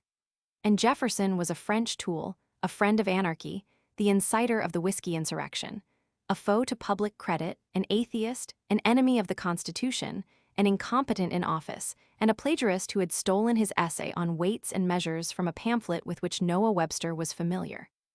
Worse still, Adet, the French minister, better supplied with money than Fawcett, was distributing it liberally in an effort to elect Jefferson, and had sent agents into the western country in his behalf. Had not Gallatin been seen in frequent conferences with Adet? A grave disappointment, this Adet who had such a handsome wife and had seemed mild-tempered, well-educated, and no Jacobin. Then came Adet's letter to Pickering reviewing the complaints of France against the American government, and mentioning Jefferson pleasantly, in connection with his official accent, the Federalists had an issue. France was trying to dictate a president to America. Her minister was electioneering. Fenno and Noah Webster were hysterical. Hamilton was pleased. Pickering, the new Secretary of State, was frothing so furiously as to discuss the Federalist leader in New York. Madison was disgusted too, and the notorious Judge Chase was demanding the jailing of editors who had dared publish the Adet letter which had been given to the press. What though Bach did point out that the letter was written on instructions from Paris, given before the announcement of Washington's retirement, it was a campaign screed. Soon it was the paramount issue, and the Aurora, accepting it, was urging Fenno to spare some of his indignation for the scourging of an American at a British gangway as Captain Jessup was scourged, and the shooting of a brother of a member of Congress trying to escape from a British press gang. Meanwhile, strange things were happening behind the screen in Federalist circles. 13. Hamilton was planning a repetition of the scheme he engineered in 1789 to bring Adams in second, with Pinckney first. He had never cared for the downright Puritan of Quincy, and the latter had never forgiven him the reduction of the Adams vote far below that of Washington in the first election. During the first administration, Adams's vote was indispensable to Hamilton's policies on several occasions, and it had never failed. Thus, there was no opposition to his re-election. But the presidency that was different. It was evident that Adams was not a man to be led around by the nose by any man or clique, and Hamilton had never been a god of his idolatry. Thus, during the summer and autumn of '96, Hamilton was busy with a subterranean plan to substitute Pinckney for Adams in the presidency by arranging for Federalist electors, scattered over the country, to vote to a man for Pinckney, while throwing a few Adams votes away on other men. As the high man was elected president and the second vice president, he expected to carry his point by management. It does not appear, however, that all his followers were in on the secret. His ever-faithful servitor, Oliver Walcott's father, either knew nothing of it or disapproved, for he feared that the juggling would result in the election of Jefferson to the vice presidency at least. In the event of his election to the presidency, Walcott hoped the northern states would separate from the southern. As fate would have it, the suspicious Adams anticipated some such attempt to trick him, and his friends decided quietly to offset any possible Adams losses by dropping a few Pinckney votes to a third party. The result was a Jeffersonian sweep in the West and South, with the exception of Maryland, where Adams had a majority of 3. Of the 39 New England votes, Pinckney received but 22, while all went to Adams. Such was the result of Hamilton's strategy. Adams was elected with 71 votes, and Jefferson, with 3 votes less, had 8 more than Pinckney. Thus, the hated leader of the Democrats became vice president. Then, too late, the Hamiltonians realized their mistake. Walcott groaned that Jefferson in the vice presidency would be more dangerous than as president. His very willingness to accept the position was sufficient proof of some defect of character. Chauncey Goodrich was in accord. "We must expect him to be the nucleus of a faction," he wrote, "and if it will give him some greater advantage for mischief, it draws him from his covert." Ames dreaded his election as a formidable evil. Hamilton buried his chagrin in a cynicism. "Our Jacobins say they are pleased that the lion and lamb are to lie down together," he wrote King. "Mr. Adams's personal friends talk a little the same way. Skeptics like me quietly look forward to the event, willing to hope but not prepared to believe. If Mr. Adams has vanity, 'tis plain, a plot has been laid to take hold of it." These hints at the possible seduction of Adams were not without some justification. Madison had urged Jefferson to accept the vice presidency on the ground that your neighborhood to Adams may have a valuable effect on his counsels. It is certain that his censures of our paper system and the intrigues at New York for setting Pinckney above him have fixed an enmity with the British faction. Before receiving this letter, the incomparable strategist at Monticello had written Madison that in the event of a tie he should solicit on my behalf that Mr. Adams may be preferred. Could he, by any chance, have expected this admonition to reach Adams in any way? A few days later, we find him writing directly to Adams expressing regret that they had been put in opposition to one another. It seemed, he said, that Adams had been chosen. Of course he might be cheated by a trick worthy of the subtlety of your arch-friend of New York, who has been able to make of your real friends tools to defeat their and your best wishes. Personally, he asked no happier lot than to be left with the society of neighbors, friends, and fellow laborers of the earth, rather than with spies and sycophants. 4 days later, we find him writing Madison of his willingness to serve under Adams. He is perhaps the only sure barrier against Hamilton's getting in. Other letters probably phrased for Adams's eye went out from Monticello, referring to their ancient friendship. But he wanted no place in the councils of the administration end that was significant enough. Meanwhile, the Jefferson letter to Adams, sent to Madison to be delivered or withheld according to his judgment, was put aside. There was a general air in the letter indicative of the difficulty under which it was written. Adams might resent the reference to Hamilton. Again, he might interpret Jefferson's expressed preference for the simple life as a reflection on his own ambition. "You know the temper of Mr. Adams better than I do," wrote Madison, "but I have always conceived it to be a very ticklish one." The Jeffersonian press had begun to speak in kindly tones of Adams to the disgust of the Federalists. Then, one bitter cold day, the family carriage appeared at the door of Monticello, and the master carefully supervised the packing of the bones of a mastodon which he had recently acquired and wished to present to the Philadelphia Philosophical Society, of which he had been elected president. Thus he reached the capital on March 2d, to be received, against his expressed wishes, with gunfire and a procession flying a flag inscribed, "Jefferson, friend of the people." He went at once to Francis Tavern to pay his respects to Adams. Thus the new administration began, Bach sending a brutal parting shot at the olden insult to Washington.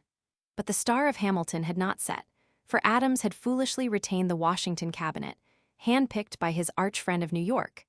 and the congressional leaders were still under the magic spell of the old Federalist chief.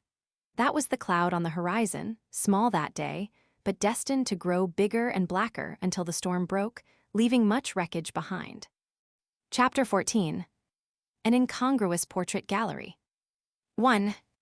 It is a pity that in the days of the Adams administration, it was not the fashion to paint group portraits of the president and his cabinet.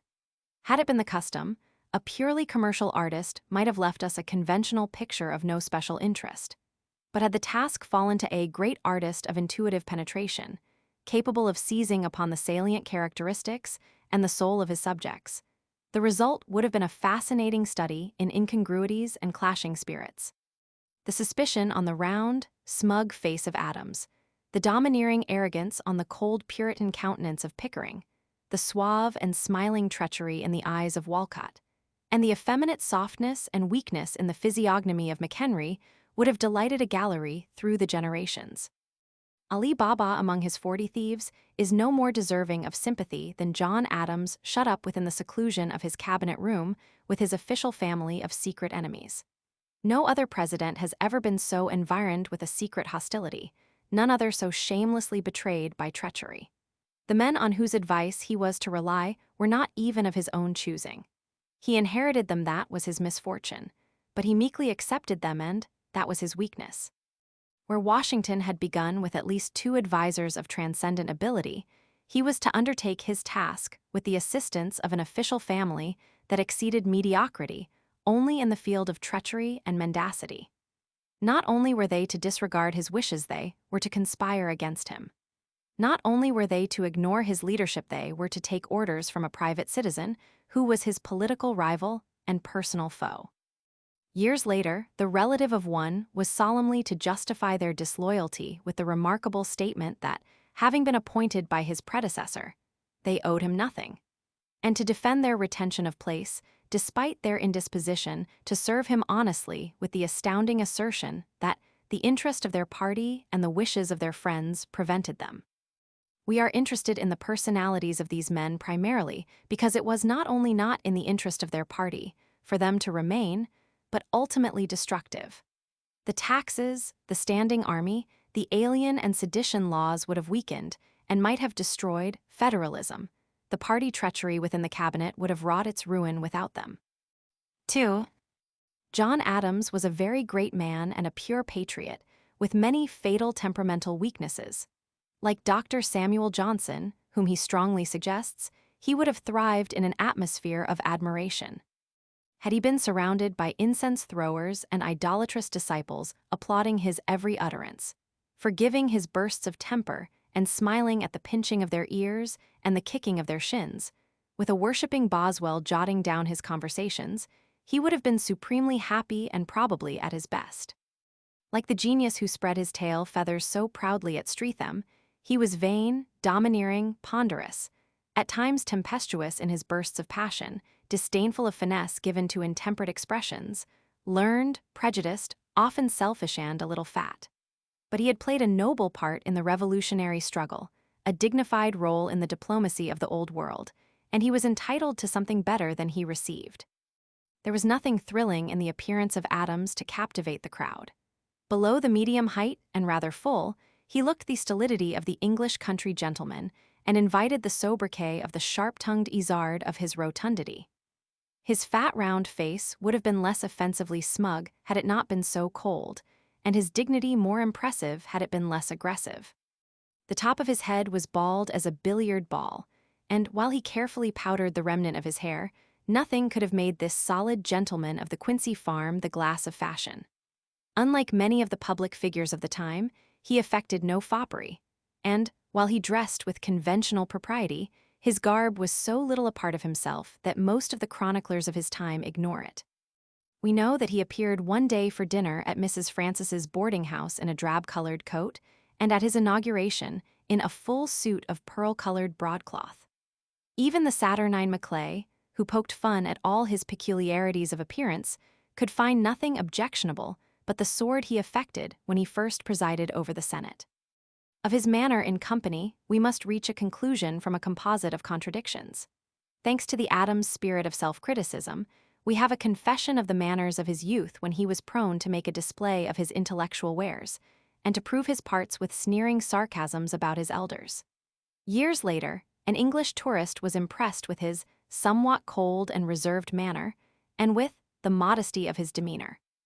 In neither picture do we have an attractive personality, and are safe in assuming that it was not pleasing, without drawing on the honest prejudices of Maclay.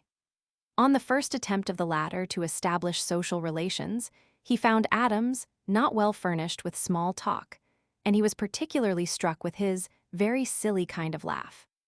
This interested the sour Democrat from the Pennsylvania frontier, and, critically observing his manner of presiding over the Senate, he complained that, instead of that sedate, easy air I would have him possess, he will look on one side, then on the other, then down on the knees of his breeches, then dimple his visage with the most silly kind of half-smile.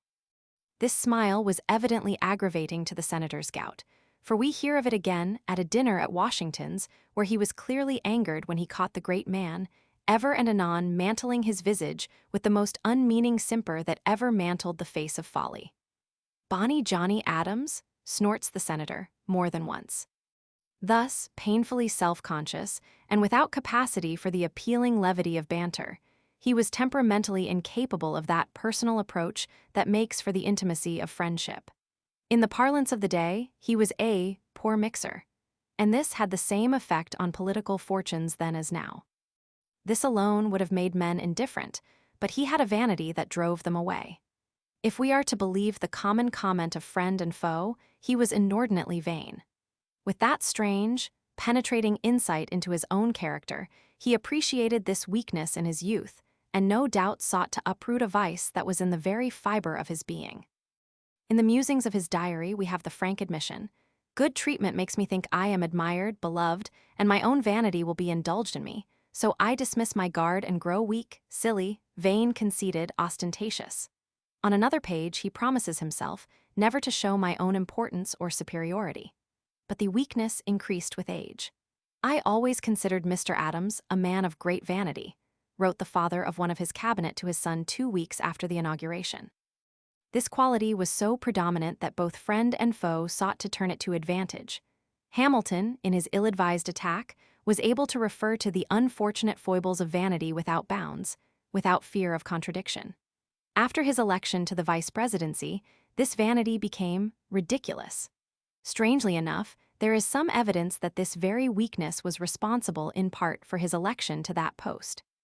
Referring to the part played in the event by Dr. Rush and himself, Maclay wrote that, "We knew his vanity, and hoped by laying hold of it to render him useful among the New England members in our schemes of bringing Congress to Pennsylvania." But stranger still, and this is something to be kept in mind throughout it, was reserved for his greatest political opponent to predict to one of his lieutenants that, while Adams was vain and irritable, "He is so amiable that I pronounce you will love him." The general effect, however, was far different from love. It unquestionably played into the hands of his enemies and neutralized the effect of both his ability and militant patriotism. 3. Because of his inordinate vanity, he was susceptible to flattery, and they who knew him best approached him accordingly. We have an illustration of it at the time of the decision to dismiss Jenert. There was some question as to the attitude of Adams, and, knowing of his secret jealousy of Washington, George Cabot, to whom was assigned the task of guiding him favorably, called upon him one morning at an early hour. "Mr. Adams, this French minister's conduct seems to me to be the most objectionable," ventured Cabot casually. "Objectionable? It is audacious, sir," stormed Adams. "I think if you were president you would not permit him to perform his office very long," said the cunning Cabot. "Not an hour, sir. I would dismiss him immediately." "I wish you would allow me to say to the president that such are your views," said Cabot. "Certainly, sir. I will say so to the president myself when I see him." Thus the danger of Adams's opposition was cleverly removed by conveying the impression that the suggestion of a dismissal had come from him. So thoroughly were his enemies imbued with the idea that he could be led by subtle flattery that the apologists for the traitors in his cabinet, taking note of his later harmonious relations with Marshall, explained that these were due to the genius of the latter in insinuating his own ideas into Adams's head. However that may be, There was one thing that flattery could not do: it could not coax him from a principle or from the performance of a patriotic duty. When the Royal Attorney General of Massachusetts undertook to flatter him into the service of the king in the fight against the people 8 years before the Declaration of Independence, he failed utterly. The violence of his temper made him difficult even to his friends, and he had but few. He had a genius for embroilment and dwelt perpetually on a battlefield, sometimes real, often imaginary, but always genuine to him. Lioncourt, calling upon him at Quincy and finding his conversation extremely agreeable, noted, however, that it was tinged with a sort of sarcasm. Madison, we have seen, referred to his ticklish temper. If a political opponent could give a moderate description of his weakness, and a Frenchman one so mild, the members of his cabinet felt no compulsion for restraint. Franklin had done him a grave disservice in a brief, but altogether friendly characterization, carrying the suggestion that he sometimes appeared mad. This was a hint on which his enemies were to play as long as he lived. They took Franklin literally and called Adams crazy. What but insanity could have led him to this or that? Asks the biographer of Walcott. No sane mind could have imagined such a thought, he says again. A weak and intemperate mind, writes one of his cabinet to another. Even Jefferson, who was more considerate of him than others, thought his French war message crazy. But it was reserved for McHenry to sum up his enemy's case against him. Whether he is spiteful, playful, witty, kind, cold, drunk, sober, angry, easy, stiff, jealous, cautious, confident, close, open, it is almost always in the wrong place or to the wrong person. All of which means that he was supersensitive, irritable, the victim of an ungovernable temper which drove him into spluttering rages on ridiculously slight provocations. Men shrank from conferences with him on subjects involving a difference of opinion. Then he could be as insulting as Dr. Johnson, without the advantage of having obsequious idolaters on whom to vent his rage. What a joy it would have been to have pitted these two men against each other on the question of colonial rights. What a picture Boswell could have made of the encounter. Adams was difficult in conference, too, because of his suspicious disposition. He could never quite persuade himself of the sincerity of his conferee, and he carried a chip upon his shoulder. This suspicion of his fellows had been a curse of his youth. It followed him to the grave. He felt himself surrounded by envy, hatred, malice, and was inclined to suspect that a good-natured smile was in derision. In youth, he fancied that his neighbors were anxious to retard his progress. He was miserable in London, where his reception, while cool, was not half so bad as he imagined. The British minister in Paris could not disabuse him of the notion that in London he would be looked upon with evil eyes. His worst fears were realized in the awkward timidity in general, and the conscious guilt and shame in the countenances of the people. This feeling that he was in the midst of enemies made him more than ever tenacious of his rights. He knew the privileges and civilities to which his position entitled him, and keenly felt his failure to receive them. It was something he was never to forgive. The begrudging or withholding of a right was always, to him, an affront instantly to be met with a stormy challenge. "I am not of Caesar's mind," he wrote, soon after becoming vice president. "The second place in Rome is high enough for me, although I have a spirit that will not give up its right or relinquish its place." This sense of his deserts, because of ability and services, goes far to explain his relations with Washington and Hamilton. The evidence is abundant that he resented the fame and popularity of Washington. Like Pickering, he did not share the enthusiasm over the great man's military genius. During the war, he had sometimes found fault with his military tactics. Later, when he became the second official of the Republic, he secretly resented the distance that separated him from the chief. He had played the patriot's role long before Washington had shown a marked interest in the quarrel of the colonies, had been one of the makers of the Revolution, had served with distinction in diplomacy, and, unlike Washington, had studied politics and statecraft all his life. Why should he, with such a record, be so completely overshadowed, and why relegated to the end that upstarts like Hamilton, the bastard brat of a Scotch peddler, might be pushed to the front? This, the reasoning of his jealousy, which was to destroy his perspective and lead him into trouble. 4. This was due in some measure to the distance between reality and the dream world in which he lived. As he grew older, he became more and more impressed with the pomp of power. The son of a Yankee shoemaker was covetous of the ribbons of distinction. The masses receded to a respectful distance. In the forefront were the gods, and he among them, and among these he claimed a right to the front rank. Ceremony became important. Titles were safeguards of organized society. An order of nobility sprang up in his imagination. "You and I," he wrote Sam Adams, "have seen 4 noble families rise up in Boston: the Crafts, Gores, Daws, and Austins. These are really a nobility in our town, as the Howards, Somersets, Berties in England." His feet lost contact with the earth he soared. "Let us do justice to the people, and to the nobles, for nobles there are, as I have proved, in Boston as well as in Madrid. Many things," he thought, "can make for nobility, even matrimony." Would Washington have been commander of the Revolutionary Army or president if he had not married the rich widow of Mr. Custis? Would Jefferson have been president if he had not married the daughter of Mr. Wales? Thus he challenged John Taylor of Caroline. Infatuated with such views, he was naturally in harmony with his party in its contempt for democracy. "If our government does well, I shall be more surprised than I ever was in my life," he said one day, standing by the stove in the Senate chamber before the gavel had fallen. Carroll ventured the opinion that it was strong enough. "If it is, I know not whence it is to arise," Adams replied. "It cannot have energy, it has neither rewards nor punishments." This distrust of democracy was ingrained.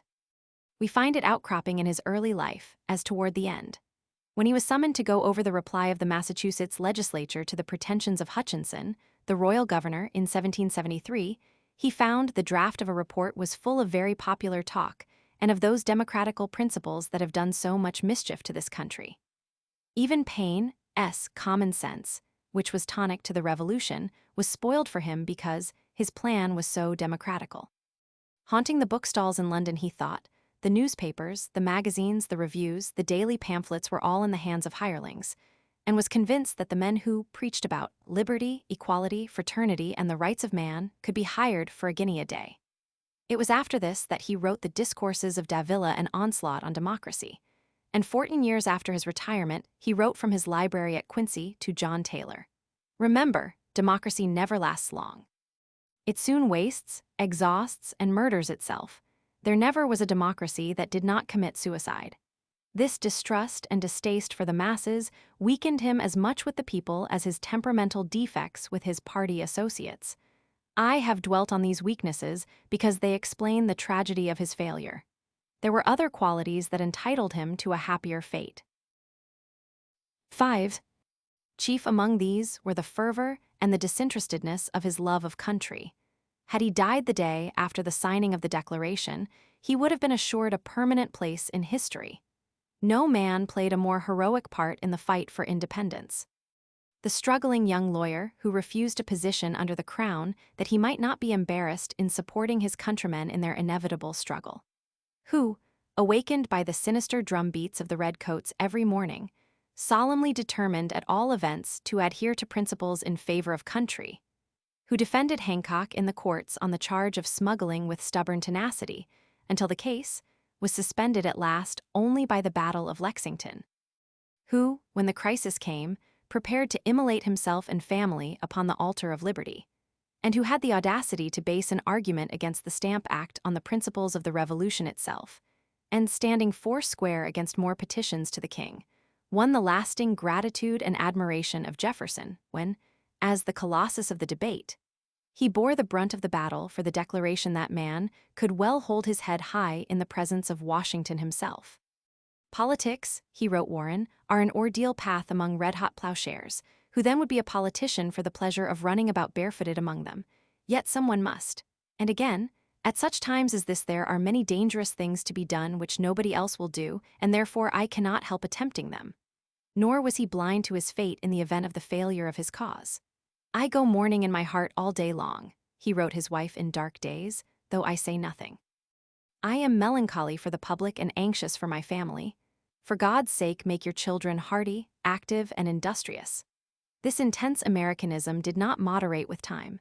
As a politician, he was all too often open to censure. As a patriot, he was above reproach. Jefferson never doubted his absorption in his country, and Hamilton, temperamentally unable to get along with him, wrote him down as honest, firm, faithful, and independent, a sincere lover of his country. Because he had more enemies than friends and more detractors than admirers, one might conclude from the opinions of his contemporaries that he had but mediocre ability. There is no question as to the fallibility of his judgment where his prejudices were enlisted and the characters of men were involved. Again, we find Jefferson more friendly than the Federalists. A bad calculator of the force and probable effect of the motives which govern men, he wrote, and then added, "This is all the ill that can possibly be said of him. He is profound in his views and accurate in his judgment, except where knowledge of the world is necessary to form a judgment."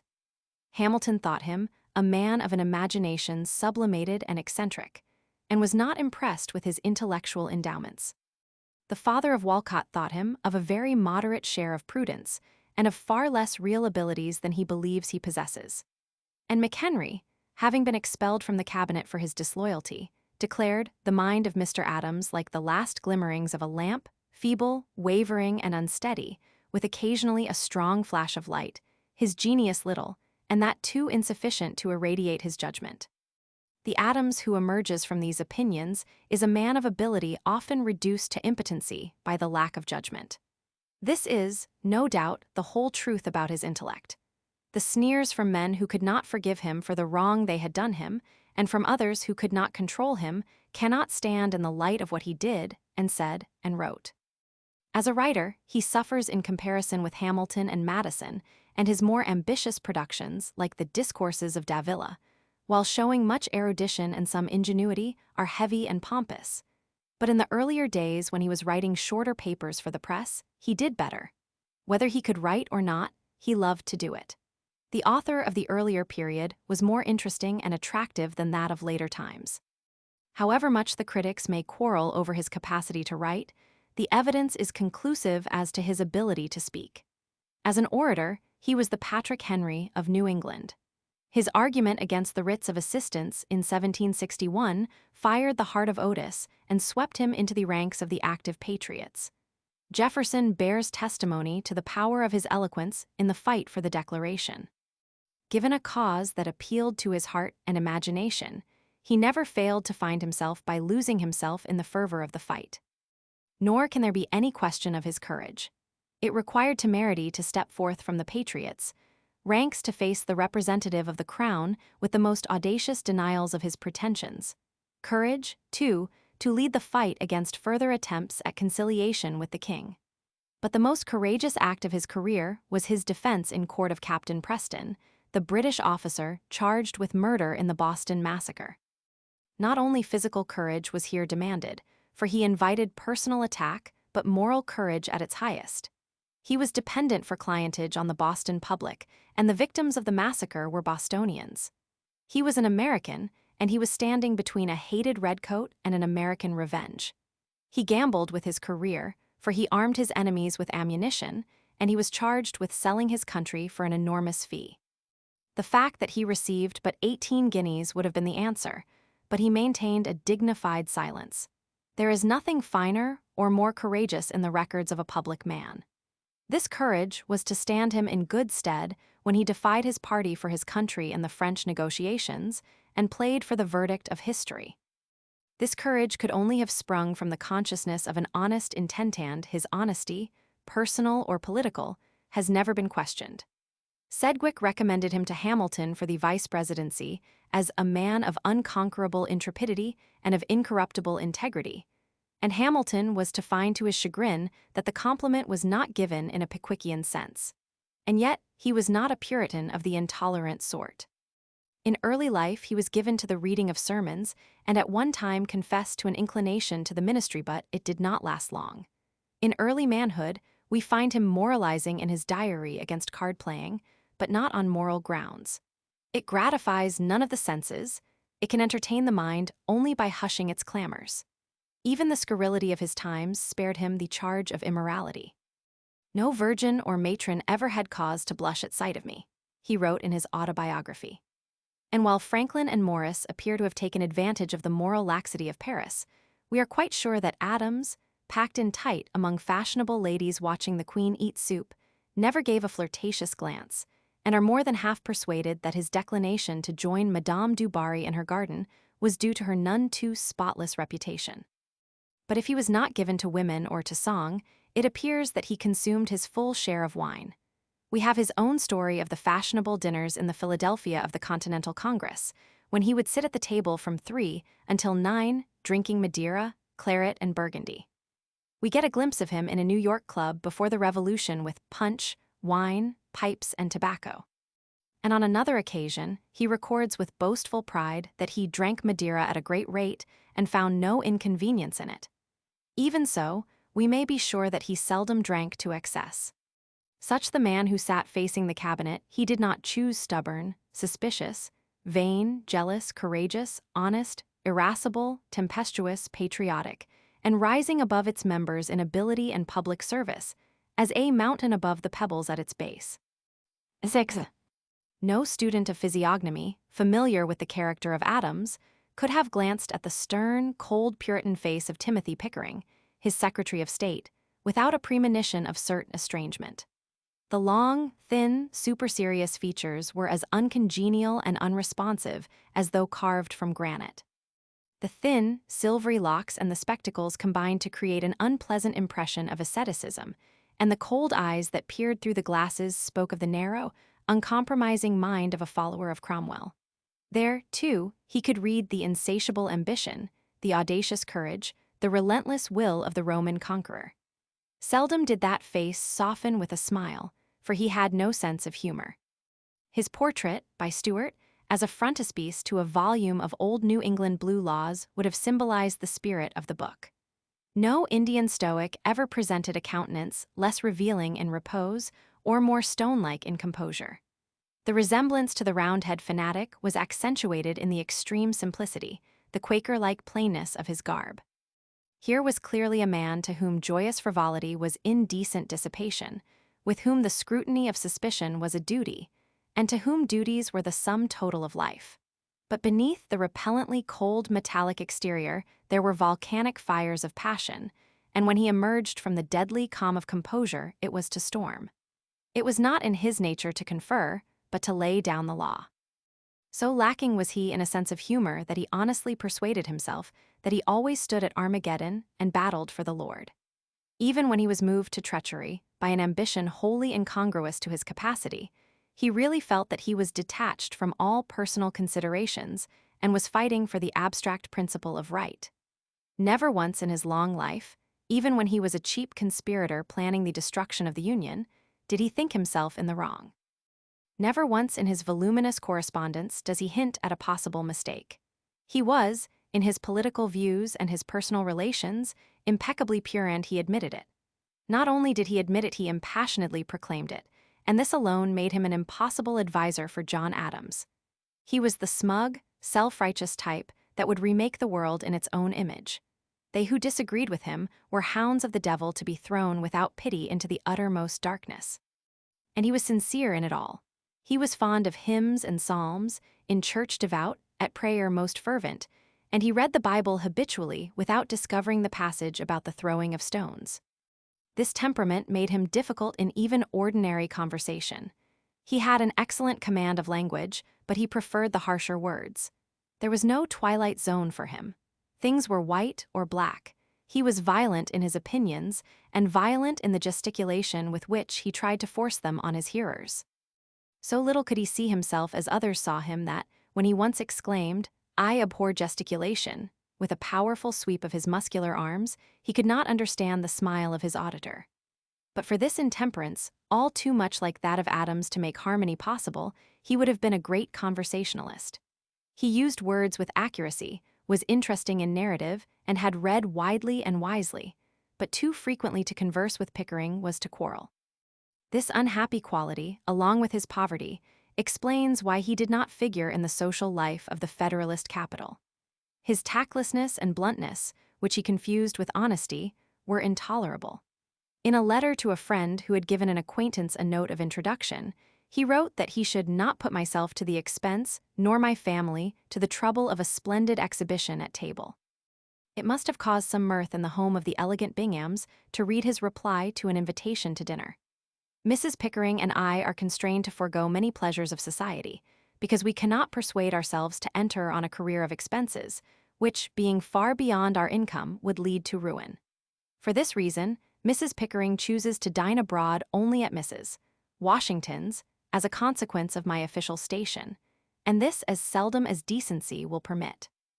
But Mrs. Pickering is aware that as a public man I cannot seclude myself, and therefore often urges, on my part singly, an intercourse which is useful as well as agreeable.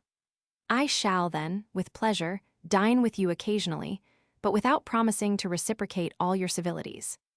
Here we have one of several traits that make him stand out among the other Federalist leaders as an exotic. He was poor, but not so poor as the letter indicates, nor was he so completely shut off from society, despite his frugality. If he gave no fashionable entertainments, his was a home of hospitality, and he who promised no reciprocation for the entertainments of the Binghams was able to entertain at his board a future king of France. But unfashionable and plain as a Yankee huckster, he found the ways of fashion irksome and offensive. Writing his wife disgustedly of the enormous headdresses of the Philadelphia ladies, he added, "But you know, my dear, I have old-fashioned notions. Neither powder nor pomatum have touched my head these 12 months, not even to cover my baldness." And the extravagance of the prevailing fashions, suggested by the introduction of the odious fashion of hoops, convinced him that many families would be ruined. Verily, such a creature would have been grotesquely out of place among his fellow Federalists in the gay drawing-rooms of Mrs. Bingham. He differed from them, too, theoretically at least, on a more vital point. They were thorough aristocrats. He was instinctively a Democrat, though he seemed to prefer it as an ideal rather than as a reality. Lodge recognizes this difference and explains that he had all the pride of the Puritan who gloried in belonging to the chosen people of God. We can well believe the assertion of his son and biographer that he liked the common people because among them he belonged. Then, too, he inherited a respect for them from his father, who ardently espoused the cause of equal rights for all men, and was prone to apologize for the weaknesses of the poor, and to criticize people of wealth and power. With this inheritance, he was to enter the field of controversy at 25 in a newspaper battle with the Tories of Salem with a letter which might have been written by Jefferson. For whom was government instituted? He wrote. Was it solely for the aggrandizement of the few, who, by some fortunate accident, have been bred in a manner which the world calls genteel? Or to protect the lives, liberty, and property of the body of the people? Is government supported by the better sort? On the contrary, has not every attack on the laws and constitution proceeded from that class? The very phrase, friends of government, is invidious and carries with it an impudent insinuation that the whole body of the people, the pretended friends of government excepted, are enemies to government, the suggestion of which is as ridiculous as it is false. The tall, gaunt figure in plain garb, seated in company with the fashionable Hamilton or Morris, was not more incongruous than the mind, capable even in youth of such heretical and demagogic thoughts. Stranger still, this liking for the common herd never wholly left him. Thus his experiment in pioneering in the Western wilderness-ware democracy thrived best. A wholly admirable figure, this Pickering of the frontier, applying brain and brawn to the conquering of the woods, organizing civil government, battling at the peril of his life for law and order, kidnapped and carted away. His own story of this adventure is as thrilling as a dime novel. Even then his faith in the people was not destroyed. Thus Pickering finally entered public life, a friend of the people, farmer, frontiersman, unsuccessful merchant. About him there was no glamour of success. He had been a failure. At Harvard he had made a fair record, and his meager career as a lawyer was unsuccessful. He had failed as a farmer, failed as a pioneer, failed as a Philadelphia merchant because unfit for commercial life. He had played a spinet and a violin and given lessons in sacred music at Salem and Marblehead, but that could scarcely be deemed success. And in the Army, where he was capable as a trainer of raw recruits, his courage, energy, and promptness might have taken him far but for the handicap of short-sightedness and glasses. Thus, when he entered the public service at 46, his career had been one of failure, and he was to get this new chance through importunate applications to a man he little respected, for he had a poor opinion of the ability of Washington. Here again, he differed from other Federalists holding a similar opinion. He did not simulate admiration. The naming of a child after Washington called for his sarcasm. He was disgusted during the war when a rustic was heard to say, I suppose he is the greatest man in the world. He criticized Washington as overcautious and refused to hail him as a hero because he thought him lacking in eminent military talents. He thought the army suffered through his procrastinated decisions. Serving on the committee at the close of the struggle to formulate the answer of the officers to the farewell orders to the armies of the United States, he referred sarcastically to the word orders and wrote his wife, "Though it is rather modest, or in other words does not abound in panegyric, I think it, the reply will be graciously received." To another, he boasted that the reply was marked, as the Italians do some strains of music moderato. But land poor and a failure, he was quite willing to serve under the man he did not appreciate. From the organization of the government, he was an office seeker, looking not for a career, but for a job. There was no demand for his services, he urged them. His brother-in-law, a member of Congress, became his broker. He applied to Hamilton for an assistant secretaryship of the Treasury to find it promised. In August, his broker wrote him of a prospective vacancy in the postmaster generalship and suggested that he see Washington at once. A month later, Pickering made application, but his interview with the president only resulted in a temporary position as a negotiator with the Indian tribes. In May 1791, he asked Washington for the comptrollership of the Treasury to be refused, and it was not until August, after more than a year of persistent wire pulling, that he was recognized with the then comparatively unimportant post of Postmaster General, which was not at that time a cabinet position. Thus he came into close contact with Hamilton, entered into his plans, made himself useful and slowly ascended, finally reaching the State Department with some misgivings, and only after many others had declined the place. He owed everything to Hamilton, nothing to Adams, and as he sat in sphinx-like silence at the cabinet table, it was to Hamilton, not to Adams, that he looked as chief. 7. The same was true of Oliver Wolcott, Secretary of the Treasury. Albeit these two men were, in most respects, the antitheses of each other, there was nothing of saturnity and brooding silence in Wolcott. He smiled. Both wore masks, one that of a stoic, the other that of a smiling Epicurean. They resembled in a common capacity for uncommon treachery. In this, they both excelled. Both were professional feeders at the public crib and passionate panters after office. The handsome Wolcott had infinitely more finesse in the art of double-dealing. He had read his Machiavelli to better advantage. If he was to conspire with the enemies of the chief, he was to present an ever-smiling face to Adams in the conference room. He was too exquisite a conspirator to seem one. He had early learned the advantage of smiling through, and leaving Adams, with his face wreathed in friendly smiles, he could sit down to the writing of a letter to Hamilton with the same smile still on his face. Life was altogether lovely and interesting to this happy warrior, who delivered his sword thrusts through curtains. The son of an idol of Connecticut Federalists, who was repeatedly elected to the governorship, Wolcott passed his boyhood in and near Litchfield, ministering to a frail constitution by tending cattle and working on the farm. He did not permit the war to interfere with his career at Yale, felt no sentimental call to Valley Forge, and found that the rattle of musketry need not interfere with his preparations for the bar. Almost immediately on the conclusion of these preparations, he found a job as a clerk in the office of the Committee of Pay Table, and such was his industry and methodical efficiency that he rose in that line of the civil service to be controller of public accounts before the formation of the national government. This opened a new and fairer vista for an efficient bureaucrat, and the moment the Department of the Treasury was established, he was induced by his friends to offer himself for a position. Even then, professional office seekers merely yielded to the importunities of admirers. The congressional delegation for Connecticut pressed hard for an appointment, and he was offered the post of auditor of the Treasury at $1,500 a year. We can scarcely conceive that he hesitated, though it is of record that his sponsors urged him to accept, and that Hamilton expressed the hope that he would not refuse. He had hoped for the comptrollership, but that might follow.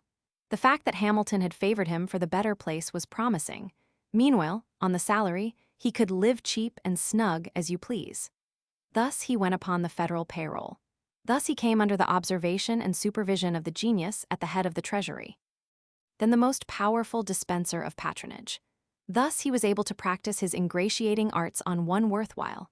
In little more than a year, he was made controller on the recommendation of Hamilton, and when that statesman retired to private life, it was he who lifted the faithful servitor into the cabinet as Secretary of the Treasury.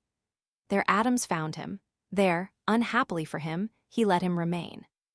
It would be unjust to leave the impression that Walcott was without merit. He was not brilliant, but he possessed an infinite capacity for taking pains. Even in college, where he failed to sparkle, he was a hard student with the strong reasoning faculties of the Walcott family, a little neutralized by some eccentricities in reasoning. In the Treasury, in subordinate positions, he had shown good judgment, much practical sense, a comprehensive acquaintance with business and business needs, exceptional power of sustained application, no imagination, and a dog-like devotion to Hamilton. The latter found this combination of virtues had not only made his conduct good, but distinguished. More, he had all the requisites which can be desired, and these were moderation with firmness, liberality with exactness, indefatigable industry with an accurate and sound discernment, a thorough knowledge of business, and a remarkable spirit of order and arrangement. In brief, he was the perfect bureaucrat, the indispensable man Friday. If he brought no political strength to the administration, he could, with dependability, do the drudgery and register the will of others who could. If he was not a friend of the people, nor the electorate of him, he was the courtier and friend of the powerful, and thus his was one of the first careers created by the social lobby. If he did not cultivate the voters, he selected his friends with fine discrimination with the view of his own advancement. At Yale, he cultivated Noah Webster and Uriah Tracy, a potent writer and a powerful politician. He early profited by the popularity and prestige of his father, and through his father's and his family's influential friends. And socially, he made himself the bonny boy of the Hamiltonian circle, and smiled and joked himself into the affections of the Bingham set. A beautiful and brilliant sister brought him the championship of the clever Chauncey Goodrich and his associates. A charming wife threw wide all the doors of the capital. While he was earning the grateful appreciation of Hamilton and the Essex junto, this attractive wife was winning and deserving the tender affection of Mrs. Washington, with whom she was on terms of intimacy, and she was corresponding regularly with Nellie Custis. When Washington left public life, his wife gave the wife of Walcott a lock of the general's hair and one of her own. The social lobby looked after its own, and Walcott was its very own. For this cultivation of the social lobby, he was well adapted, for he had a genius for society, with his cheerful disposition, his playful manner, his conversation, which, while sometimes sober, was usually gay. The small talk that Adams lacked, Walcott had in full measure running over. A master of the art of banter, no one within tray to Mrs.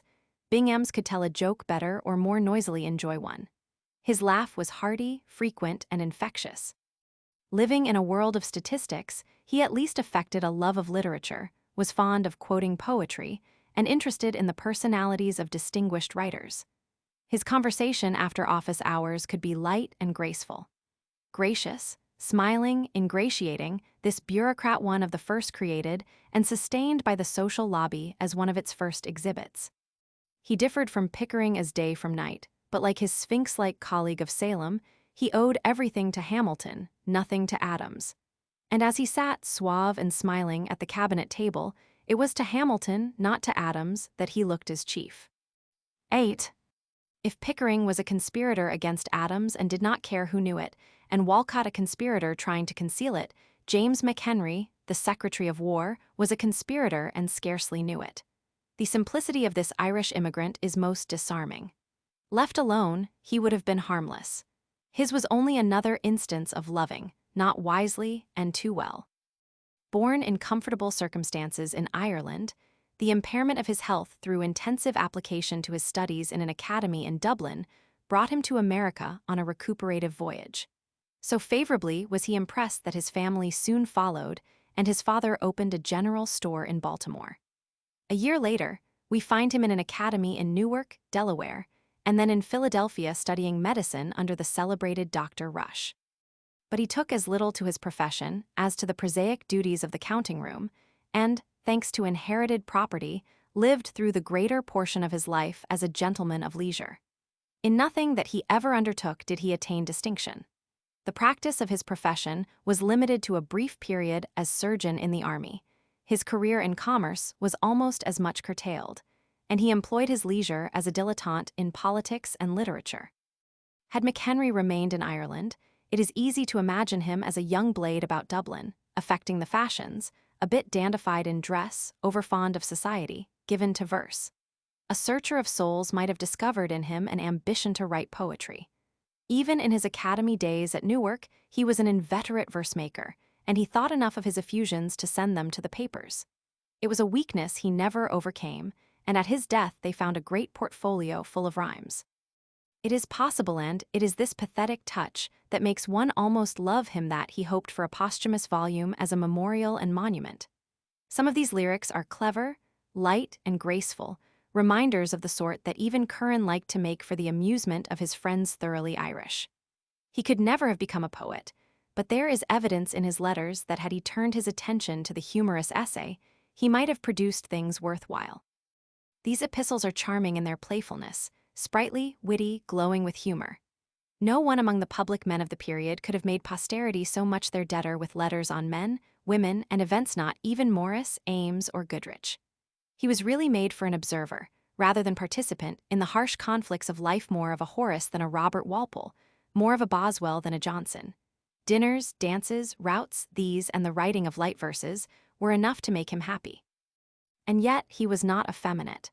If he did not play his part in the affairs of men with brilliancy or even efficiency, he did with courage and to the best of his ability. We have few references to his services as surgeon in the army. It was when he became one of Washington's secretaries that he fell completely under the fascination of Hamilton.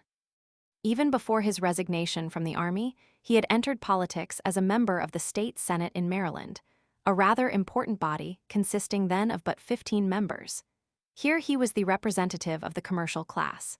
In the Constitutional Convention, he was obscure, and strangely enough his views were the very opposite of Hamilton's. Speaking seldom, his voice was raised in warning against too much centralization. He was even favorable to a mere amendment to the Articles of Confederation, and his chief interest was in the provisions for the regulation of commerce. When the work was over, he signed with avowed reluctance, and solely on the ground which was characteristic that he distrusted his own judgment, that amendments might be made, and he was willing to take a chance. In the bitter fight over ratification in the Maryland Convention, he took but little part.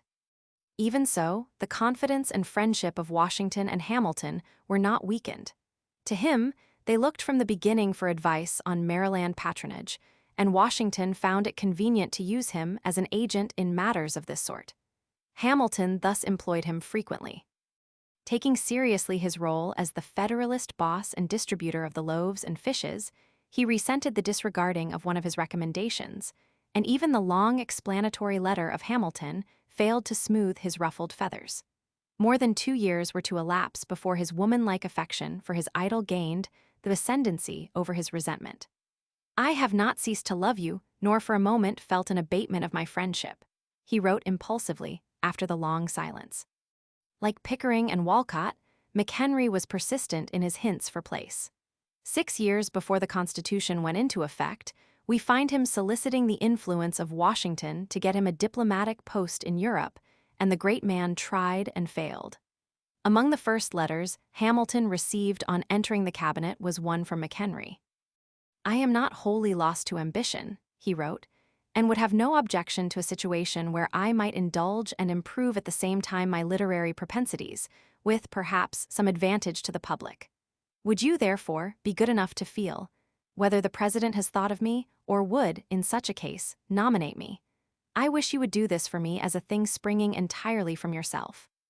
Nothing came of it, and the faithful party hack continued to run the errands of the administration in Maryland. 3 years later, he took his courage in both hands and wrote directly to Washington asking to be sent to Paris and Vienna to attempt to secure the release of Lafayette. He wanted a change of air. "It would be no use," the president replied.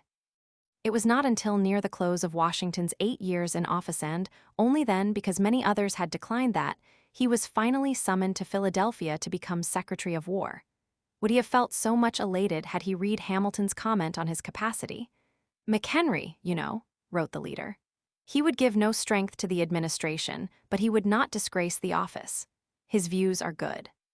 But happily he did not know, and jubilantly he gave up all private enterprises as incompatible with public office, for in such matters he was meticulously proper, and, mounting his horse, he rode to Philadelphia.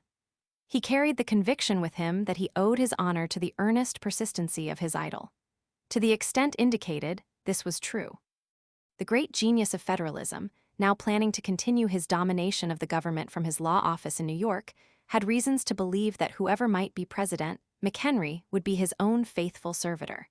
When Hamilton had married Betty Schuyler, his friend had journeyed to Albany with some verses for the event. Was it with an indulgent smile that the bridegroom acknowledged the poem? "You know, I often told you wrote prose well, but had no genius for poetry. I retract." 6 years before the first inauguration of Washington, this ardent friend had written Hamilton, "Were you 10 years older and 20,000 pounds richer, there is no doubt but that you might obtain the suffrages of Congress for the highest office in their gift."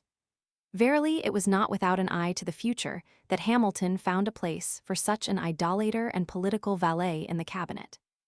There is something a bit wistful and pathetic about McHenry that persuades forgiveness for even his treachery to Adams. His were the sins of a lover, and love covers a multitude of sins. Nature intended him for a snug harbor, and fate pushed him out upon tempestuous seas. His own best epitaph has been written by himself. "I have built houses. I have cultivated fields. I have planned gardens. I have planted trees. I have written little essays. I have made poetry once a year to please my wife, at times got children, and at all times thought myself happy." Like Pickering and Walcott, he owed everything to Hamilton, nothing to Adams. And as he faced Adams in the cabinet room, it was to Hamilton, not to Adams, that he looked as chief. The other member of the cabinet, the Attorney General, was a political cipher. Knowing what we now know of the characters and factional affiliations of the president and his advisers, it will not be difficult to follow the serpentine trail of the next 4 years, nor to understand one of the forces that worked with Jefferson for the utter destruction of the Federalist Party. Chapter 15. Comedy and Heroics. 1. Scarcely had Adams entered upon his office when he found himself confronted with the possibility of a war with France. Some time before, Gouverneur Morris, the American general in Paris, had been recalled, none too soon, and James Monroe had been sent to smooth the ruffled feathers of the French. Because he had followed his instructions too enthusiastically and failed to understand that a diplomat is a person sent abroad to lie for his country, he had been recalled in disgrace, as Jefferson had foreseen, and Charles Cotesworth Pinckney, a Charleston Federalist, had been sent as minister. Not only had the French government refused to receive him, but he had been ordered from the soil of France. All this seems wicked perversity on the part of France, without a hasty glance at the antecedents of the story. Primarily, nothing could have been more unfortunate than the appointment of Morris. No more charming or clever diplomat than this bosom friend of Hamilton has served America abroad. Born to the purple, he was an aristocrat by nature, with a blatantly cynical and contemptuous conception of the masses of mankind. His was the shimmer due to generations of polishing. As a young man in the society of New York and Philadelphia, he was enormously popular because he was handsome, dashing, witty, eloquent, a bit risque, and in consequence of his fashionable and gilded background. In the Constitutional Convention, no one spoke with greater fluency or frequency or with less effect. He sought the establishment of an aristocratic state and made no secret of his hostility to democracy.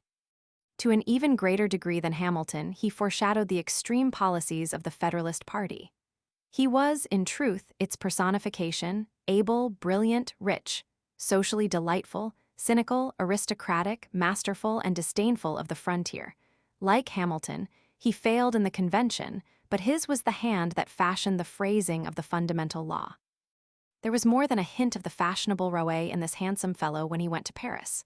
Women and their pursuit was ever an engrossing game with him. Even his graduation essay was on wit and beauty, and for his master's degree he wrote on love. He was the sort of beau that Congreve would have cherished, elegant in dress and manner, given to levity and light banter, eagerly sought. The loss of a leg through an accident in 1780 did not sour him nor diminish his appeal to women. On a rough oak stick with a knob at the end, he hobbled on to his triumphs. Such was the man sent to succeed Jefferson, the philosopher of democracy.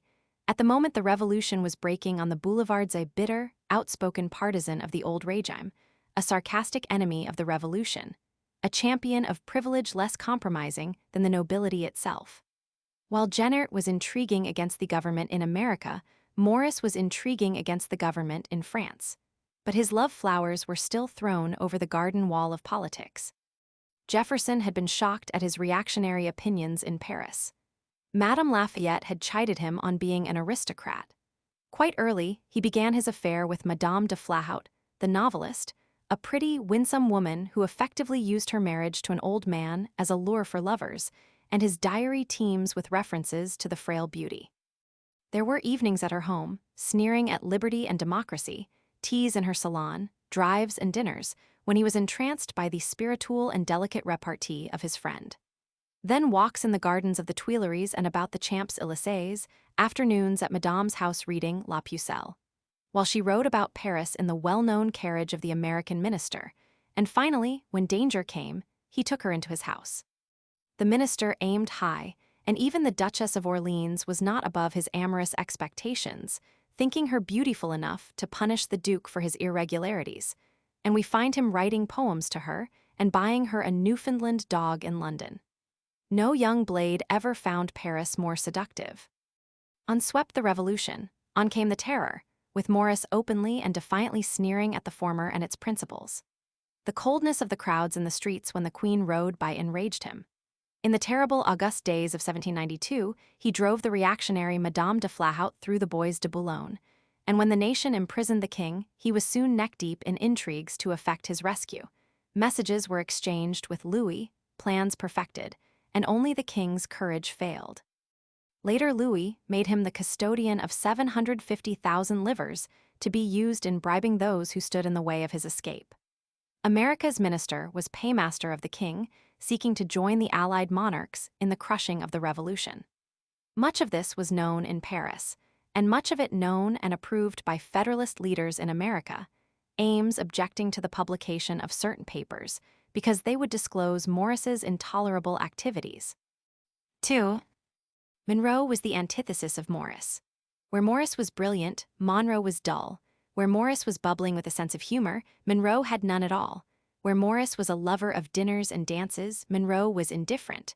Where Morris was a cavalier, Monroe was a Puritan in his relations with women. Where Morris was an aristocrat, Monroe was a Democrat. Morris was a monarchist at heart, Monroe, a robust Republican. Morris an enemy of the French Revolution, Monroe a friend. But if Monroe was not scintillating, he was sincere, and if not brilliant, he was industrious. Soon he was as popular in Paris as Morris had been unpopular, so popular that Jay thought it not beneath his dignity as an American minister to England to exchange belittling letters with Grenville about him. He had ironed out old differences when the Jay Treaty compromised his position. No diplomat ever worked under more disheartening handicaps, for the Federalists in Philadelphia hated him, and months went by without a line of instructions or news from the State Department. Meanwhile, Washington was being poisoned against him by Federalist politicians who had his ear, and in the spring of 1796, Madison wrote Monroe that his enemies had been base enough to throw into circulation insinuations that you have launched into all the depths of speculation, and purchased the magnificent estate of the late Prince of Condé.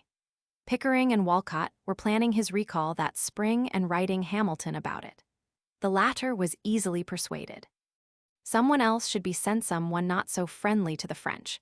That the leaders of the English party were not averse to giving offense to France is shown in the astounding suggestion that William Smith, spouter of pro-English speeches, written by Hamilton, that had been printed and circulated in England, should be sent.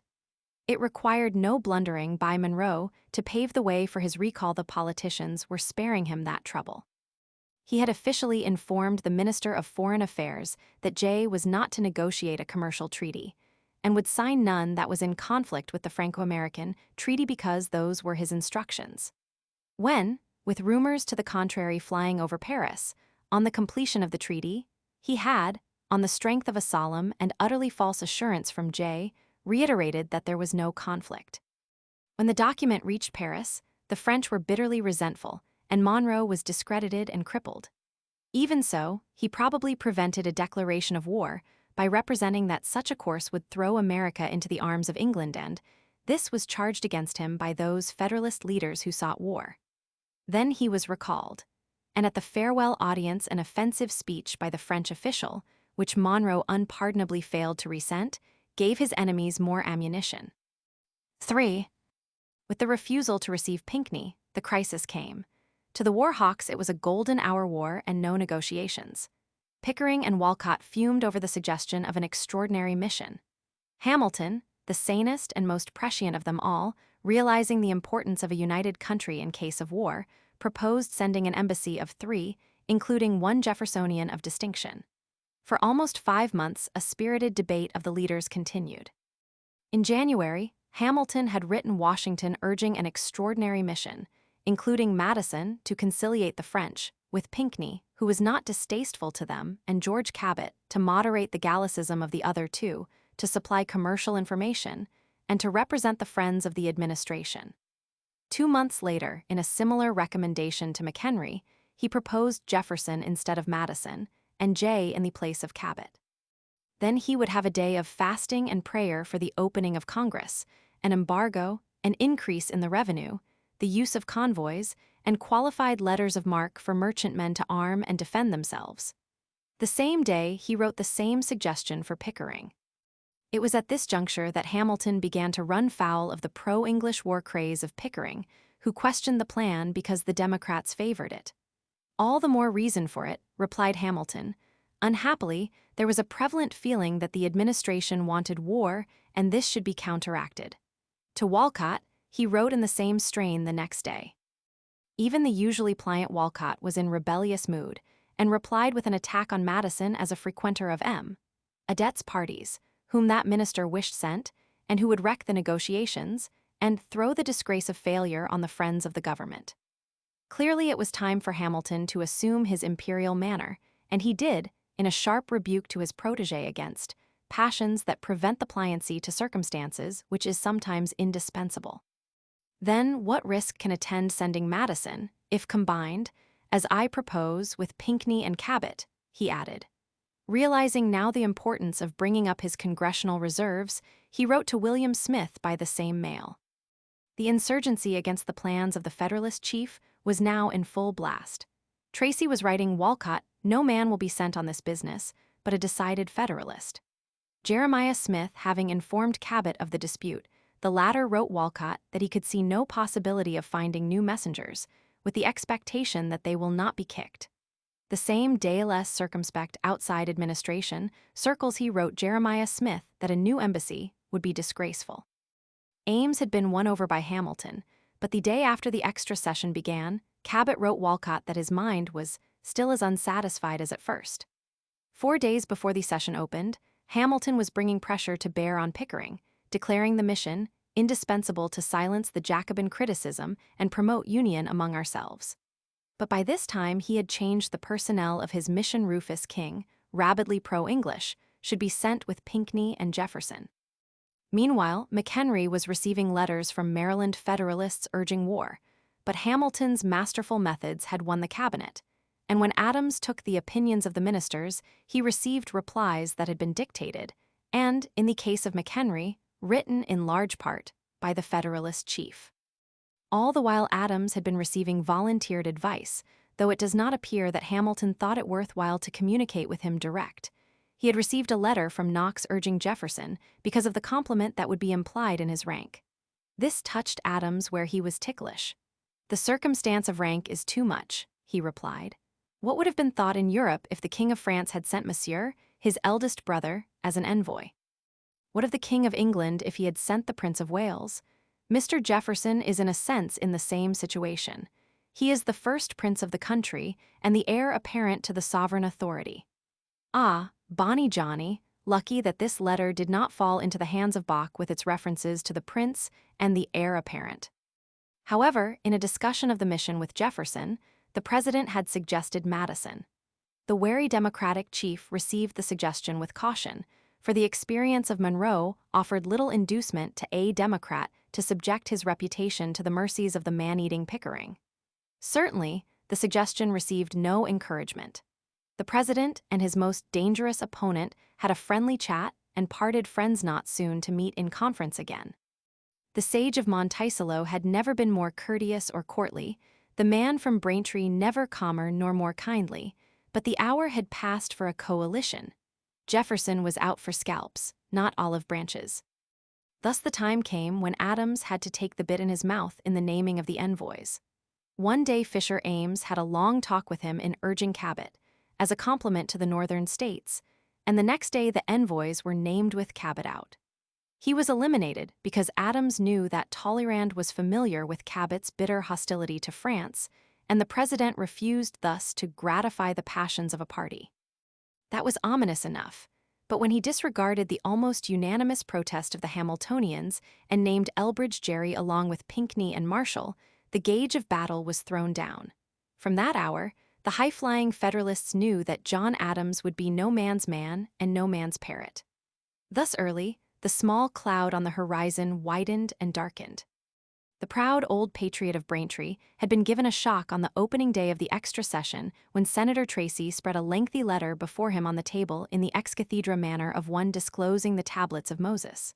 The squat little president read it with rising wrath. It was a letter from Hamilton, setting forth in detail a whole system of instructions for the conduct of the President, the Senate, and the House of Representatives. He read it through and returned it to Tracy. "I really thought the man was in a delirium," Adams wrote afterwards, and the cloud on the horizon grew more ominous. 4. The opening of the session found the New England Federalists in high glee over the prospects. The correspondence of their leaders discloses their grim determination to have war with France, and if they had failed in their efforts to prevent a renewal of negotiations, they could use the extra session for the spreading of war propaganda. Upon this task, they entered with unprecedented arrogance and intolerance. The message of Adams was dignified and calm, reviewing the situation, announcing the plans for a new attempt at negotiations, and urging the adoption of defensive measures in the meantime. The first fight came in the framing of the reply to the address in the House end. Two young, brilliant new members forged to the front to assume the aggressive leadership of the war party. The persuasive, polished eloquence of Ames could not be heard, for he was nursing himself in his fine new house at Dedham, nor, on the other side, could the lucid, convincing logic of Madison appear, for he was in retirement in Virginia. Sedgwick had been sent to the Senate, Fitzsimmons had been defeated, Murray of Maryland was on his way to The Hague as minister. On the Democratic side, Gallatin, Giles, and Nicholas of Virginia were to bear the brunt of the battle, and the two new men were to lead the Federalists with an audacity seldom equaled and never surpassed. These two young blades, Harrison Gray Otis of Boston and Robert Goodloe Harper of South Carolina, were in their 32nd year. The former was strikingly handsome, tall and well-proportioned with coal-black hair, eyes blue and sparkling with vivacity, nose thin and patrician, complexion rosy. His presence in any assembly would have been felt had he remained silent, and he was seldom silent. In dress fastidious, in manners affable, in repartee stinging, in the telling of a story a master of the art. A devotee to pleasure, dinners, dances, and women carried for him an irresistible appeal. His eloquence was of a high order.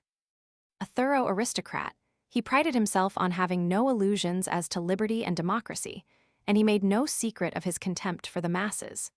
The rising of the French against the ineffable cruelties of the nobility and monarchy merely meant to him an attack of beasts upon the homes and rights of gentlemen. Speedily, he became an idol of his party, and he enjoyed the bitter conflicts of the House as keenly as the dinners where he was the life of the party. Robert Goodloe Harper had much in common with Otis. Like him, Harper was a social lion and a dandy in dress. Of medium height, and with an uncommonly full chest which accentuated his pomposity, he had a handsome head and features, creating withal an impression of physical force and intellectual power. In eloquence, he made up in force what he lacked in ornament. He had all of Giles's bumptiousness without his consistency, and no member of the House approached him in insolence. Coming upon the scene when the conditions seemed ripe for bowling over the Democrats with abuse and intimidation, he fitted into the picture perfectly. Thus he became the outstanding orator against the French. True, 4 years before, in Charleston, he had paid court to the Jacobins with an assiduity that should have made him blush in later life but did not.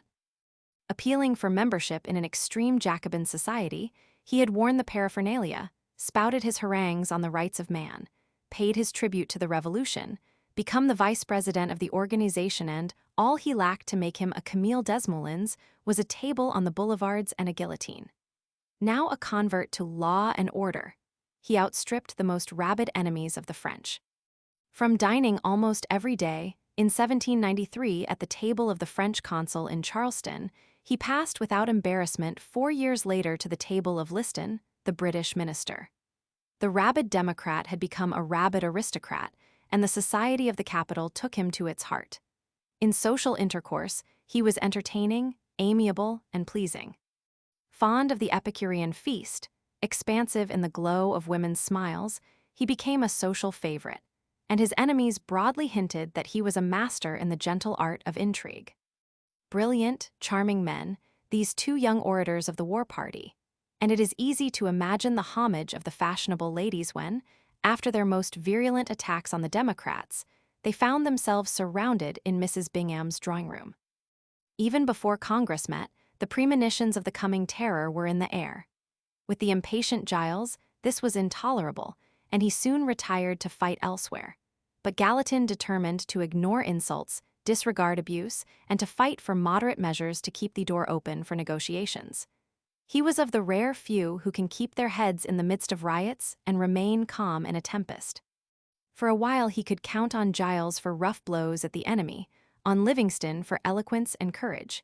He would have to rely upon himself for wisdom and the strategy of statesmanship.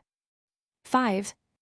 The message received, the war party in the House set itself with zest to the framing of a bellicose reply, calculated to compromise the chances for a peaceful accommodation of differences. Nicholas of Virginia, representing the Jeffersonians, proposed a substitute, couched in more conciliatory language, promising a review of the alleged grievances of the French, and this let loose the dogs of war. In presenting his amendment, Nicholas deprecated the reply as framed because extreme denunciatory and provocative, and not calculated to assist the embassy the president was sending. In negotiations, it would necessarily follow that there would be an examination of the charges made against America by the French. It irritated Smith of Charleston that the Virginian should be so wonderfully afraid of using language to irritate France, albeit he had protested against language that would irritate England when Jay was sailing on his mission. Otis was weary of references to England's offenses against American commerce. The English were stimulated to annoy our commerce through apprehension that we were united against them, and the French by a belief that we are divided in their favor. Livingston followed with a brilliant 5-hour address, pointing out the flagrant violation of Article Roman 17 of the treaty with France. We had made that treaty upon the basis that free bottoms make free goods, and in the Jay Treaty we had abandoned that ground in the interest of England. Of what was it that the French complained? What but the adoption of the British order in council which we had not resented? Even so, she was not justified in her course. That she would recede in negotiations he had no doubt, provided we used language toward her suitable to that liberality which befits a wise and prudent nation. He had no apology to offer for his devotion to the cause of France. I could read by the light of the flames that consumed my paternal mansion, by the joy that sparkled in every eye, he said, how great were the consequences of her union with America. Giles followed, a little more severe on the Federalist discriminations for England against France, and Gallatin closed in a sober, dignified, dispassionate analysis of the phrasing of the amendment to show that it was firm without being offensive. Then Harper, with an elaborate speech laboriously wrought in seclusion, entered the debate. The French were intemperately denounced, the Democrats lashed, and Monroe treated with contempt. It was a war speech, prepared as war propaganda, the first of his war speeches to be published and widely circulated throughout the country and printed and acclaimed in England. Like Smith and Ames before him, he was to have his triumph in Downing Street. The profits of one of his war productions, which had a prodigious sale in England, were given to a benevolent society in that country. The Democrats were infuriated by Harper's attack, and the Aurora truly said that he had unseasonably unmasked the intentions of his party. When, about this time, Liston, the British minister, was seen to tap the orator unceremoniously upon the shoulder while seated at his desk, Liston was then a familiar figure upon the floran to whisper to him, Bach saw red. If the French minister had acted thus familiarly with Mr. Giles or Mr. Livingston, we should have heard something about French influence. Pooh, sneered Fenno in the Gazette. Liston was merely reminding Harper of a dinner engagement for that night. Having heard it whispered, he added, that Mr. Harper has received an invitation to dinner from another British agent, the Consul General, we think ourselves bound to mention it. Nothing could better illustrate the confident arrogance of the Federalist leaders at this time. I am not for war, said Smith of Charleston. I do not believe that the gentleman wishes for peace, retorted Gallatin, who had written 4 days before that Walcott, Pickering, William Smith, Fisher Ames, and perhaps a few more are disposed to go to war and to carry their party any length they please. Thus the debate continued until Jonathan Dayton, the Speaker, proposed a substitute amendment that received the support of the Democrats. Seizing upon a passage in Adams's message, this commended the President's decision to seek further negotiations, and cherished the hope that a mutual spirit of conciliation and a disposition on the part of the United States to place France on grounds as favorable as other countries in their relations and connection with us will produce an accommodation compatible with the engagements, rights, duties, and honor of the United States. With the Democrats joining the more moderate Federalists under Dayton, the contest was speedily ended to the disgust of the war party. The batteries of scurrility were turned upon the Speaker. A double-faced weathercock, screamed Porcupine the Englishman. His duplicity has been too barefaced for decency. He is, indeed, but a shallow, superficial fellow, a baller to the galleries, and unfit to play the cunning part he has undertaken. Then, after the heroics, the comedy. Matthew Lyon, a Vermont Democrat and a new member, shocked the formalists with a characterization of the practice of marching in stately procession to the President to present the reply as a boyish piece of business. The time had come to end the silliness. Blood will tell, sneered a colleague, referring to Lyon's humble origin. I cannot say, replied Lyon, that I am descended from the bastards of Oliver Cromwell, or his courtiers, or from the Puritans who punished their horses for breaking the Sabbath, or from those who persecuted the Quakers and burned the witches. Some chortled, others snorted with rage, vulgar Irish immigrant, but their wounded culture was soon soothed by a salvo from Porcupine. How society must have screamed its delight in reading that Lyon as a child had been caught in a bog, and when a whelp transported to America. How he had become so domesticated that Governor Crittenden's daughter, his wife, would stroke him and play with him as a monkey. How his gestures bear a remarkable affinity to the bear, because of his having been in the habit of associating with that species of wild beast in the mountains. The majority of the House, lacking Lyon's sense of humor, continued for a while their pompous strut through Market Street to read solemnly the meaningless reply that had consumed weeks of futile debate. Then Congress proceeded to measures of defense, prohibiting the exportation of arms and ammunition, providing for the strengthening of the coast fortifications, creating a naval armament, authorizing a detachment of militia, and adjourned. But the atmosphere had been one of intense party bitterness, which had ostracized the Democrats, from Jefferson down, from the society of the best people. Mounted, booted, and spurred, and swinging their sabers, the Federalists started out to ride roughshod over their opponents. It was their strategy to attach a stigma to Democrats and treat them as political outlaws and social outcasts. No one was to be spared, Jefferson least of all. A year before, he had written the confidential letter to his friend Philip Mazzei, stating his oft-repeated views on the anti-Republican trend in Federalist circles, and saying that men who had been Samsons in the field and Solomons in the council had had their heads shorn by the harlot England. Sent to an Italian paper, it was translated from Italian into French for a Parisian journal, as we have seen, and thence translated again into English for political purposes in America. The translators had unintentionally taken liberties with the text, and in the final translation it was quite different from the original. At last, it seemed, the cautious Jefferson had delivered himself into the hands of his enemies, for had he not attacked Washington? At Alexandria, en route to Philadelphia, Jefferson first learned of the renewed attack in Fenno's paper. Reaching the capital, he found the vials of wrath let loose upon his head. A politician of less self-possession or finesse would have offered some explanation or defense. None of the courtesies of warfare were to be shown him. He was to be mobbed, his character assailed, his reputation blackened, his personal honor besmirched, and he was to be rejected socially as unfit to associate with the Harpers, Sedgwicks, and Walcotts. An open letter greeted him in Fenno's paper on his arrival. For the honor of the American name, it read, I would wish the letter to be a forgery, although I must confess that your silence leaves but little probability of its not having proceeded from you. Jefferson ignored it. You are the author of the abominable letter to Mazzei, ran a second open letter.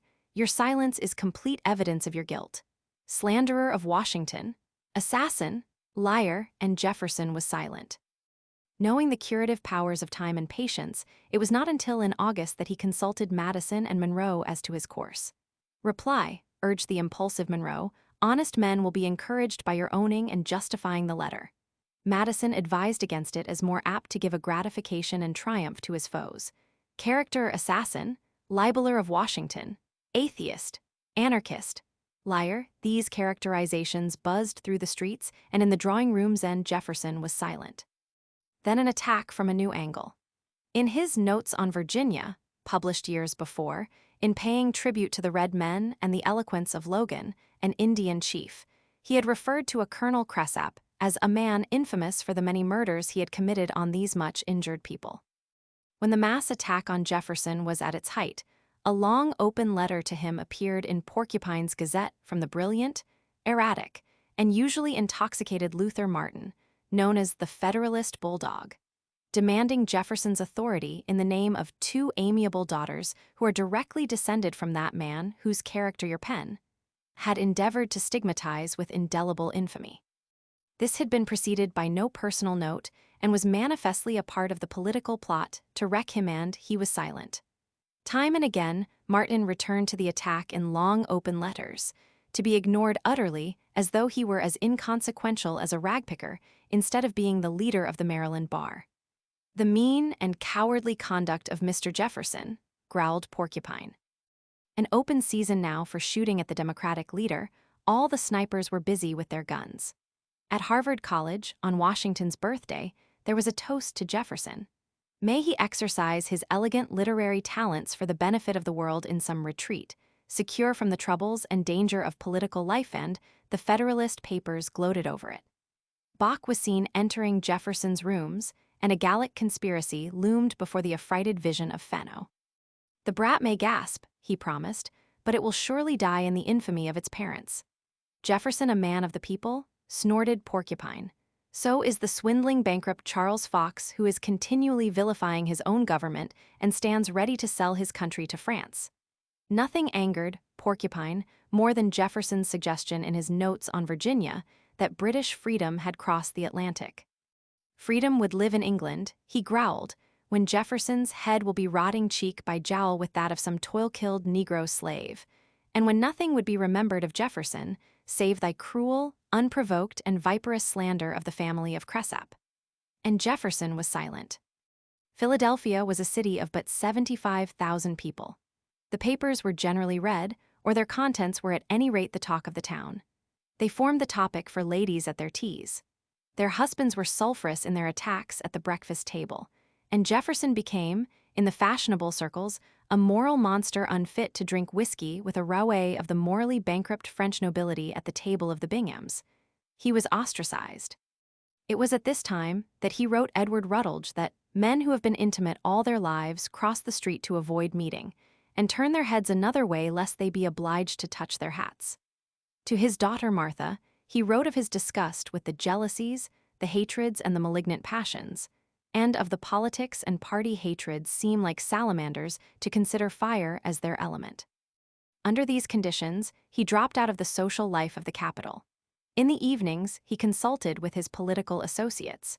During the day, he presented a calm, unruffled complacency to his enemies in the Senate, over whom he presided with scrupulous impartiality. Driven from society, he found consolation in the little rooms of the Philosophical Society, among the relics of his friends Rittenhouse and Franklin. With such abuse visited on Jefferson, it is easy to imagine the fate of his less important friends. Sam Adams was the laughingstock of the silk stockings. Franklin was considered as base as Jefferson. Some person left at my house this morning a copy of old Franklin's works, or rather plagiarisms, wrote Porcupine. I look upon everything which this unclean old fellow had a hand in to be contaminated and contaminating. And the time was to come when a Federalist mob raging through the streets of Philadelphia would throw rocks through Bacchus' windows and besmear Franklin's statue with mud. Tom Paine, always a fair mark, was written down in print as a libertine. Porcupine's Gazette, which was the favorite journal in the cultured homes of the pure at heart, had a story that Paine had been caught on his knees at a lady's feet by her husband, and had explained that he was only measuring your lady for stays, at which the delighted husband kissed and thanked him for his politeness. Because John Swanwick, a popular young Philadelphia merchant, had cast his lot with the Democrats, blocked the plans at the meeting of the merchants on the Jay Treaty, and defeated Fitzsimmons for Congress, he was venomously assailed. When he toasted the rights of women at a Democratic banquet, Porcupine sneered that he did well to turn out a volunteer, for no lady will ever give a bounty for his services. That he was a conscienceless rascal may be inferred from Porcupine's suggestion that his consummate wisdom and patriotism had been shown when, in the legislature, he had sought to procure a law preventing imprisonment for debt. Fatally ill at the time, Porcupine followed him with indecent sneers to his grave. Nor were even the Democratic women spared, and the Federalists' favorite journal sneered repeatedly at the wife of Justice M. Keene. Why is Mrs. M. Keene like a tailor? Because she trims her good man's jacket. I have no objections to their toasting Judge M. Keene at a banquet, but the unmannerly brutes might have added his lady. Even the judge's famously beautiful daughter was not spared, and during her courtship by the Spanish minister, Don Carlos de Araujo, the fashionable circles were snickering behind their fans over Porcupine's comment that what were his motives in commencing the suit we shall leave our readers to divine. Giles was Farmer Giles, who descended from the lowest grade of gentleman gambler at heart devotee of the racetrack, and the infamous Faro table. Monroe was infamous, and even gentle, cultured old Dr. Logan, 'neath whose magnificent trees at Stenton Mrs. Washington had passed delightful afternoons, became a cross between a clown and a rascal. No Democrat was spared. The Democrats, overwhelmed, were comparatively tame, but the publication of Hamilton's pamphlet on his relations with Mrs. Reynolds, necessitated as he foolishly thought by the book of the notorious Calendar, made him an easy mark for the Democratic scandal-mongers. In July, he had appeared in Philadelphia to secure affidavits from Monroe and Muhlenberg in attestation, as Bach phrased it, of his having cuckolded James Reynolds. It was understood that his man Oliver had made out an affidavit as long as your arm, but that others were desired to patch up the threads and fragments of his character. Soon, said Bach, our ex-secretary expects to be brought to bed of his pamphlet containing lovesick epistles. When it was printed 3 months later, Bach published a letter from New York to the effect that it had appeared in the morning, and at 6 o'clock in the evening the town rings with it. But the women cry out against it, as if its publication was high treason against the rights of women. It was impossible for the ostracism of Democrats, however, to blur the social brilliancy of the season. Pinckney found his evenings crowded with plays, public and private, and his dinner invitations abundant. Subscription dances, brilliant dinners every night, elaborate entertainments, a giddy whirl. The diplomats were particularly lavish, none so much so as Liston, the British minister, at whose table Otis, Harper, Sedgwick, Walcott were frequent guests, and he was on terms of such familiarity with the president that they sometimes strolled together in the streets. But everywhere in the fashionable houses the Jeffersonians were excluded, if not by lack of invitation, by the offensive coldness of their reception. The playhouses were packed, albeit the entertainment was sometimes so vulgar and obscene that fathers indignantly left with their daughters. Everywhere politics was on a rampage, and even at the dinner table of President Adams the passions seethed. By God, I would rather see this world annihilated, shouted Blair McClanachan, than see this country united with Great Britain.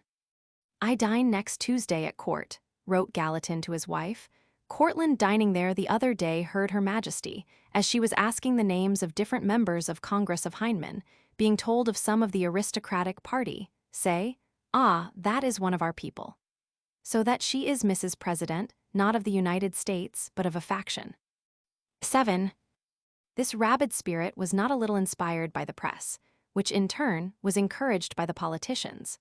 A new knight of scurrility had entered the lists, encouraged by Hamilton, armed with a pen that flowed poison. He had previously distinguished himself by his brilliant and abusive pamphlets attacking Priestley, the Democratic Societies, and the Irish, and by his exhibition in his shop window of pictures of George Roman III and Lord North, with Franklin and Sam Adams coupled with fools or knaves. His unlimited capacity for abuse, his insane fury against the French Revolution, his unfathomable contempt for democracy, his devotion to England, fitted in with the spirit of society, and William Cobbett launched his Porcupine's Gazette under the most distinguished patronage. In his first issue, in an open letter to Bach, he had described the Aurora as a vehicle of lies and sedition. This was his keynote. Soon the Federalists were reading Porcupine as a Bible, and the editors were making journalism a matter of blackguardism, of black eyes and bloody noses. In blood and breeding, Cobbett was inferior to Fresno, Bach, or Duane, but he was a more consummate master of satire than any of them. He could string chaste words into a scorpion lash that Swift would have envied, or stoop to an obscenity and vulgarity that would have delighted Kit Marlowe in his cups. None but a genius could have risen from his original low estate, with so little education. But a little while before a corporal in the British Army, and still a citizen of England, his English biographer makes the point that the happiest days of his life were those when he edited the Federalists' favorite journal because he was fighting for his country. Nothing pleased him more than to lash and lambaste the old heroes of the American Revolution, Jefferson, Franklin, Payne, and Sam Adams, and he could not only do it with impunity, but to the applause of society.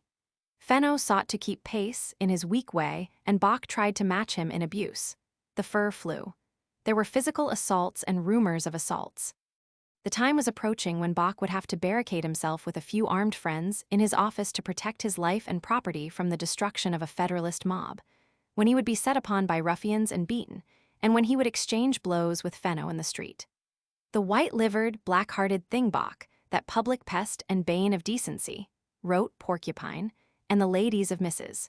Bingham's circle agreed that Mr. Cobbett was tremendously clever. It was a feverish summer, fall, and winter. Public dinners were the fashion, bristling with fighting toasts. Through these the Jeffersonians sought to keep up the courage of their party. Always toasts to the French Republic, and always toasts to the Irish patriots. May the Irish harp be speedily torn from the British willow and made to vibrate to a revolutionary tune. References to Jay's Treaty were followed by the playing of the Dead March. Franklin, Jefferson, Monroe, these were invariably honored. The Federalists penetrated the Jeffersonian stronghold of Philadelphia with a banquet at the Cameron Tavern, Southwark, with warlike toasts, and with Harper as the hero. And a few days later, the young men of this district met to pass ringing resolutions endorsing the wisdom and integrity of the administration. One courageous soul moved to strike out the word wisdom, and the crowd struck him out instead, whereupon a few gathered about and cheered for Jefferson.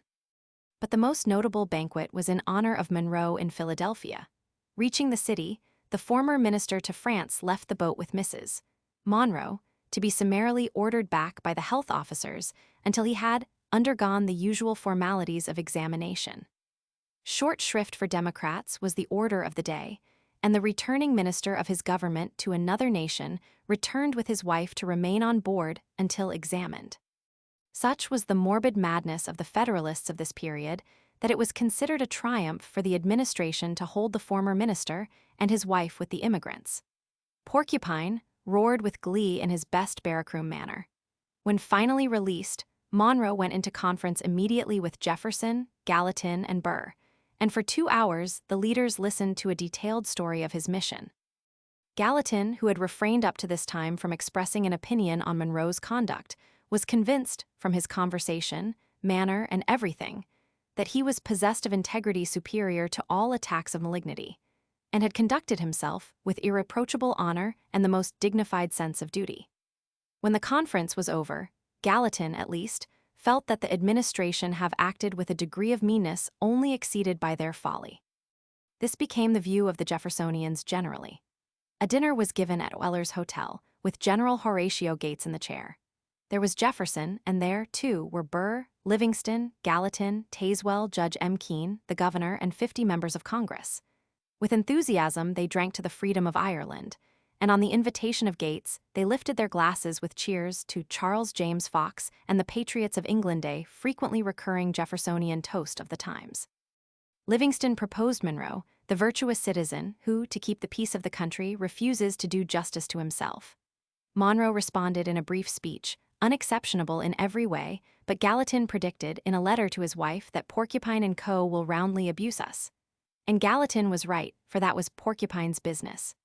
At some tavern in the city, ran the Porcupine account, a most ludicrous farce called The Welcome of Citizen Monroe was performed. The principal characters were the Virginia philosopher, Mrs. M. Keene's husband, and Monsieur Citizen Tazewell of the ancient Dominion commonly called the Land of Debts. Livingston was wrong, however, in his notion that Monroe would remain silent. Urged on by the Jeffersonians, he prepared a defense which was given a nationwide circulation through the exertions of his fellow partisans. Jefferson was satisfied, the Federalists enraged. A wicked misrepresentation of the facts, though many applaud it, wrote Walcott. Meanwhile, the envoys were lost in the mists of the sea, and nothing had reached the public regarding their reception. In November, the atmosphere charged with the electricity of war, Adams returned to the Capitol from his seat at Braintree to be escorted with military pomp into the city. The war propagandists were good psychologists sometimes. When Governor Mifflin, Democrat, ordered out the militia to parade in the president's honor, Porcupine graciously declared it the first decent act he had ever been guilty of. On the night of his arrival, there was a dinner at Weller's in honor of His Serene Highness of Braintree, as Bach put it, and so noisy was the demonstration that some ignorant people imagined a boxing match was on the carpet. This was the spirit of the hour when Congress met in November. The bitterness among the members fully as intense as among the loungers in the streets. 8. And yet it was not to be without its touch of comedy. Before the crisis came, 2 incidents had set the country roaring. Matthew Lyon, the Vermont Democrat, was a constant provocation to the Federalists. Hot-tempered, ardent, uncouth in his manners, but thoroughly honest at heart, he had outraged the clubby spirit of the Federalists. During the Revolution, he had been shamefully cashiered for an act deserving of a medal, but almost immediately he had been vindicated. The vindication was thoroughly understood in Philadelphia, but it suited the purpose of his political foes to ignore the facts for the benefit of the slander. The House was sitting, but in a state of confusion, everyone, including the Speaker, talking Lyon, holding forth in conversation on the ease with which Connecticut could be converted to democracy through a Democratic paper in that state. Roger Griswold, a Federalist leader, made a slurring reference to Lyon's wooden sword. The latter, hearing it, preferred to ignore the insult. Whereupon Griswold, following him and plucking at his coat, repeated the slander. At this, Lyon made an unpardonable blunder. Instead of slapping Griswold's face, he spat in it. Instantly, the Federalists were in ferment. The little beast was unfit to associate with gentlemen anyway, and should be expelled. There was an investigation, with denunciatory speeches as indecent as the act denounced. The purpose was clear: to get rid of Lyon's vote. The Jeffersonians thereupon rallied to his support. Neither condoning the act nor asking that it go unpunished, Gallatin opposed the expulsion resolution on the ground that Congress was not a fashionable club and had no right to deprive a district of its representation on the basis of manners. A 2/3 vote was necessary to expel, and this was lacking. It was a party vote. A few days later, Lyon was seated at his desk buried in papers, oblivious to his surroundings, and Griswold, armed with a hickory stick, approached from the rear and began striking him on the head. Several blows were struck before the victim of the assault could extricate himself from his desk. Then, grasping some coal tongs, he advanced on Griswold, who, finding his enemy also armed, gallantly retreated, striking wildly. They clinched, rolled on the floor, and colleagues intervened. Here was another insult to the dignity of the House, but the Federalists were delighted with it. Since nothing could be done to Lyon without doing as much to Griswold, the matter was dropped. The scribes fell upon the morsel with a zest, the first political caricature in American history resulted, the public shrugged its shoulders and laughed. Jefferson thought the whole affair dirty business.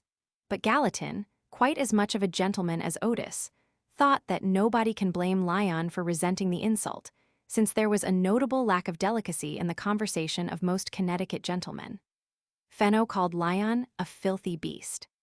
Porcupine, who had rather urged that someone spit in the face of Bach, gloated over Griswold's assault, dubbed those who voted against expulsion Knights of the Wooden Sword, and virtuously resolved to make the whole business as notorious as the courage of Alexander or the cruelty of Nero.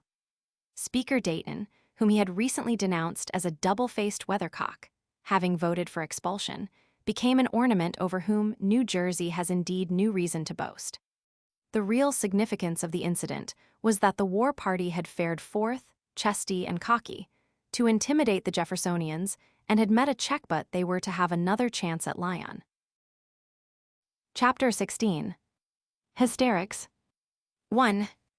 The meeting of Congress in the early winter of 1797 found the war party in fine fettle and the Jeffersonians fighting desperately for peace.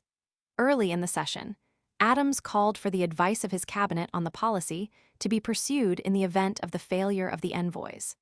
The 3 Hamiltonian members had conferred, and McHenry was instructed to write Hamilton for instructions.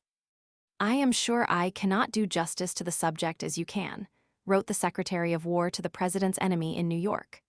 Agreeing, no doubt, with the sentiment, the power behind the cabinet speedily complied, and the response to the President of his advisers was the recommendations of Hamilton copied into the handwriting of McHenry. These did not contemplate a declaration of war, but a resort to warlike measures.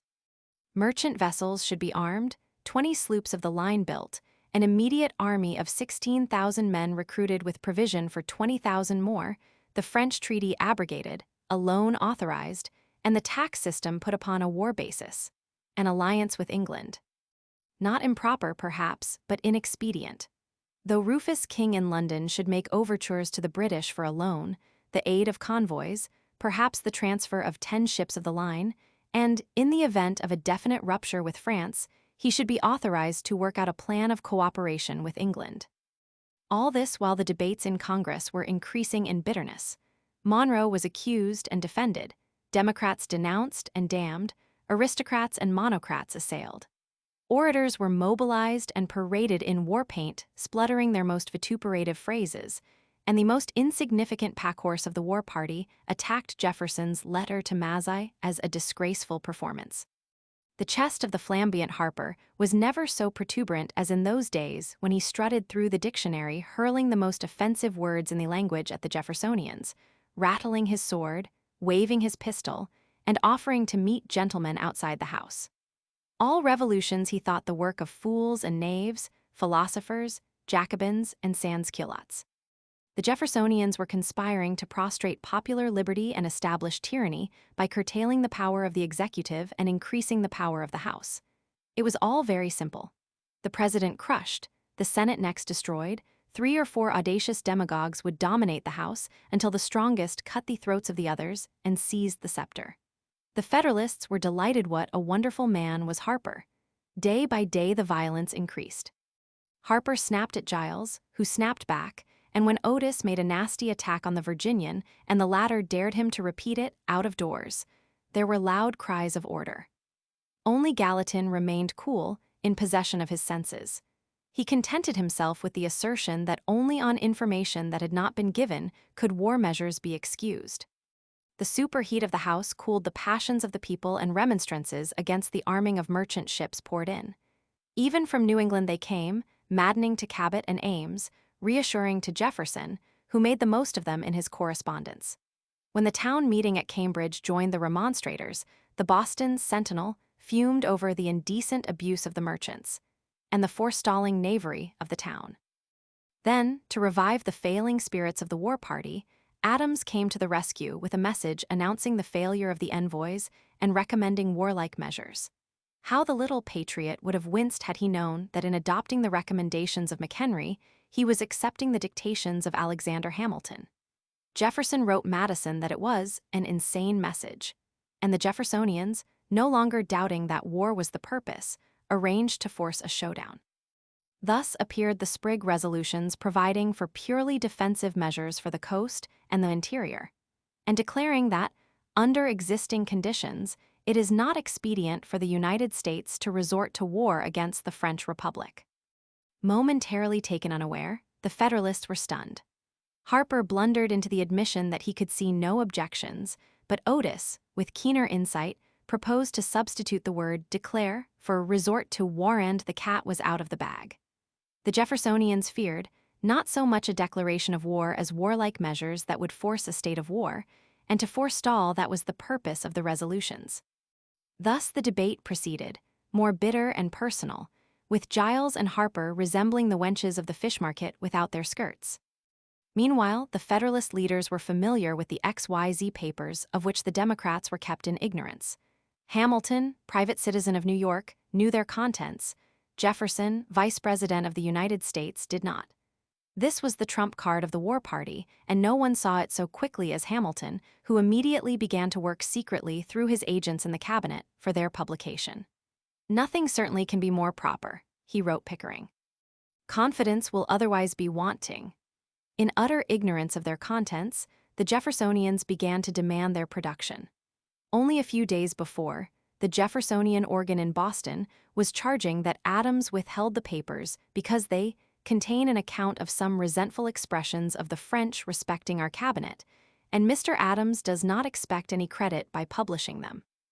Thus, when the motion was made that the papers be produced, Gallatin, Giles, Livingston, and Nicholas supported it, and the next day they were sent with the request that they be considered in confidence until the effect of their publication could be discussed.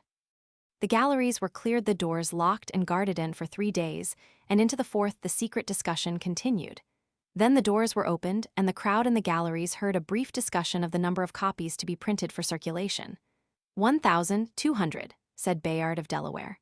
3,000, urged Harper. 7,000, sneered the hot-headed Matthew Lyon, for the papers are so trifling and unimportant that no printer would risk the printing of them in a pamphlet. Otis incredulously inquired if he had rightly understood the Vermont fire eater. Lyon unblushingly repeated his strange assertion. The suggestion of Bayard was adopted, and when the members filed out of the little room in which they deliberated that day, Harper and the war hawks could already hear the thunder of the guns. 2. Thus did the shadows close in on the Jeffersonians. The blow was staggering. On the appearance of the damaging documents, most of the Democratic papers were silent while printing them in full. One made a brave show of satisfaction by criticizing Adams for withholding them so long and suggesting that perhaps the most important papers had been withheld. Even the buoyancy of Jefferson suffered a momentary collapse. Writing Madison the day the papers were read, he did not have the heart to indicate the nature of their contents. The next day he had recovered sufficiently to write that his first impressions were very disagreeable and confused, and that this would be the first impression of the public. A more mature consideration, he thought, would disclose no new ground for war, but war psychology and fear of false imputations might drive the people to the war hawks.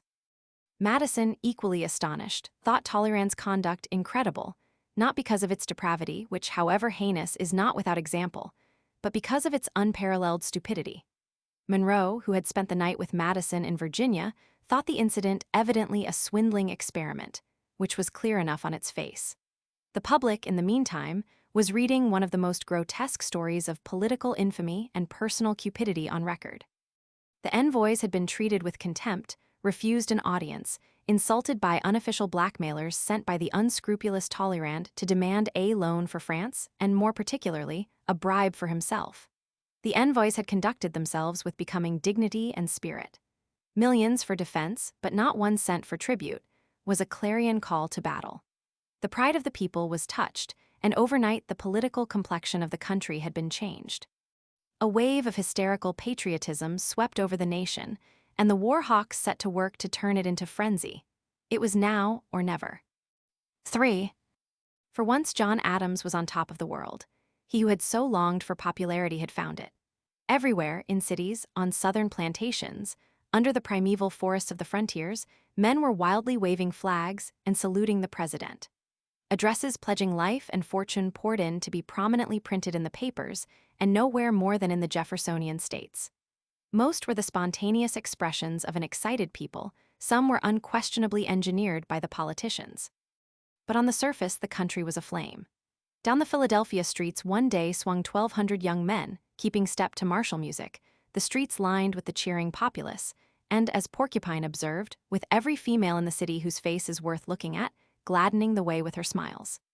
At Adams's house, the little man, who had always wanted to be a warrior, appeared on the steps to greet them, wearing a cockade in full military regalia, his sword dangling at his side. Intoxicated by the adulation, he plunged impetuously into a denunciation of France and its revolution. Madison thought his language the most abominable and degrading that could fall from the lips of a first magistrate of an independent people, and particularly from a revolutionary patriot. Aroused by the philippic of the president, the young men spent the day marching the streets, and in the evening wined and dined until 10 o'clock, when they sallied forth to exercise their patriotism in deeds of violence. The terror had begun. Reeling and shouting, they bore down upon the home of Bach. With only women and children in the house, they fell in right gallant fashion on the doors and windows, and were making headway when the neighbors interfered and sent the drunken youngsters upon their way. But with the war hawks, the attack on the home of Bach was not least among the virtues of the mob, and the Federalist press was unstinted in its praise. Then, on May 9th, came the day of fasting and prayer, set by Adams in happy ignorance that when he yielded to the importunities of Pickering for a proclamation, he was again acting under the direction of the hated Hamilton.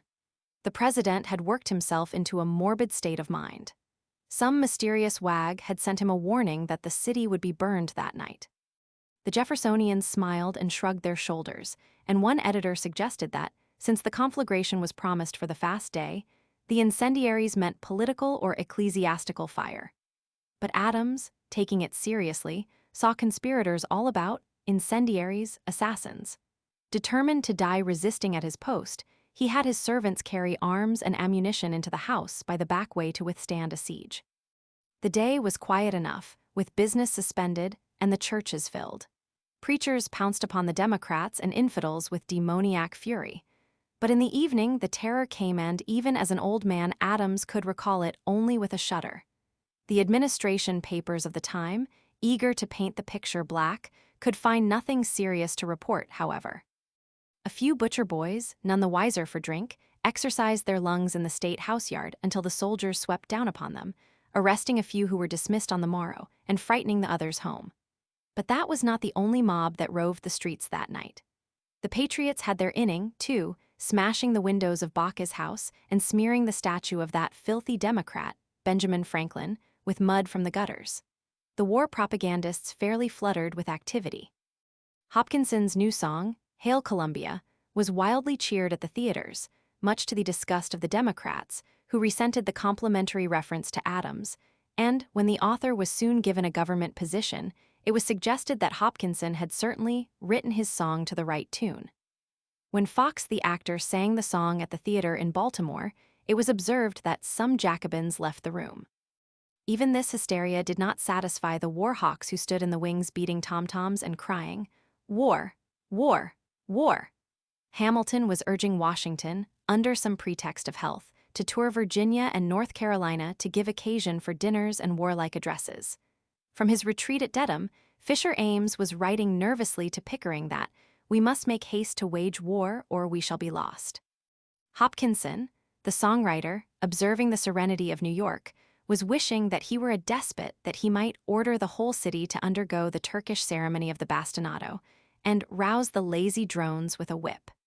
In far-off Lisbon, William Smith was nauseated with the old womanish whining about our reluctance to war. Then John Marshall returned, and the tired voices of the shouters found a tonic. Out to Kensington they went to meet him, sour-visaged Pickering in a carriage looking stern and warlike despite his spectacles, 3 companies of cavalry on prancing steeds, citizens and congressmen in conveyances or on horseback. Long before the town was reached, the streets and windows, even the housetops in many instances, were crowded with people. The bells in the steeple of Christ Church began to peal, and peal they did far into the night. The reverberations of cannon mingled with the huzzas of the populace as the procession moved slowly on through as many streets as possible to the city tavern.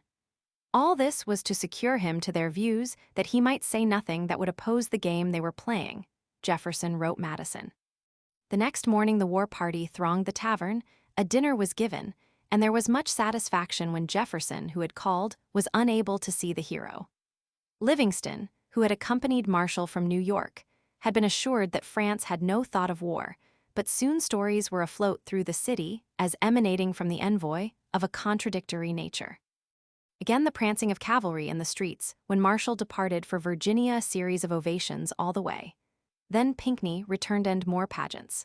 Soldiers and citizens vied at Princeton and Trenton, and a dinner was given and the French damned. All the time the country was being overwhelmed with propaganda such as it had never known before. Hamilton was writing his bitter invectives against the French, in which France was a den of pillage and slaughter, and Frenchmen foul birds of prey. These letters, running in Fenno's paper, alarmed Jefferson, who wrote to prod Madison from the lethargy of retirement. "Sir, take up your pen against this champion. You know the ingenuity of his talents, and there is not a person but yourself who can foil him. For heaven's sake, then, take up your pen and do not desert the public cause entirely." But even more damaging than the pen of Hamilton was that of William Cobbett, Peter Porcupine. As a manufacturer of horrors, he makes the wildest propagandists of the World War pale like a candle held against the sun. Childishly happy was the Porcupine of those days when he could fight, on American soil, for his country and his king. Thus, the Sansculottes had taken vessels off the bar at Charleston, and the French had landed and were plundering farmhouses. Thus a French invasion plot was discovered. Porcupine had the particulars. The Negro slaves were to be armed and used as allies against the whites. "What a pretty figure Nicholas and Giles will cut," wrote the jubilant Peter, "when Citizen Pompey and Citizen Caesar shall have tied their hands behind them. Could its miseries be confined to these, I would say, God hasten it. Gaunt Gallatin working hard all night? Useless, useless war, frightful war there will be in spite of all his teeth and his nails too." And then again, the invasion. Rumor had it that the French were buying 3,000 stand of arms for the West Indies. "That these arms were bought for Virginia, and Georgia is much more likely," commented Porcupine. Take care, you sleepy Southern fools. Your Negroes will probably be your masters this day 12-month. Extra, extra. Startling news from Virginia: these villains have actually begun to tamper with our Negroes." An ill-looking fellow on horseback had been seen talking with some slaves. It was understood he had come from Philadelphia, and the ruffian was a refugee from English justice in Ireland. And then, another lurid article on horrors of a French invasion, with blood-curdling pictures of the outraging of American wives and daughters. The French invasion at hand: slaves, armed masters murdered in their beds, churches burned, women outraged, girls kidnapped, horrors piled on horrors, and all because of democracy. Little wonder that the apprehensive Adams, who temperamentally sniffed treachery in every breeze, all but trembled as he turned the pages of his Porcupine that year. In Boston, the presses were kept busy turning out Harper's war speech, and Cabot was spurring Harper on to greater efforts. There, too, the rabid war speech of a Harvard professor made on Fast Day in Brattle Street was being published as a pamphlet, and the clergy were urging the hate of French democracy as a Christian duty and converting their pulpits into pedestals of Mars. Dr. Tappan of Boston was making political harangues that Federalist politicians were praising, and Father Thayer was clamoring for slaughter in pious accents. Sometimes Democratic members of congregations who sought Christ instead of Caesar in the temples indignantly left, and on one occasion, an audacious and irreverent Jeffersonian paused on his way out to exclaim in Latin, "Why so much anger in the heart of a divine?" Nor were some of the war propagandists on the bench to be outdone by those in the pulpit. Judge Rush was thundering vituperative phrases at the French in a charge to a jury. Chief Justice Dana of Massachusetts phrased one of his charges like a participant in a congressional party scrimmage. Much earlier, Chief Justice Ellsworth of the United States Supreme Court made a grand jury charge the occasion for an amazing attack on the Jeffersonian party. As early as May, Jefferson was utterly disheartened by the war spirit worked up in the town. By June, he was writing Kosciuszko that he thought war almost inevitable. In August, he felt that, There is no event, however atrocious, which may not be expected, and was promising to meet the meritists in such a way as shall not be derogatory either to the public liberty or my own personal honor. The country was rushing toward the terror, with the war party rattling sabers and threatening their opponents with violence. Porcupine was predicting gleefully that, when the occasion requires, the Yankees will show themselves as ready at stringing up insurgents as in stringing onions. It was an open season for physical assaults on Jeffersonian editors, and Bach was being attacked in his office, and another assailant who had sought to murder him found his $50 fine paid by the politicians when he proffered the money, and Adams sent him on a mission to Europe. The Federalists, for the moment, were cocks of the walk, and even Hamilton was rushing into print with a letter that would have endeared him to the Three Musketeers. A nondescript had referred in the press to his ambition and his affair with Mrs. Reynolds. Ludicrously interpreting it as a threat of assassination because of a reference to Caesar, Hamilton lost his head and published a signed statement promising that the assassin would not find me unprepared to repel attack. This childish boast played into the hands of the obscure assailant, who replied, "Armed with a cane, whether with a sword therein I cannot say, you walk about, prepared, you say, to defy attack. By this you fall beneath resentment and excite my pity." A few days later, he was writing of the declaration made in company by a Mr. Patterson, a clerk to Alexander Hamilton, that the writer would be murdered, and offering $500 reward for the apprehension of the prospective assassin. Wild days, wild days. This was the temper in which Congress resumed its deliberations after the publication of the XYZ papers. Jefferson advised his followers to seek an adjournment to permit the members to consult the people, and had this procedure been adopted, the Federalists might have escaped the pitfalls to which they were reeling. The Democrats in the streets were cowed, and only the most audacious met threats with bravado or courage. The braves of Tammany at a public dinner drank to the toast, "May the old Tories and all who wish to engage the United States in a war with any nation realize the felicity they anticipate by being placed in the front of the first battle." The Boston Chronicle was publishing letters from Benedict Arnold, offering his services in the war for England, and rejoicing to hear that so many of my countrymen have shaken off their delusion, as I predicted they would only 18 years ago. Day after day, it published Josiah Quincy's speech, made in 1774, against standing armies. Soon it was calling attention to profiteering of war patriots in Boston who had a monopoly on Raven's duck, which would be wanted for tents. 3. But the Democratic leaders required all their courage to stand up before the fusillade Jefferson most of all. With the Philadelphia streets filled with swaggering young men in uniforms, many nights he heard "The Rogues' March" played beneath his windows. Bitter, threatening letters burdened his mail. Spies crept to his dinner table to pick up the stray threads of casual conversation that could be given a sinister twist, and he was forced to deny himself to all but his most intimate friends. When forced to appear in company, he simulated an abstracted silence, ignored personal affronts, and talked calmly when at all. "All the passions are boiling over," he wrote in May, "and he who would keep himself cool and clear of the contagion is so far below the point of ordinary conversation that he finds himself isolated in every society." Convinced that even his correspondence was tampered with, he no longer dared write freely in letters entrusted to the mails. Spies dogged his footsteps and kept guard at his door. When on a visit to Virginia, he accepted an entertainment on Sunday, the floodgates were opened upon him, and his enemies boasted that this fact has been trumpeted from one end of the country to the other as irrefutable proof of his contempt for the Christian religion and his devotion to the new religion of France. Sad that Rufus King and Christopher Gore had continued their English tour on Sunday, and too bad that the Federalists persisted in holding their political caucuses in Boston on Sunday evenings, retorted the Independent Chronicle. No dinner of the war party was complete without an insulting toast on Jefferson. Jefferson may he deserve better of his country than he has hitherto done. The vice president may his heart be purged of Gallicism in the pure fire of federalism, or be lost in the furnace with groans. John Adams may he like Samson slay thousands of Frenchmen with the jawbone of Jefferson. And in the midst of the mobbing, the self-contained philosopher kept his mouth shut and his feet upon the ground. With the Rogues' March ringing in his ears, he was able to write a long letter on the value of crop rotation. another on a plow he had invented.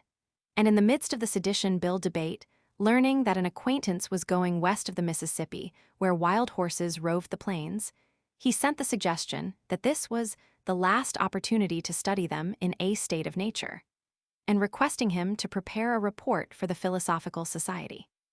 Many days found him alone in the library of this society, and once, during that hectic summer, he stole away from the turmoil and hate to the beautiful country home of the Logans, where he could forget the bitterness of the battle browsing in its great library or lounging beneath its majestic trees.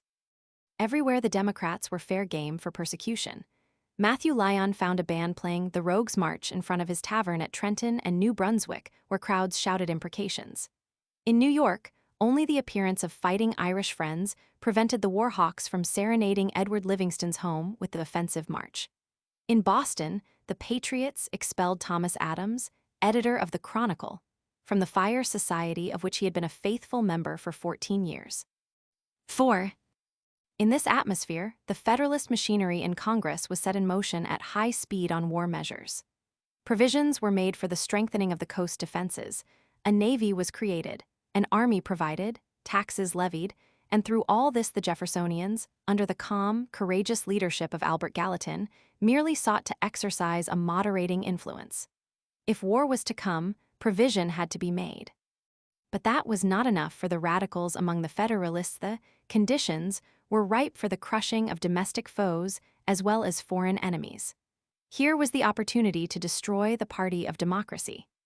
The first manifestation of this intent came with the introduction of the Alien Bill in the Senate aimed at the Irish more than at the French, if we may judge from the correspondence of the Hamiltonian leaders and the tone of the Federalist press. Both fairly bristled with hatred of the Irish immigrant who was beginning to make himself felt in American politics. This, in part a byproduct of the Federalist partiality for England, was, in large measure, an expression of the Federalist abhorrence of insurrections against constituted authority everywhere. From the Ireland of that day, seething with rebellion, incoming vessels were bringing Irish refugees, most of whom were members of the Revolutionary United Irishmen. Instinct and observation took them in a body into the Jeffersonian party, of which they became the shock troops in many parts of the country. It was only at Jeffersonian dinners that glasses were drained to the liberal leaders in England, Fox and Sheridan, and to the success of the Irish Rebellion, and only in Jeffersonian papers that sympathy was expressed. It was during this time that Irish patriots were being hurried to the gallows, and John Philpot Curran was making his incomparable orations, now classics, in their defense. His burning phrases were being punctuated by the rattle of the soldiers, musketry intended to awe him into silence. The Patriot press was being crushed in Dublin. Castlereagh was busy with his dirty money buying members of the Irish Parliament where money would buy them, and finding renegades ready to cut their country's throat for a title, a place, or a ribbon to pin on their coats. Of these latter, the most loathsome was Lord Clare, whose infamy has been embalmed in the eloquence of Curran. It is not without significance that the Jeffersonian dinners in those days were toasting John Philpot Curran, and that his speeches were printed by the column in the Jeffersonian press, while Cobbett was giving 3 full pages to Lord Clare's excoriation of his countrymen. A month before the Alien Bill reached the House, Cobbett was devoting a full page to a weird story involving the Irish in America in a conspiracy with the French for the destruction of the government of the United States. That restless, rebellious tribe, the emigrated United Irishmen, snorted Porcupine, the English citizen. All this was on the surface, but it did not reveal half the story. With the Irish patriots, crushed by the soldiers of Cornwallis, seeking an asylum in America, Rufus King, the Federalist minister in London, was writing Hamilton rejoicing over the suppression of the Irish rebellion and expressing the hope that our government will have the power and inclination to exclude these disaffected characters who will be suffered to seek an asylum among us. It was King's aggressive protest to the British government that delayed for 4 years the release of the Irish prisoners, who had planned an extensive settlement in America. 10 years later, the most brilliant of these, Thomas Addis Emmet, who was to become one of the ornaments of the New York bar and to sleep at length by the roaring traffic of Broadway in St. Paul's churchyard, wrote King in bitter rebuke. I should have brought along with me a brother, whose name perhaps will you even not read without emotions of sympathy and respect.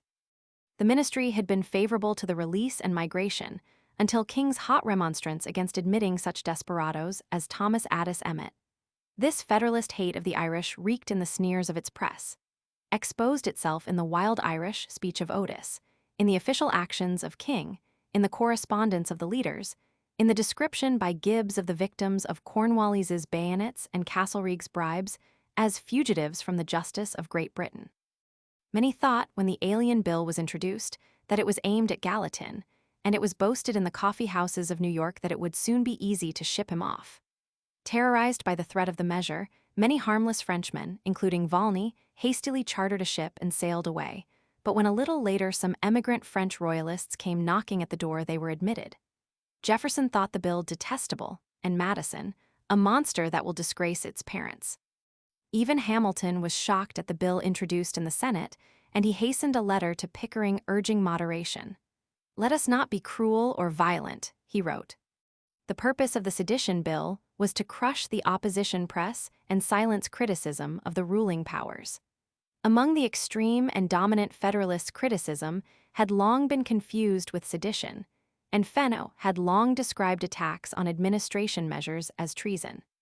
Scurrility in the press was all too common, but the worst of the Jeffersonian organs could be matched by the Federalists, and no one in 1798 imagined that a sedition law would ever be evoked against Porcupine or Russell. The Hamiltonians were moving with such celerity toward repression that a congressman's circularization of his constituents with comments on policies and measures was being denounced as seditious, and Judge Iredell, a narrow partisan, had actually called the attention of the Richmond grand jury to a letter from Representative Cable. Porcupine had published this letter with abusive comments as though it were a treasonable correspondence with an alien enemy. The next day he published with enthusiastic praise a letter that Otis the Federalist had written to a constituent in Boston. The moment these measures were introduced, everyone knew that Gallatin was in danger because of his Genovese accent, but that Porcupine, the English subject, had no fears. Men like Hamilton Rowan, Dr. James Priestley, and Volney could be sent away, but the putrid offal of the defunct court of Versailles could continue to count upon a dinner at the Binghams. Cable was subject to indictment for an action that was commendable in Otis, and the merest child knew that the sedition law would be applied to Jeffersonian papers alone. 5. Bad as was the Alien Law, it did not approach the viciousness of the Sedition Act, and the sedition bill as passed was mild compared with the one the Federalist leaders in the Senate originally framed. Albeit America and France were not at war, the bill declared the French people enemies of the American people, and that anyone giving the former aid and comfort should be punishable with death. A strict enforcement of such an act would have sent Jefferson to the gallows. Under the 4th article, anyone questioning the constitutionality or justice of an administration measure could be sent to herd with felons. It would have sealed the lips of members of Congress. When this monstrous measure reached Hamilton, he was dumbfounded at the temerity and brutality of his followers. Grasping his pen, he hurriedly sent a note of warning to Walcott. There were provisions that were highly exceptionable that would endanger civil war. He hoped that the thing will not be hurried through. Why establish a tyranny? Was not energy a very different thing from violence? Reeling drunk with intolerance, even Hamilton's warning only coaxed a slight concession to liberty, and it was a thoroughly vicious and tyrannical measure that was debated in the House.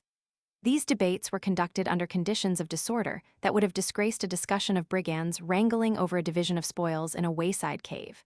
Gallatin, Livingston, and Nicholas were forced to talk against coughs, laughter, conversation, and the scraping of the feet of the apostles of law and order. No personal insult too foul, no nincompoop too insignificant to sneer in the face of Gallatin. Despite these terrorizing tactics, the Jeffersonians stood firm and made their record. Even the customary courtesy of Gallatin deserted him, however, and when the sneering Harper darkly hinted at traitors in the House, he retorted sharply that he knew nothing in the character of, either public or private, to entitle him to the ground he so boldly assumes. On the last day of the debate on the Alien Bill, Edward Livingston closed for the opposition, and in discussing the constitutional phase, he anticipated the doctrine of the Kentucky and Virginia resolutions, indicating probable conferences with the tall, silent man who was presiding over the Senate. "If we are ready to violate the Constitution," he said, "will the people submit to our unauthorized acts? Sir, they ought not to submit. They would deserve the chains that these measures are forging for them." The effect of such a measure: the country will swarm with informers, spies, delators, and all the odious reptile tribe that breed in the sunshine of despotic power. The hours of the most unsuspected confidence, the intimacies of friendship, or the recesses of domestic retirement afford no security. The companion whom you must trust, the friend in whom you must confide, the domestic who waits in your chamber, are all tempted to betray your imprudent or unguarded follies, to misrepresent your words, to convey them, distorted by calumny, to the secret tribunal where jealousy presides, where fear officiates as accuser, and suspicion is the only evidence that is heard. Do not let us be told that we are to excite a fervor against a foreign aggression to establish a tyranny at home, that like the arch-traitor we cry, "Hail Columbia," at the moment we are betraying her to destruction, that we sing, "Happy land," when we are plunging it in ruin and disgrace, and that we are absurd enough to call ourselves free and enlightened while we advocate principles that would have disgraced the age of Gothic barbarity. The vote was taken and the Alien Bill passed, 46 to 40. Livingston was to hear a few days later, when the debate on the sedition bill was reached, that he had been guilty of sedition in his speech on the Alien Bill. Not least among the grotesque features of the crazy times was the prominence, amounting to leadership, attained by John Allen of Connecticut, a tall, hectic, sour-visaged fanatic. It was reserved for him to indict the Jeffersonians generally for sedition. Had not Livingston been guilty of sedition when he proposed that Jerry be authorized to renew negotiations? Was not the Aurora's explanation of the effect of the alien law upon the Irish treason? Were not members of Congress who dared write their views to their constituents traitors? From a wantwit like this fanatic, such views were more ludicrous than depressing, but Harper rose to give his full assent to the buffoonery of Allen. "What," exclaimed Nicholas, "is it proposed to prevent members from speaking what they please or prohibit them from reaching the people with their views?" And Harper, disclaiming any desire to curtail the freedom of speech upon the floor, bravely admitted a desire to prevent the speeches from reaching the people out of doors. This astounding doctrine brought Gallatin to his feet with a scornful denunciation of Allen's criticism of Cable's letter. It contained more information and more sense than the gentleman from Connecticut has displayed or can display. Taking up every assertion in Cable's letter and making it his own, he challenged a denial of its truth. Then, referring to the attack on Livingston's speech, Gallatin gave his full sanction to the New York statesman's doctrine of resistance to unconstitutional measures. "I believe that doctrine is absolutely correct and neither seditious nor treasonable." On the last day, Livingston spoke with his usual spirit and eloquence, and Harper closed for the bill with an anticlimactic charge, apropos of nothing, that the Jeffersonian plan of government was in the interest of men of immoderate ambition, great family connections, hereditary wealth, and extensive influence, like Livingston. Great patrician families would walk over the heads of we plebeian people. This touching appeal for the plebeians could hardly have been meant for Philadelphia, where at that time the great patricians were lavishly wining and dining the Harpers, and rigidly excluding the Livingstons and Gallatins from their tables. Thus the Federalists closed their case, and the bill passed, 44 to 41. The press was peculiarly silent through the debates. Russell in the Boston Sentinel observed that Benedict Arnold complained bitterly of the treason bill, and his rival, Thomas Adams of the Chronicle, announced the passage with the comment that "we are now abridged the freedom of the press." Soon the Commercial Advertiser of New York would be dubbing all men traitors who criticized the sedition law, and Jefferson would be inviting Hamilton Rowan to the sanctuary of Monticello with the assurance that the Habeas Corpus Act was still operative in Virginia. Almost immediately, the reign of terror broke upon the land. 6. In the midst of political terrors, the yellow fever stalked again into the haunts of men, striking in New York, in Boston, with special virulence in Philadelphia. By the 1st of October, 1,400 had died in New York City. Hamilton remained in town until persuaded by his family to go to the country, but he continued to visit the city daily to confer with his political friends. In Philadelphia, those who could afford it took to flight. Soon thousands were encamped in tents on the common on the outskirts, and by October not more than 7,000 people remained in the stricken city. An English traveler, entering in September, found the theaters, taverns, drinking houses, gambling dens, and dance halls closed, hospital carts moving slowly through abandoned streets, the casket makers alone busy. Sitting one night on the steps of a house in Arch Street, where most houses were deserted, he could hear nothing but the groans of the dying, the lamentations of the living, the hammers of the coffin makers, the dismal howling of deserted dogs. Even the physicians took to their heels, but Dr. Rush, the head of his profession, remained to battle with the disease. The health office was kept open day and night. But even in the midst of death, the politicians fought with scarcely diminished ferocity. Porcupine and Fenno were stooping to the ghastly business of maligning the methods of Dr. Rush in treating the disease. Standing heroically to his duty where others had fled, he was forced, day by day, to read the most scurrilous attacks upon him. The animus was due to the fact that Rush was a Jeffersonian, and even from Lisbon, William Smith contributed his slur in a letter to Walcott manifesting sympathy with the attacks because he had always considered the doctor a wrong-headed politician. Bach and Fenno clawed on, amidst the dying and the dead, until one September day the fever entered the Fenno house and struck down both the editor and his wife. When she died, the Gazette was suspended, and the next day John Fenno ceased his attacks on Dr. Rush, for death had intervened. "Alas, poor John Fenno," wrote Ames, "a worthy man, a true Federalist, always firm in his principles, mild in maintaining them and bitter against foes. No printer was ever so correct in his politics." A few days later, Benjamin Franklin Bach of the Aurora fought no more.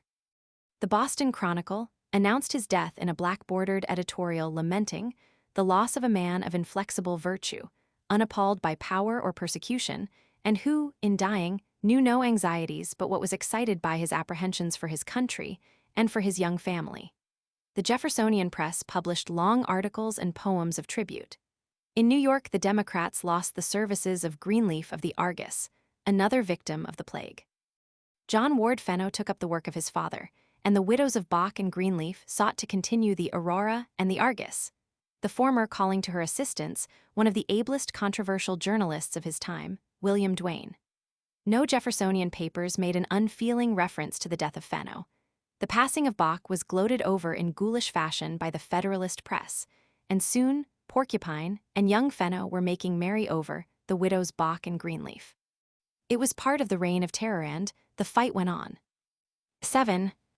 It went on because there was a congressional election pending, and both parties were putting forth their utmost effort.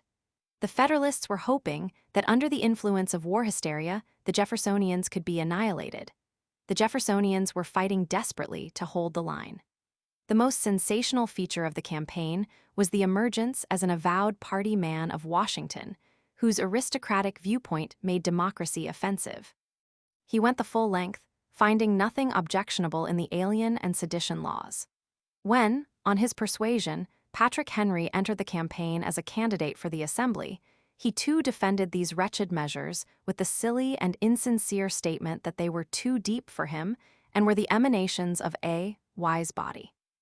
But more important than the emergence of Washington was the congressional candidacy of John Marshall, who entered the fight on Washington's insistence. The Hamiltonian Federalists were delighted with his candidacy until the publication of his letter opposing the Alien and Sedition laws, when they turned upon him with bitter scorn.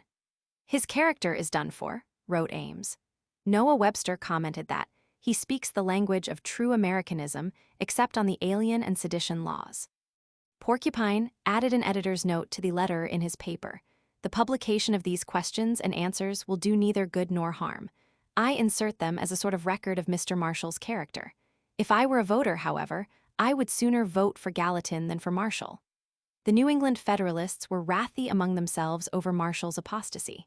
"Mr. Marshall," wrote Cabot to Pickering, "has given us great uneasiness here by his answers. Mr. Marshall, I know, has much to learn on the subject of a practical system of free government for the United States. I believe, however, that he will eventually prove a great acquisition. It was at this juncture that Cabot proved his superior political perspicacity by taking up his pen in defense of Marshall for the Boston Sentinel. The struggle in Virginia was bitter. The Jeffersonians, long prepared for Washington's action, were undismayed, and they fought with increased vim. The result was that, while Marshall won by 108 majority, the Jeffersonians elected all but 8 of the representatives, carried the legislature, and elected a United States senator. The Federalists were chagrined with the general result. Cabot was disappointed with Massachusetts and Maryland. A senator had been lost in North Carolina, and from South Carolina the Jeffersonians had sent to the Senate their most resourceful leader, Charles Pinckney. Theodore Sedgwick, surveying the field and writing his observations to King in London, could find no improvement in the Senate and but a slight amelioration in the House. The Jeffersonians had won 6 out of 10 seats in New York, gained 2 in New Jersey, and 8 out of 13 in Pennsylvania. But Giles was gone retiring in disgust to the legislature of Virginia. The election was over and the reign of terror was beginning. 8. It began in the summer of 1798 and extended through the autumn of 1800. The growing sentiment for democracy and the increasing popularity of Jefferson were maddening to the Federalists, who fared forth to destroy both with a club. The Alien and Sedition laws were to be used for the purpose. Democrats from the highest to the most lowly were to be proscribed and treated with contempt. The New England clergy, for the most part, entered heartily into the plan. The colleges joined. So openly partisan became the institutions of learning that the Jeffersonian press opened their batteries upon the arbitrary spirit which has been exposed in the Eastern seminaries. With much ceremony, doctors' degrees were being bestowed upon Federalist politicians, and Pickering and Walcott were made doctors of law. Except Timothy's vulgar diplomacy, who ever heard of the qualifications in him? Ask the irreverent Duane, and while Oliver has dabbled in politics and glittered in prose, he would never have been discovered by the savants had he not been in the cabinet of a New England president. Other Federalist politicians were thus given the disguise of scholarship, but Jefferson, president of the Philosophical Society and friend of Franklin and Rittenhouse, received no degrees. Very early, gangs of self-proclaimed patriots sallied forth into the country to tear down the liberty poles erected by the Democrats, armed with pistols and swords, and clattering over the country roads like Cossacks on a rampage. One of these gangs, under the leadership of a Philip Strubling, operating in Berks County, Pennsylvania, had a triumphant career, except where armed men showed fight, when the gallant band found discretion the better part of valor. This sort of outrage was being committed all over the country. Plans were made to wreck the printing plant of Duane until it was found that his friends had armed for defense, and the editor warned the conspirators that an attempt at violence would carry public vengeance to their firesides. When thwarted in their plans against the leaders, the terrorists turned upon the weak and lowly, demanding the discharge of Jeffersonian artisans employed in the manufacture of war material. Out with them. It is a notorious fact, complained Fenno, that a number of artisans are of politics destructive of the Constitution. Everywhere in the pulpits of political preachers, from the bench of federal judges, through the press and on the streets, men were beating upon the tom-toms, arousing the apprehensions of the people. And when, one night, some pirates, sentenced to execution, escaped from the Philadelphia jail, the clatter of the mounted soldiers in pursuit was enough to fill the streets with affrighted people. The Germans of Northampton were marching on the city with pitchforks. The soldiers were out after Duane, whispered others, and armed Democrats rushed to the rescue. At length the fever subsided and order was restored. Nothing more serious than the disturbance of love-making, said the illustration, Mad Tom in a Rage, a contemporary cartoon typical of the Federalist attacks on Jefferson. Aurora, these were minor incidents, the background for the real terror to come. Judges were terrorizing the people with wild charges to grand juries. The Right Reverend Bishop White of Philadelphia was preaching piously and patriotically from the text, "Let every soul be subject to the higher powers, for there is no purpose but of God. The powers that be are ordained of God. Whoso therefore resisteth the power, resisteth the ordinance of God, and they that resist shall receive to themselves damnation." The administration organ in New York was laying down the dictum. When a man is heard to inveigh against the sedition law, set him down as one who would submit to no restraint which, is calculated for the peace of society. He deserves to be suspected. And Timothy Pickering was nervously peering through his spectacles over Jeffersonian papers seeking some phrase on which a prosecution for sedition could be brought and prodding the district attorneys to action. Heads, more heads. Screamed Merritt from his tub. Heads, more heads, echoed Pickering from his office. Chapter 17. The Reign of Terror. 1. It is not surprising that the first notable victim of the terror was Matthew Lyon, whom we have seen insulted at various points when homeward bound from Philadelphia. Bitter though he was, he had sound sense and realized his danger. When the Rutland Herald refused to publish his address to his constituents, he launched his own paper, the scourge of aristocracy, with a defiant challenge. When every aristocratic hireling from the English porcupine, to the dirty hedgehogs and groveling animals of his race in this and neighboring states are vomiting forth columns of lies, malicious abuse and deception, the scourge will be devoted to politics. How Pickering must have stared through his spectacles at that defiance. But patience. If speeches and papers offered no case, there still were letters, and one was found. Here surely was sedition. Had Lyon not referred to Adams's continual grasp for power, to his unbounded thirst for ridiculous pomp, foolish adulation, and selfish avarice? Had he not charged that the president had turned men out of office for party reasons, and that the sacred name of religion was employed as a state engine to make mankind hate and persecute one another? Had he not printed a letter from Barlow, the poet, referring to the bullying speech of your president and the stupid answer of your Senate? It was enough. True, the letter had been published before the sedition law was passed, but this was the reign of terror. The trial before Judge Peters was a farce, and the culprit was found guilty.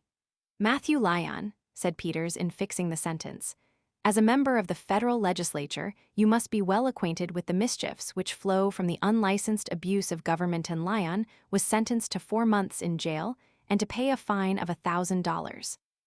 Then the terror began to work in earnest. There was a fairly respectable jail at Rutland where the trial was held, but not for Lyon.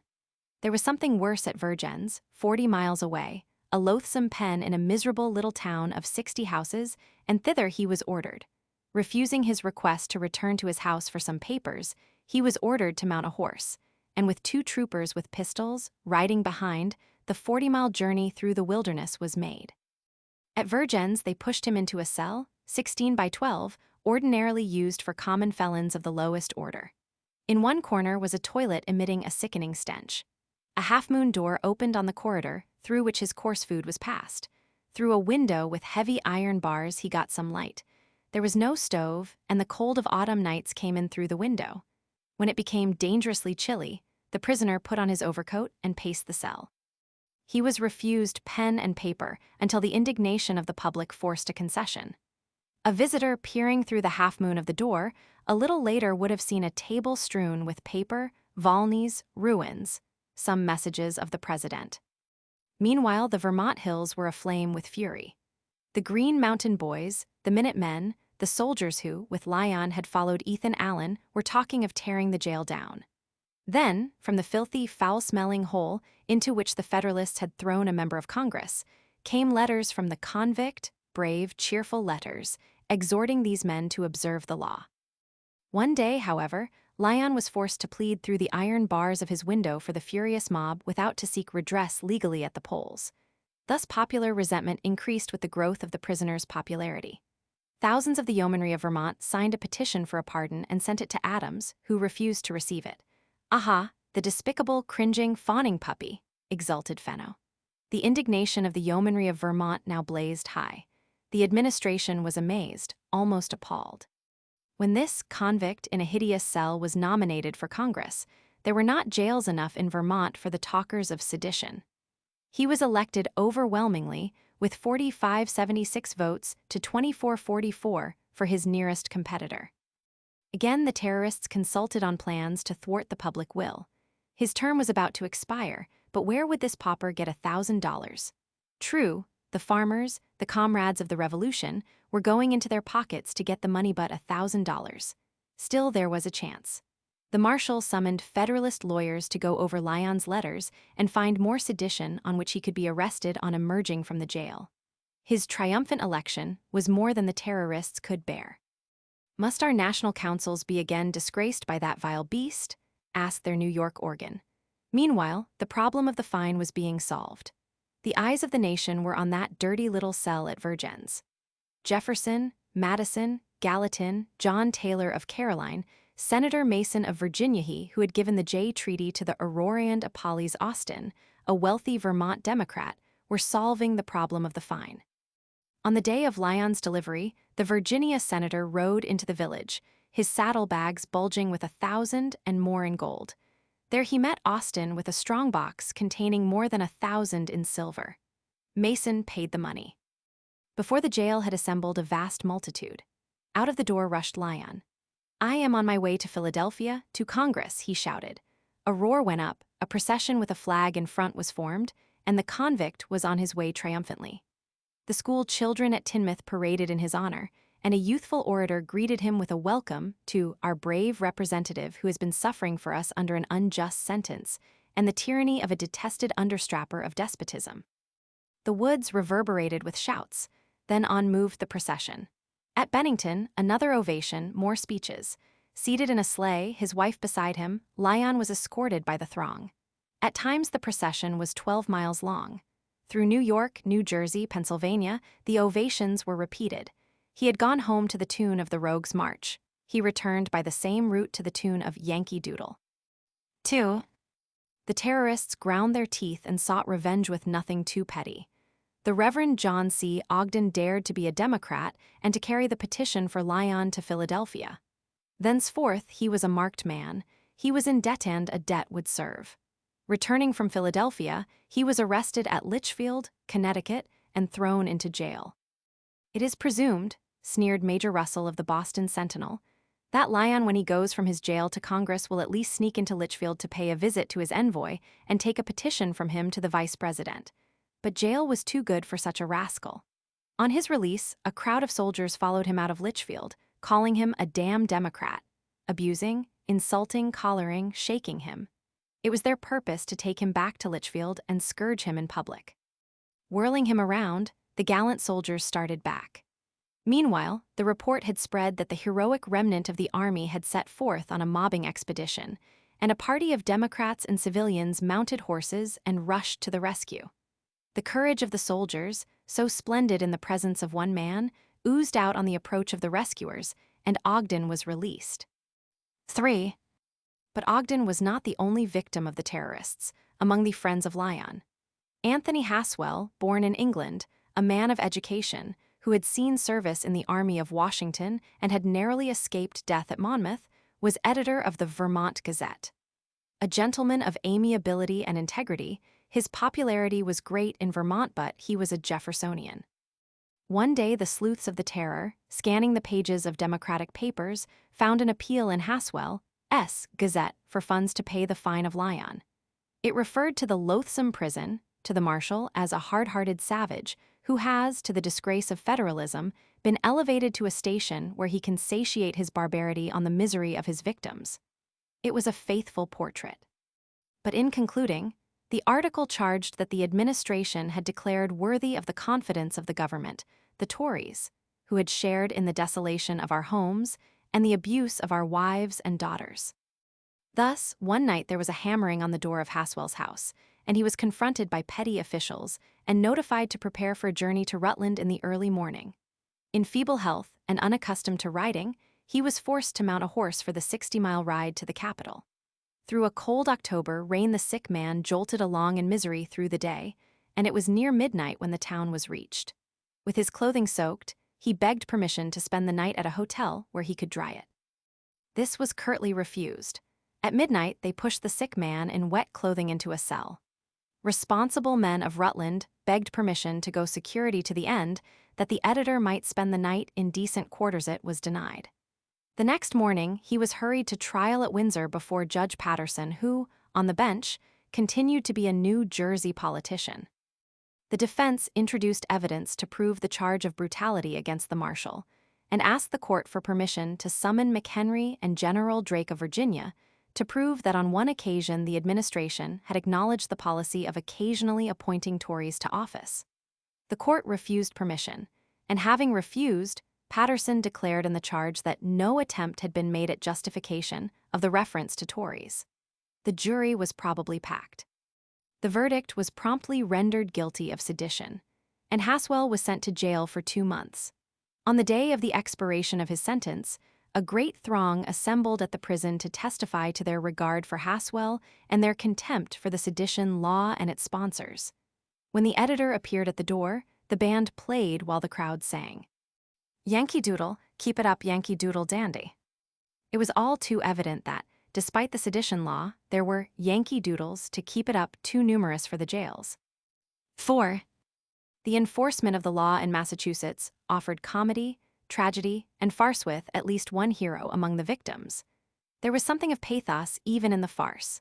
An illiterate and irresponsible soldier of the Revolution, David Brown, was wandering about the country reading and distributing some foolish compositions of his own that were incomprehensible in their incoherency. It was possible to detect some dissatisfaction with the administration, however. His was the grievance of many others of the ragged Continentals of the ranks. He was a Democrat. Fisher Ames, who was not a soldier, though old enough to have been one, was outraged and alarmed over the foolish fellow's activities, and pretended to believe that he was one of the Jeffersonian runners sent everywhere to blow the trumpet of sedition. He wrote Gore, who had grown rich buying up the paper of the private soldiers, of this vagabond ragged fellow who lurked about in Dedham telling everybody the sins and enormities of the government.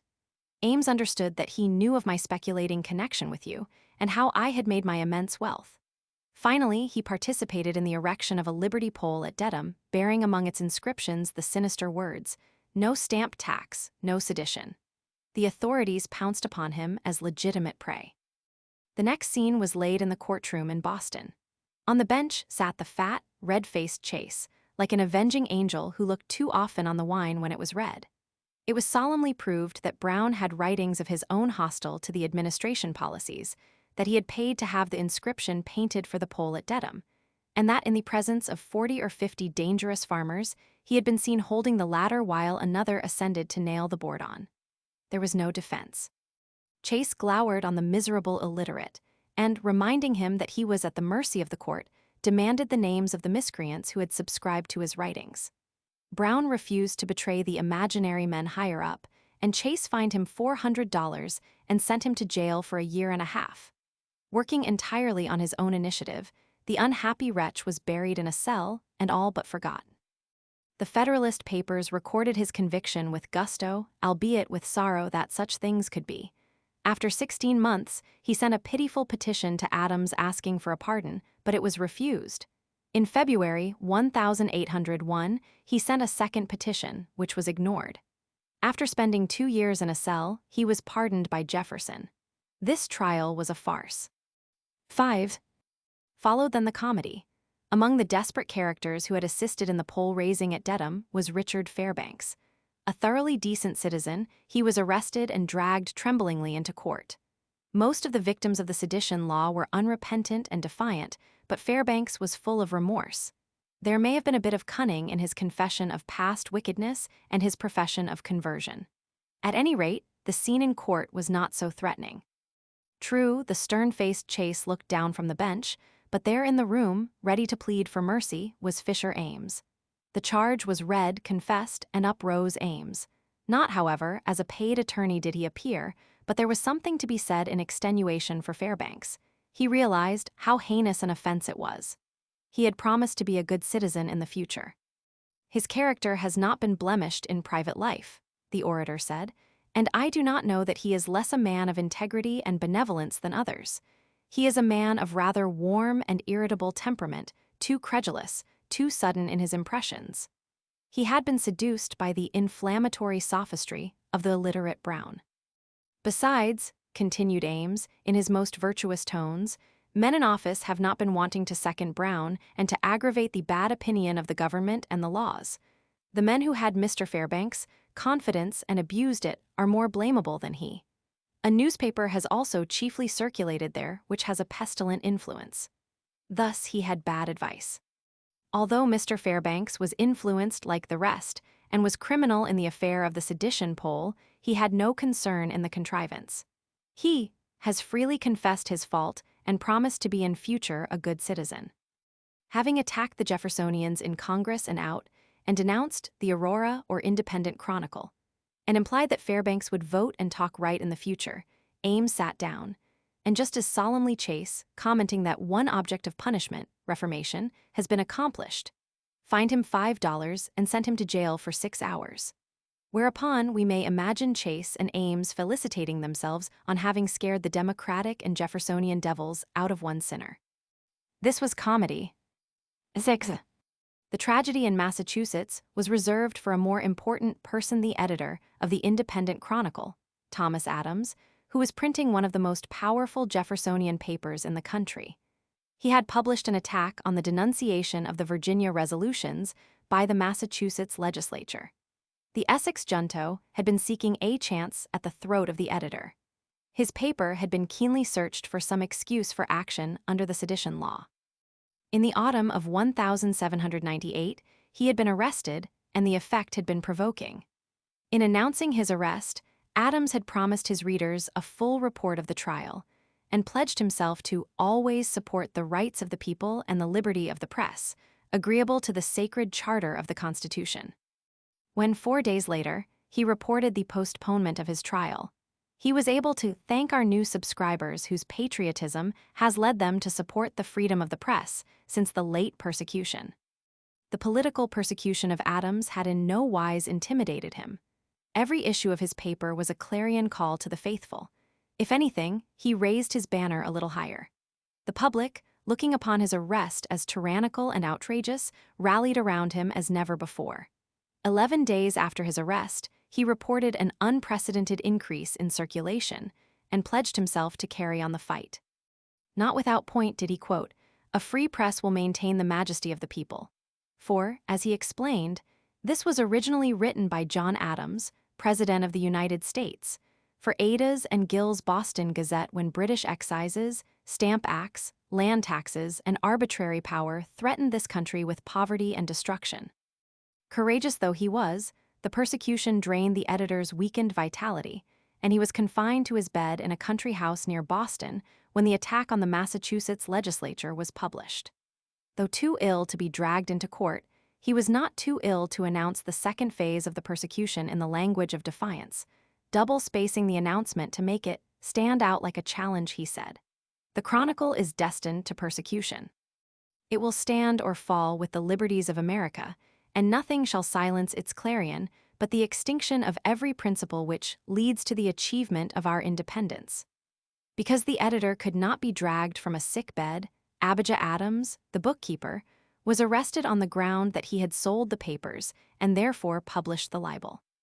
Chief Justice Dana presided at the trial as intolerant, politically, but not as stupid and coarse as Chase. The prosecution based its action on the common law of England, which the defense declared inconsistent with the Constitution of Massachusetts and hostile to the spirit of the American government. Dana rose to the occasion, not only attacking Adams's lawyers from the bench, but assailing them through the press. The result was inevitable. A verdict of guilt was promptly reached, and Dana made the most of his opportunity in sentencing the criminal. The defendant's lawyers were denounced for propagating principles as dangerous as those of the article on which the indictment was based. Since the editor would not give up the name of the author of the offensive article, Adams would have to suffer, and he was sentenced to jail for 30 days, ordered to pay costs, and to give bond for good behavior for a year. So shocking was the spirit of Dana in passing sentence that he was challenged in the Chronicle to publish his speech. Adams editorially denounced the application of the common law of England as inconsistent with Republican principles contemplated and avowed in our Constitution, and inapplicable to the spirit and nature of our institutions, and promised a regular supply of the papers. The editor is on a bed of languishment, and the bookkeeper in prison, yet the cause of liberty will be supported amid these distressing circumstances. The convict was hurried off to jail, and into a damp, unhealthy cell where his feeble constitution threatened to succumb, until an indignant protest from without forced the jailer to transfer him to a better. The friends who flocked to see him were forced to convey their consolations through double-grated doors. Day by day the paper went to press, its spirit not one whit diminished. With the editor sinking under disease and the anticipated wreckage of his property, and the bookkeeper sick in jail and distressed over the condition of his wife and children, the fight was waged with undiminished vigor. One day old Samuel Adams, his revolutionary spirit ablaze, flaunted his respect for the editor and his contempt for the persecutors by stalking to the jail and expressing his admiration through the bars. That day Adams's prison doors were opened and he passed out to freedom, and the next day the readers of the Chronicle knew that Abijah Adams was discharged from his imprisonment after partaking of an adequate portion of his birthright by a confinement of 30 days under the operation of the common law of England. Within 3 weeks, Thomas Adams, one of the bravest champions of democracy and the freedom of the press, was dead, his end hastened by the persecution to which he had been subjected. Like Benjamin Franklin Bach, he sank into his grave with an indictment under the sedition law hanging over him. 7. When Bach thus escaped the vengeance of his enemies, they turned to his successor, William Duane, who soon proved himself a more vigorous controversialist than his predecessor. A remarkable character was Duane, entitled to a monument for his fight for the freedom of the press. Born in America of Irish parentage, he was taken to Ireland on the death of his father, and there he grew to manhood. His career previous to his return to America was colorful and courageous. For a time, he had been a reporter for the London Times in the press gallery of the House of Commons, before establishing a newspaper in India, which he edited with such signal ability that the East India Company found it advisable to resort to force and fraud to destroy his property and send him out of the country. At length, in sheer disgust, he returned to America and soon became the editor of the Aurora. One Friday night before the Monday, on which the question of the repeal of the Alien Law was to be considered in Congress, a number of citizens, including some foreign-born, met in Philadelphia to arrange for a memorial to Congress. On Sunday morning, Duane and 3 others, including Dr. James Reynolds, appeared during services in the churchyard of St. Mary's Catholic Church with the memorial and a few placards requesting natives of Ireland in the congregation to remain in the yard after the services to sign the petition. Some of these placards were placed on the church and on the gates leading into the yard. Some belated worshippers of the Federalist persuasion tore these down, and entering the church, warned the priest that seditious men were in the yard planning a riot. The 4 men in the yard conducted themselves with perfect decorum. When the congregation was dismissed, Duane and his party had the memorial spread upon a tombstone. A few approached and signed. Almost immediately, however, the terrorists among the members of the church closed in upon the group, centering their attacks mostly upon Reynolds, who was knocked down and kicked. Struggling to his feet, Reynolds drew a revolver and prepared to defend himself, at which moment officers reached the scene and the 4 men were hurried off to jail on the charge of creating a seditious riot. Before a great crowd at the State House, the trial was held, with Hopkinson, the author of the war song, as special prosecutor, and the men in the dock brilliantly defended by A.J. Dallas. The testimony showed that there had been no disturbance until the mob charged upon the men with the memorial, that the memorial itself was unexceptionable in every way, that Reynolds had been warned a week before of a conspiracy to murder him and had armed himself on advice of a member of Congress, that none of the others carried a weapon of any sort. And it was shown by the testimony of a priest that it was then the custom in Ireland to post notices in churchyards, and for members of the church to transact such public business in the yards after services. Members of the congregation testified that they had wanted to sign. The priest that the posting of the notice was not considered disrespectful to the church. In a brilliant speech of sarcasm and invective, Dallas riddled the prosecution, calling attention to attempts to intimidate lawyers from appearing for the defense, charging the prosecution with being inspired by partisan hate and denouncing the Alien Law. Hopkinson replied lamely, attacking immigrants and Democrats. The jury retired and in 30 minutes returned with a verdict of acquittal. The State House rang with cheers. The case, however, had not been tried in a federal court. That, however, was only the beginning of the attempt to wreck and ruin the leading Jeffersonian editor. John Adams and Pickering had been planning to reach him by hook or crook. The latter wrote Adams that Duane, though born in America, had gone to Ireland before the Revolution, that in India he had been charged with some crime, and that he had come to America to stir up sedition. More, he was doubtless a united Irishman, and in case of a French invasion, the military company he had formed would join the invaders. The picture was as Adams would have had it painted. "The matchless effrontery of Duane," he wrote, "merits the execution of the alien law. I am very willing to try its strength on him." This trial was never made, but 2 months later the federal courts began to move against him. At Norristown, Pennsylvania, with Bushrod Washington and Richard Peters on the bench, an indictment was brought against him for sedition. The case was continued until June 1800, and Duane went full steam ahead with his attacks on the Federalist Party. The trial was again postponed, and in October 1800, he was indicted again, this time for having published a Senate bill of a peculiarly vicious, if not criminal character, which its sponsors for sufficient reasons wished kept from the public. But it was of no avail. He would not cringe or crawl or compromise or be silenced. The cases against him were dismissed when Jefferson became president. Many historians have belittled him. He fought brilliantly for fundamental constitutional rights when men high in office, who are praised, were conspiring to strike them down. 8. One day the sedition snoopers fell upon an article by Dr. Thomas Cooper, an Englishman by birth, a scientist and physician by profession, a man of learning and culture, and a Jeffersonian. It referred to the early days of Adams's administration, when he was hardly in the infancy of political mistake. It charged Adams with saddling the people with a permanent navy, with having borrowed money at 8%, referred to his unnecessary violence of official expression which might justly have provoked war, to his interference with the processes of a federal court in the case of Robbins. And that was all. Adams had made mistakes, had established a permanent navy, had borrowed money at 8%, and many thought at the time that he had unduly interposed in the Robbins case.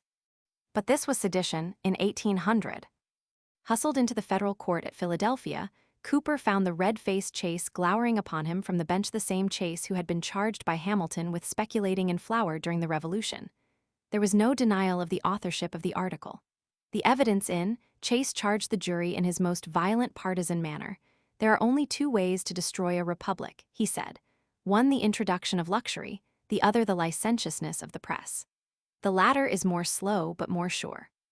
Taking up the Cooper article, he analyzed it in the spirit of a prosecutor. "Here," thundered the judge, "we have the opinion that Adams has good intentions but doubtful capacity, borrowed money at 8% in time of peace. What call these times of peace? I cannot suppress my feeling at this gross attack upon the president. Can this be true? Can you believe it? Are we now in time of peace? Is there no war?" The jury promptly returned a verdict of guilty. The next day Cooper appeared for sentence. Asked by Chase to explain his financial condition as that might affect the sentence, he replied that he was in moderate circumstances, dependent on his practice, which would be destroyed by imprisonment. "Be it so," he continued. "I have been accustomed to make sacrifices to opinion, and I can make this. As to circumstances in extenuation, not being conscious that I have set down aught in malice, I have nothing to extenuate." Chase became suspiciously unctuous and oily. If Cooper had to pay his own fine, that would be one thing. If his party had arranged to pay the fine, that would be another.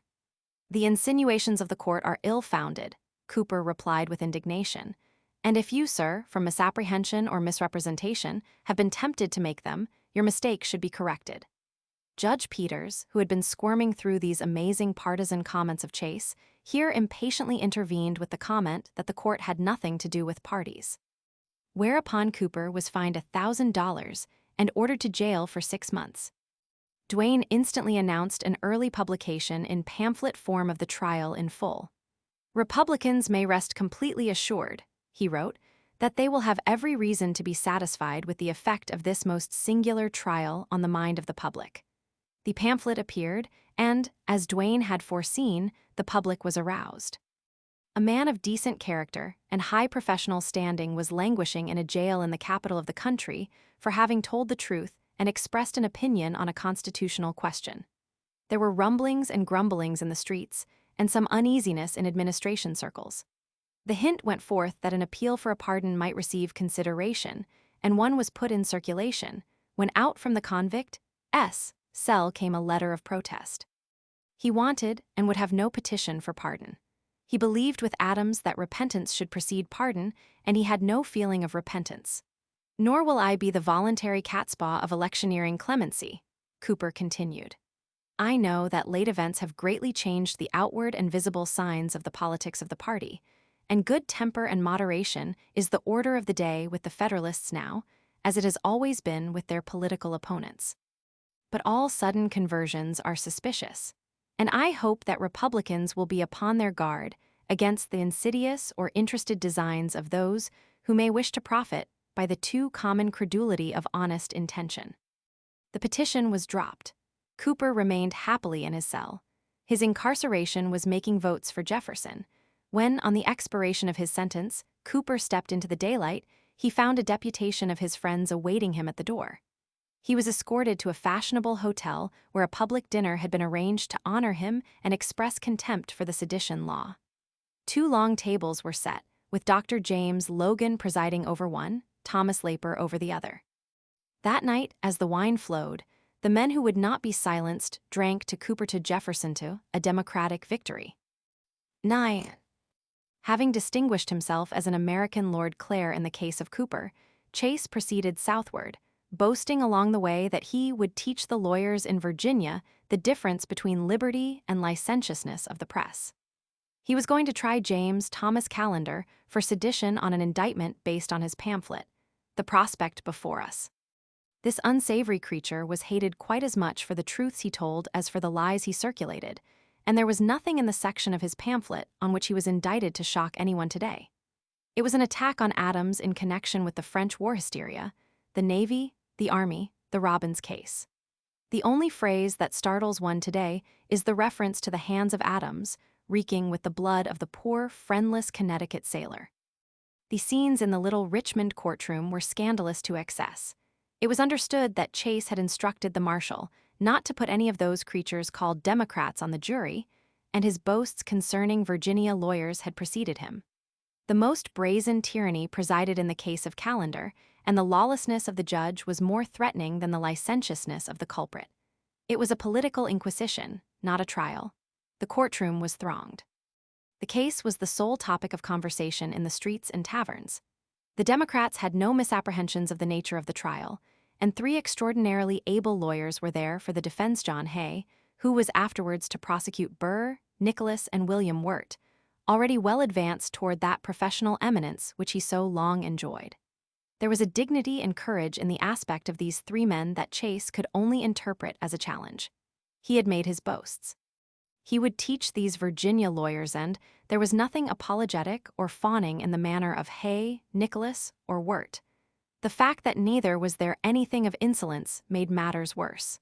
Feeling himself on the defensive, Chase sought to conceal his embarrassment in the brutality of his conduct. The shameful story of that travesty of a trial has been often told, and it played a part in the impeachment proceedings against Chase a little later. He stormed, fumed, spluttered, and injected Federalist stump speeches into the ludicrous proceedings. He refused the defense permission to ask a prospective juror if he had formed and expressed an opinion on the Callender pamphlet. "The question is improper, and you shall not ask it," he thundered. When John Taylor of Caroline was put on the witness stand, Chase nervously demanded what the defense intended to prove by the witness. He was told. "Put the question in writing and submit it to me," he demanded. "But why," asked Nicholas, "when nothing of the sort is required in questioning witnesses for the prosecution?" "It's the proper procedure," fumed the court.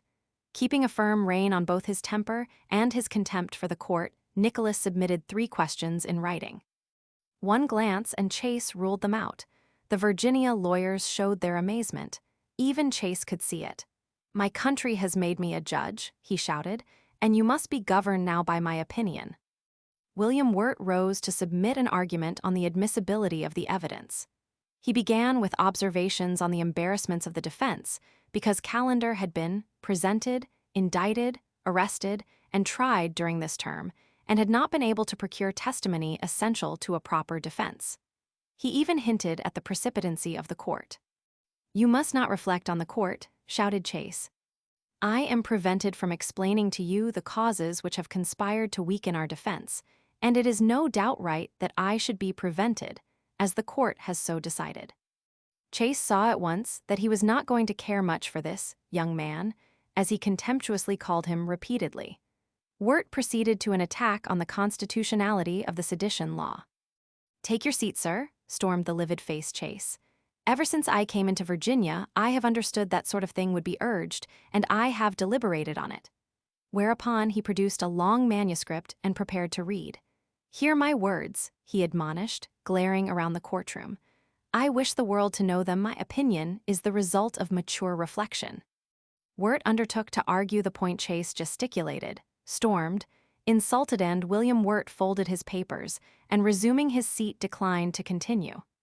Hay took up the argument, to be met constantly with barking interruptions, until he, too, in sheer disgust, folded his papers and sat down.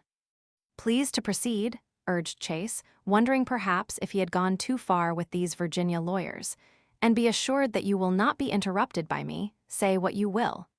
Hay refused to continue the farce. Thus, throughout, the mobbing of Callender and his attorneys went on. The result was conviction and a jail sentence. 10. Meanwhile, a serio-comedy in New York State which was working effectively for the Democrats. In the early spring of 1800, John Armstrong, author of the Newburgh Letters, and until this time an ardent Federalist, outraged by the brazen attempt to suppress free speech and the freedom of the press, prepared a powerful and vituperative petition for the repeal of the sedition law and sent it into several counties to be circulated for signatures.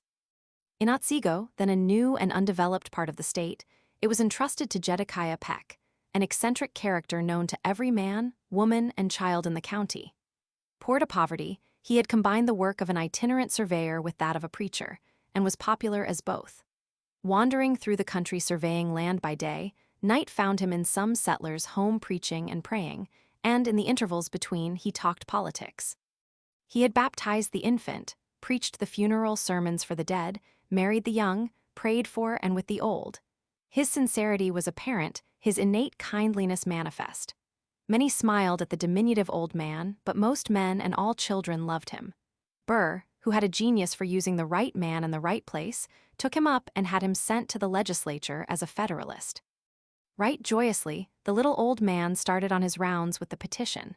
When his activity was made known to Judge William Cooper, father of the novelist, and temperamentally as unfit for the bench as a large number of the judges of the time, he boiled with rage.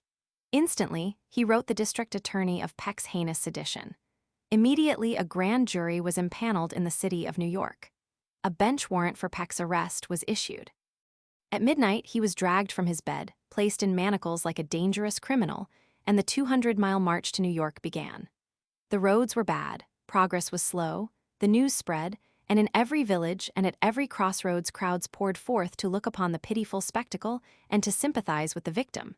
Jefferson could not have planned a more effective campaign tour. The plain people of the countryside knew Peck, and they turned away with a sense of personal outrage. For 5 days, the march continued. It was a triumphant march for democracy. Thus, the uneducated, itinerant preacher and surveyor of Otsego County made his contribution to the election of Jefferson, marching in manacles to illustrate the Federalist conception of liberty. Merrily the terror sped along. 11. The New London Bee, under the editorship of Charles Holt, a Jeffersonian, had greatly annoyed the Federalists of the surrounding states, and a remedy was now at hand. Had it not attacked the French war and therefore tried to prevent enlistments? Here was sedition. The editor was arrested, his own brother summoned as a witness against him. There was more than one War of the Roses in those days. The paper on which he was indicted was furnished by 2 Federalist editors, one of whom had 2 brothers on the jury that brought in the indictment. The foreman of the grand jury was an Ames bull who had been a British commissary in New York during the Revolution. Bushrod Washington presided at the trial. The defense undertook to show the sedition law unconstitutional and the charges of the Bee true. The friends of Holt had collected from Dan to Beersheba to hear the trial and afford aid and comfort to their brother. When he was quickly convicted and sentenced to jail for 3 months and to pay a fine of $200, a Federalist paper smugly commented upon the mildness of the punishment and the humanity of the judges. Like the other victims of the terror, Holt took his punishment standing up, with shoulders thrown back. A few days before his trial, he wrote boldly of the things he had refrained from saying, the insults and threats offered to peaceable inhabitants and helpless women in the neighborhood, and the alarm and disturbance excited by firing in the streets and under the windows at all hours of the night. During the 2 years of the terror, the press was sprinkled with brief reports on arrests, mostly of Democratic editors. One at Mount Pleasant, New York, was arrested in the name of the president for reprinting a paragraph from the New Windsor Gazette supposed to be a libel against the president, and he was forced to give bond for $4,000. By November 1798, it was announced that 21 printers had fallen victims to the sedition law. In enumerating the arrests that month, the Chronicle commented that no Federalist editor was included because they vilify none but Jefferson, Livingston, and Gallatin. Everywhere men were being intimidated into silence. Sometimes there was a touch of comedy to the terror. One poor white was dragged into court because of a comment, when a salute was fired in honor of Adams, that it was a pity the ball did not find lodgment in the seat of his pants. Strangely enough, there was no serious attempt to make use of the alien law. We have seen that about the time of its passage, many Frenchmen chartered a boat to escape its operations, and America thus rid herself of the peril of Volney. General Victor Calat, an officer in the army of Rochambeau, escaped deportation by leaving voluntarily. The only appeal to the alien law was by indirection in the case of John D. Burke, editor of the Timepiece, a Democratic paper in New York City. He had left his native Ireland to escape the terror there under Pitt, and finally ran foul of the law here by charging that a letter of Gerry to Adams, which the latter had sent to Congress, had been tampered with. The terrorists were not slow to act. When the offensive article stared at Pickering through his spectacles, he wrote the district attorney, "If Burke is an alien, no man is a fitter object for the operation of the alien law. Even if Burke should prove to be an alien, it may be expedient to punish him for his libels before he is sent away." He had already been arrested for sedition, however, and the prosecution was finally dropped on condition that he would leave the country. Instead of leaving, he went into hiding, only emerging from his obscurity with the inauguration of Jefferson. Many of the terrorists were infuriated by the failure to use the alien law for wholesale deportations. "Why in God's name is the alien law not enforced?" wrote the intolerant Tracy to McHenry. Everywhere the sedition law was keeping men on the run. E.S. Thomas, learning that Thomas Adams of the Independent Chronicle had been arrested for the publication of an article by the former, fled to South Carolina just in time. In the capital at Philadelphia, the Jeffersonians, fearing an attack, met in secret and made plans for defense. Moreau de St. Mary's, a scholarly Frenchman who kept a bookstore, was given keys to 2 houses where he could take refuge should his own be attacked. He was quite incapable of anything that would have made him amenable to the law, and President Adams had not only lounged in his bookstore frequently, but the two had exchanged copies of their books. Hearing that Adams had written him down among the proscribed, Moreau appealed to Senator Langdon for the reason. "No reason," grunted Langdon, "beyond the fact that you are French." Finally, thanks to the courtesy of Liston, the British minister, Moreau secured a passport and left the land of liberty with his books, maps, and papers. Drunk with hate and a sense of power, the terrorists were running amok.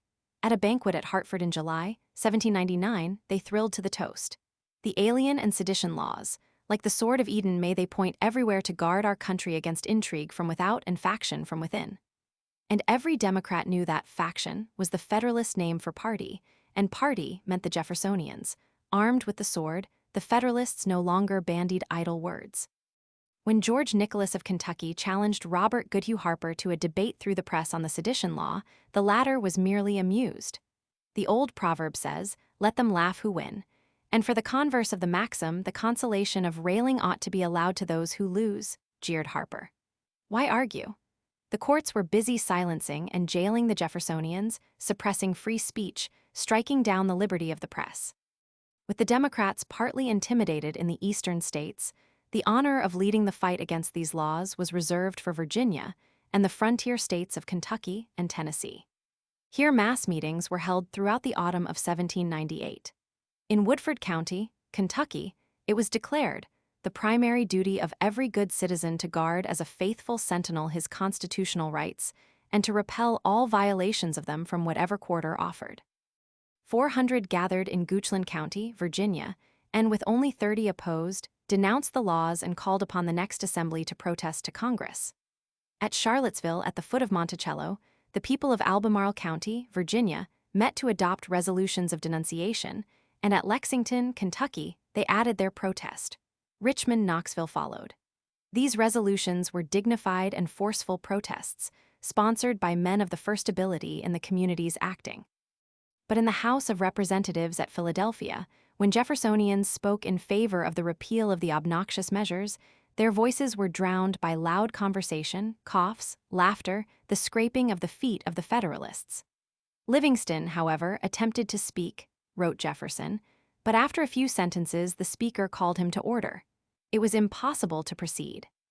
From 1798 until 1801, liberty was mobbed in America with the zealous support of the federal courts. To the applause of the church, and out of these conditions came the Virginia and Kentucky resolutions. 12. On the adjournment of Congress in 1798, Jefferson returned to his Virginia home, profoundly impressed with the significance of the obnoxious laws. He had supposed that the freedom of speech and the liberty of the press had been guaranteed by the Constitution. That the fundamental law was outraged by these measures, he had no doubt. It was his firm conviction that they had been enacted as an experiment on the American mind to see how far it will bear an avowed violation of the Constitution, and that if it succeeded, we shall immediately see attempted another act of Congress declaring that the President shall continue in office for life. He was not alone in this belief. One day in the late summer, a memorable conference was held at Monticello. There, in the center of the group, was Jefferson. There, too, was W.C. Nicholas, one of the foremost Jeffersonians of Virginia, and John Breckinridge of Kentucky, who had returned on a visit to his native state. It does not appear that Madison participated in this conference, although he was in complete accord with its purpose. There the plan was perfected to launch a movement of protest against the alien and sedition laws through the legislatures of the various states, in resolutions pronouncing them violative of the Constitution and void. While Jefferson, recalling the occasion a quarter of a century later, thought that he had been pressed to frame such resolutions, it is unlikely that the plan did not originate in his own mind. He had an uncanny faculty for calling forth suggestions from others to meet his views. On one point, his memory was clear: there was to be the utmost secrecy as to the part he played. That he did prepare a draft is thoroughly established.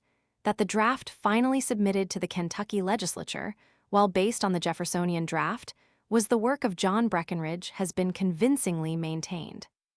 This dashing young leader of the Kentucky democracy had been a marked figure from his earliest youth. More than 6 feet in height, spare and muscular in build, with the strength and grace of carriage born of his wilderness training, he looked the leader of men. His hair, a rich chestnut tending to auburn, disclosed something of his ardent temperament and was not unlike that of his idolized chief. His brown eyes could be stern or tender. His address was easy and dignified, and his manner not without that touch of gravity which creates confidence in the follower.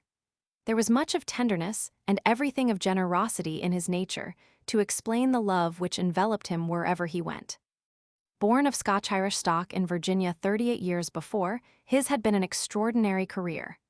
Scarcely was he out of college when, without any effort on his part, he was elected to the Virginia House of Delegates at the age of 19. When the House refused him his seat because of his age, his loyal constituents elected him again. Again refused his seat, he was elected for the 3rd time and seated. During the next 5 years, he distinguished himself by his industry and ability no less than by the charm of his personality. It was about this time that the young man ascended the hill to Monticello to sit at the feet of the god of his idolatry. Jefferson was impressed by the large scope of his mind, his great store of information, and the moral direction of his ideas. There had to be something extraordinary in the man, to whom Gallatin looked a little later, as the man best qualified to continue the work of Jefferson, Madison, and himself. At the bar, Breckinridge distinguished himself by his erudition, his industry, and the fluency and force of his arguments, which were notably free from the floridity then so popular in the South. Elected to Congress when 33, he had abandoned his seat to remove to Lexington, Kentucky, where he acquired a large plantation and settled down to the practice of his profession. Almost immediately, he was deeply engaged in politics. He was made president of the Democratic Society of Kentucky and became one of the most engaging of the Democratic leaders of the pioneer state. Returning to Kentucky with the Jefferson draft, he made some changes and on November 8th presented the resolutions to the legislature. The debate was brief, and on the 10th they were adopted. The Virginia resolutions, written by James Madison after conferences with Jefferson, were introduced in the legislature of that state by the celebrated John Taylor of Caroline. These, too, were speedily adopted after a brilliant debate in which their sponsor and Giles crossed swords with the eloquent George Keith Taylor. The primary purpose of these resolutions was to concentrate attention on the alien and sedition laws. They were to be sent to the legislatures of all the states where they would be thoroughly discussed. Jefferson was too wise to have expected a favorable response from legislatures dominated by the Federalists. But there would be debate, agitation, newspaper controversy. The hated laws would have the searchlight turned full upon them. Historians have been interested in these resolutions because they set forth in the most impressive manner the compact theory of the Union, on which the nullificationists and secessionists were to seize much later as justification for their course. We are interested here in the contemporary view and the political aspect. The reader of today is apt to overlook the fact that they were primarily intended as a protest against interference with the freedom of speech and the liberty of the press, and only, incidentally, they gave expression to a theory concerning the nature of the federal union. That this was the general contemporary interpretation is shown in the actions of the other legislatures. Thus, Maryland, Federalist, rejected the resolutions as highly improper because a recommendation to repeal the alien and sedition laws would be unwise and impolitic. Thus, Delaware, Federalist, dismissed them as a very unjustifiable interference with the general government. Thus, New Hampshire, Federalist, declared the obnoxious laws constitutional and highly expedient. The Federalists of Rhode Island pronounced them within the powers delegated to Congress and promotive of the welfare of the United States. Only in Massachusetts did the Federalists make a comprehensive and argumentative reply to the effect that the constitutionality of measures could only be passed upon by the Supreme Court. The alien and sedition laws were defended as in no wise interfering with the liberty of the press. And here, strangely enough, Democrats were found to support the resolutions in speeches of no mean merit. In John Bacon of Berkshire, the Jeffersonians had their sole representative in the state Senate. Formerly a minister of the Old South Church and a speaker of some ability, he delivered a carefully prepared speech assailing the constitutionality of the oppressive laws and gave it to the press. Dr. Aaron Hill of Cambridge, a Jeffersonian in the House, acted similarly in that body, and on both Hill and Bacon, the floodgates of falsehood and abuse were opened. In an open letter to Bacon in the Sentinel, he was charged with having been a Tory, with having quarreled with the congregation at the Old South, with having owned, as slaves, a married couple, and with having sold the husband into a distant state. When Bacon proved the charges shamelessly false, the Sentinel took no notice. Dr. Hill fared quite as badly when students from Harvard exercised their learning by smashing the windows and casements of his home. And it was at this juncture that Thomas Adams, of the Independent Chronicle, was indicted, and Abijah Adams was thrown into a cell for criticizing the action of the legislature. Everywhere the Federalist papers made the resolutions the occasion for a justification of the alien and sedition laws. Everywhere the Jeffersonians, usually refraining from a discussion of the theory of the federal union advanced, made them the pretext for a denunciation of the laws. And significantly enough, it was reserved for the favorite Federalist organ of Porcupine to preach and all but urge secession. Replying to a correspondent who had denied the right of secession, Porcupine said, "Does he imagine that the industrious and orderly people of New England will ever suffer themselves to be governed by an impious philosopher or a gambling profligate imposed upon them by Virginia influence? If he does, he knows very little of New England. The New Englanders know well that they are the rock of the Union. They know their own value, they feel their strength, and they will have their full share of influence in the federal government, or they will not be governed by it. It is clear that their influence must decrease, because the middle and southern states are increasing in inhabitants 5 times as fast as New England is. If Pennsylvania joins her influence to that of New England, the balance will be kept up. But the moment she decidedly throws it into the scale with Virginia, the balance is gone. New England loses her influence in the national government, and she establishes a government of her own. This reflects the spirit of the times when the two parties faced each other for the decisive battle of 1800. The Alien and Sedition laws and the Terror were issues. The Kentucky and Virginia resolutions played scarcely any part at all.